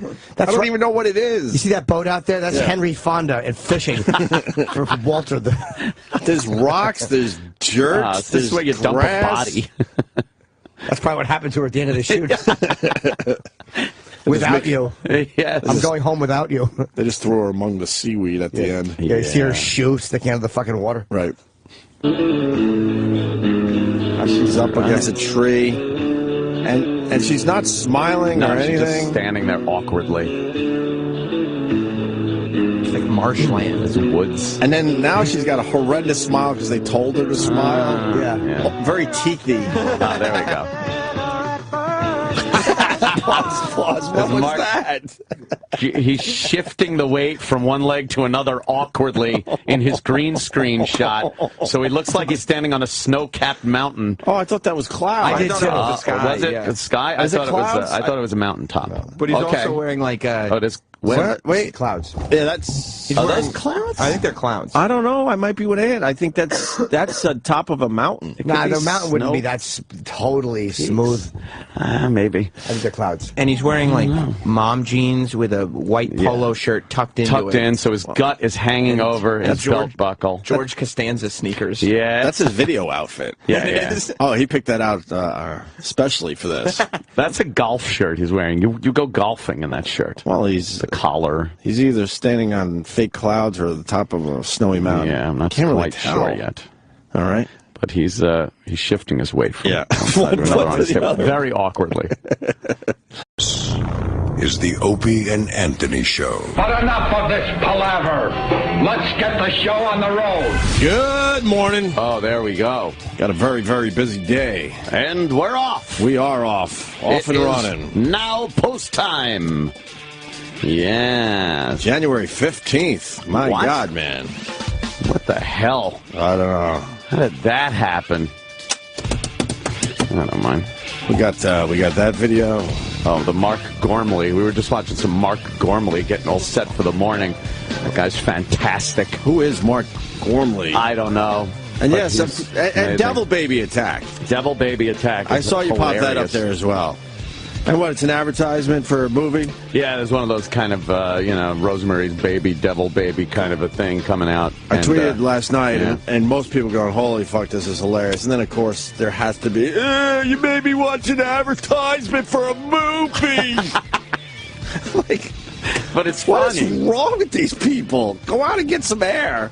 They made an amazingly horrible animatronic baby. Horrible? Yeah, I mean, it's like literally horrible to look at. Yeah. It's scary. Some say it looks like Jim Norton. Oh, well, it must be adorable. It's terrible. I think we got to superimpose Jim Norton's face on this thing. Well, a lot of it makes me look silly. And, they just roll it around remote radio control. And well, rolling it around in New there. York was silly, but it's a great setup shot. And it's a good way to get it in position. Yeah, because no one's going to buy a stroller just rolling around on its own, but it looks hilarious as it's just looks rolling funny. around. But then they stop it and they have a baby crying sound in it, so people go up and they're like, "Why is this hell? Right. Why is this stroller got a crying baby and no one's around it?" Yeah. And when they get close, the fucking animatronic baby sits up real quick and goes, "Bah!" Yeah, it's being controlled by remote. Yeah, and it just scares the shit out of people. And once again, black people just I don't know, do they like being scared? Whether they like it or not, they get scared way more than white people. Black with people things like this are hilarious when they're getting scared. They run away, they jump. It's fantastic. And did you see the one guy that has to be a serial killer? He doesn't react at all. He didn't react. He just stood there. That's even more creepy. Are we going to throw this up on our Facebook page? We probably did already. Yeah, all right. O&A show for Devil Baby Attack, which it's going everywhere. Obviously. Yeah. A lot of people. Let's take a quick peek at this. Devil Baby. Devil Baby Attack. Very, very scary.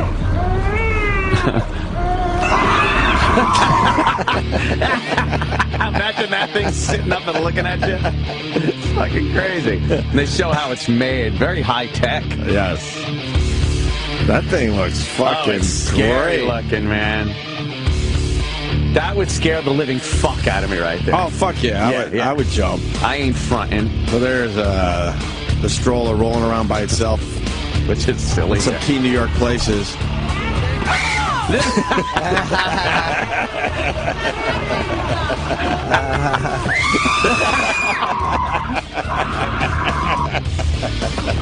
It's so creepy looking.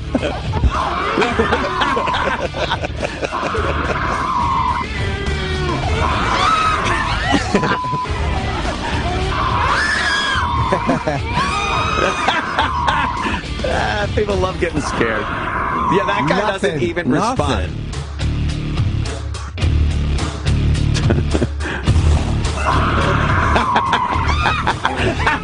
Chasing people around.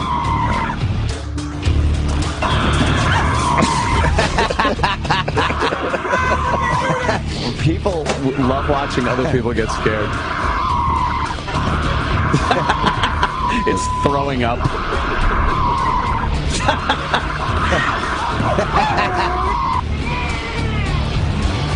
That's funny. Yeah. And then it gives the finger.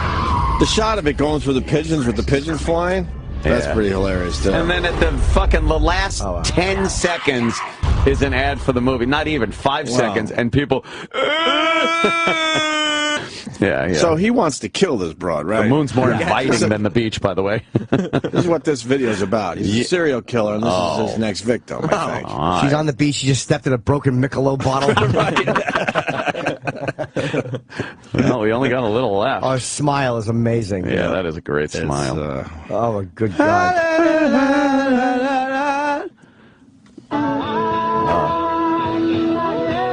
Back to the beach, same footage.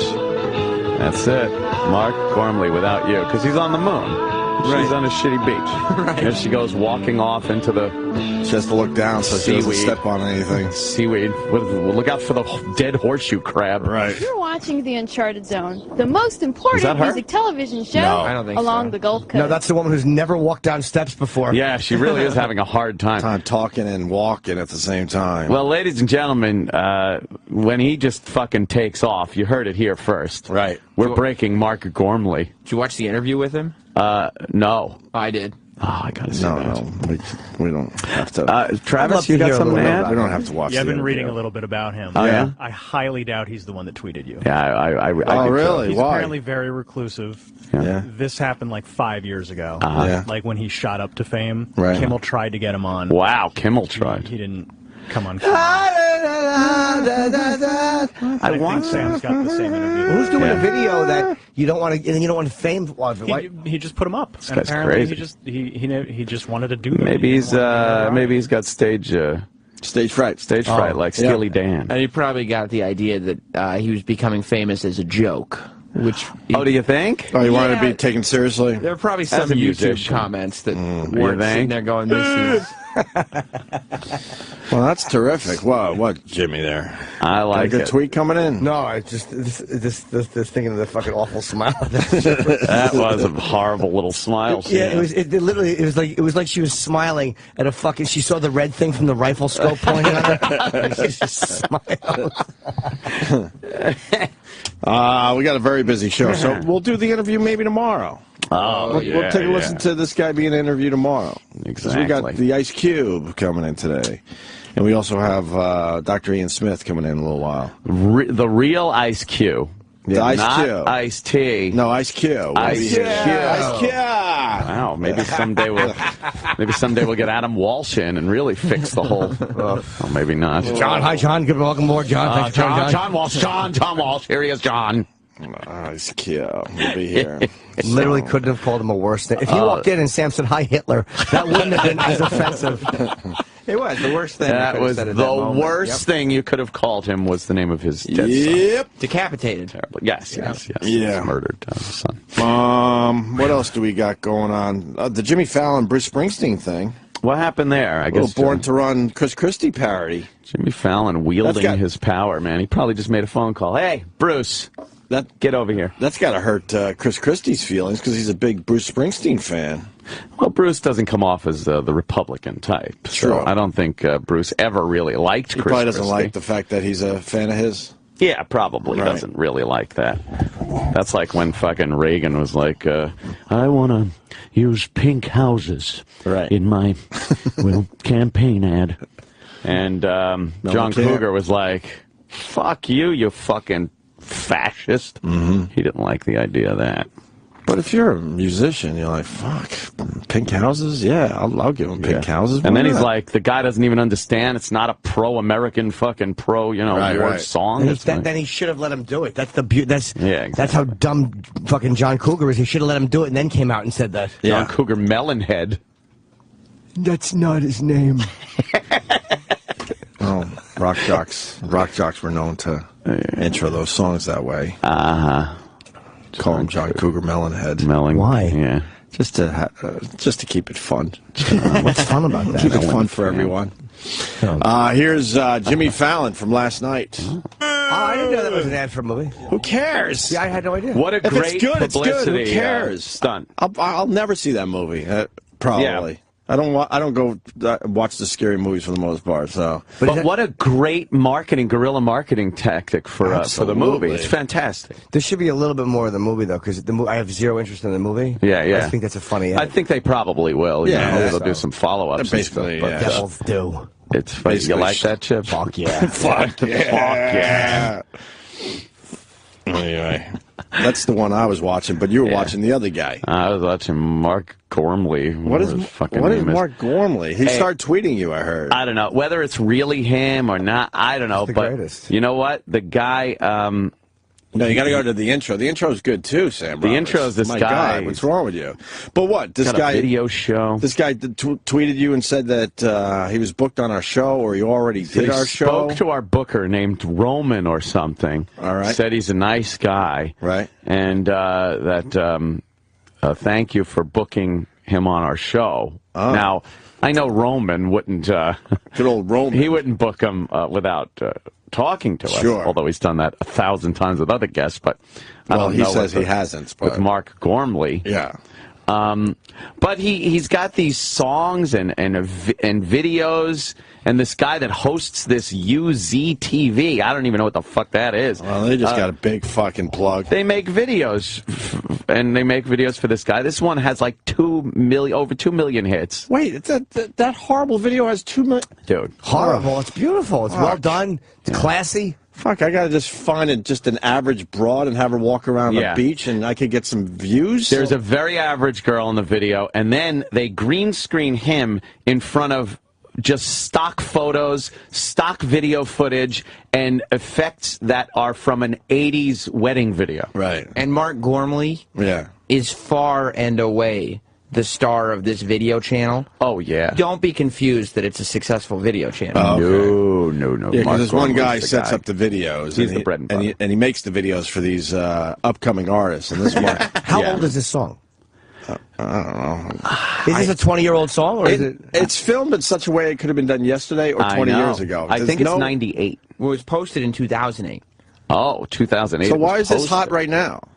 Well, I don't know if it is hot right now. It's very hot. It's on hot. our radar because Mark Gormley tweeted Anthony. Yeah, I don't know. This is hotter than fucking Katy Perry, I'll tell you right now. Oh, yeah. Way hotter. He looks like, I'm sorry, a pedophile. He looks like the exact description you. A little bit like Jeffrey Dahmer. Little Jeffrey Dahmer. He's a middle-aged man that is just horrendous looking. Got a big mustache thing going, and he kind of looks like the real-life version of Kip from Napoleon Dynamite. Kip from Napoleon Dynamite. Not the movie version, Right. the life version. Yes. Very cheap glasses. And he sings the voice of an angel. It really He really is a lovely voice of an angel. Something tells me back in the day, he probably had a band and, did things, and then he got a little older, and he just now looks kind of silly. He looks like Dr. Steve sounds. That's how Dr. Steve should look. And all these visual videos that we talk about and watch, you go right to our Facebook page. We're linking this shit don't up worry about as, it. as soon as possible. We'll do that. So you understand what we're looking at. And on Twitter, too. O&A Show on Twitter. O&A Show on Twitter and Facebook. Correct. And Instagram, I think. Yep. And, all right, let's watch this thing. Yeah, we got UZTV. First, we got the host of UZTV. Yeah, this guy's good. He intros it. He's all pizzazz. Oh, yeah. Yeah. Pizzazz. The Space Happy Phil Thomas cat here. And this next music video is by singer-songwriter Mark Gormley. A singer. This is a great song. It's very, very intense. An intense song. They tried to make the music video that way as well. They made the music With video. Mark Gormley and Without You on the Uncharted Zone. The Uncharted Zone. Hey, he's got a fucking video channel. And the opening shot is of a woman that so doesn't want to be in this video. She's just lumbering about one of the most horrible beaches. Doesn't look natural.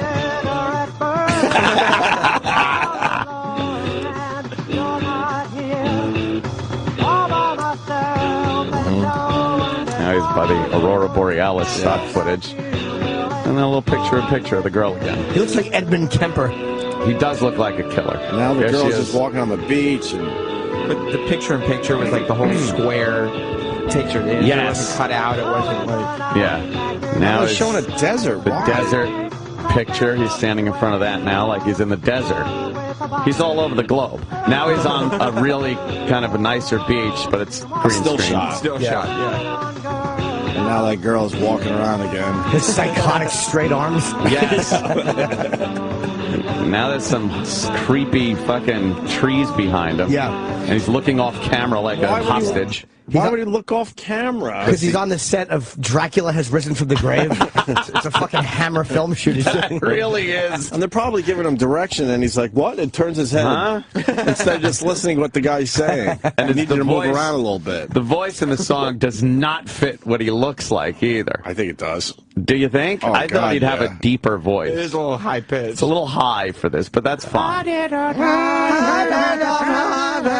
I gotta know this song. I want to learn it and sing it every day. It's all I want on my iPod. I'm going to wipe everything out but put this on in its place. Mark Gormley music on. All right. All right, he's from the trees. Yeah. Now he's rocking like he's got to pee. It's like a kid that has to pee. He's moving. It's all mixed low, his voice in the fucking mix. Yeah. There's that chick again. Yeah. It's the same shot. Oh, right. Yeah. They only have so many. But now they're in the prairie. The prairie picture. He's singing about women he's raped and murdered. He's footage of all of them. Again, with her by the tree, smiling poorly. Hey, now she's in a bikini. Oh, she's a little hippie. Yeah, but look at the awful sodas on the table behind her. She's just in a fucking food court. There's some kind of bikini contest. Signing? What was that? Oh, God, she's very toothy. That smile's real crooked. It's very forced. Then he pops in. Yeah. Oh, my God. They didn't do a good job at the keying in his green screening. I'm seeing a lot of spill on his hair. What is this green now? spill. Like a little, little brook. Yeah, it looks like a fucking housing complex. All right, she's back. Now they're showing observatory stock footage. This poor girl just wants to be a model, and she thought this would be a cool gig. She got this one. He looks like he's marching now. Yeah, he's great. In the foggy woods. He looks off to the side again.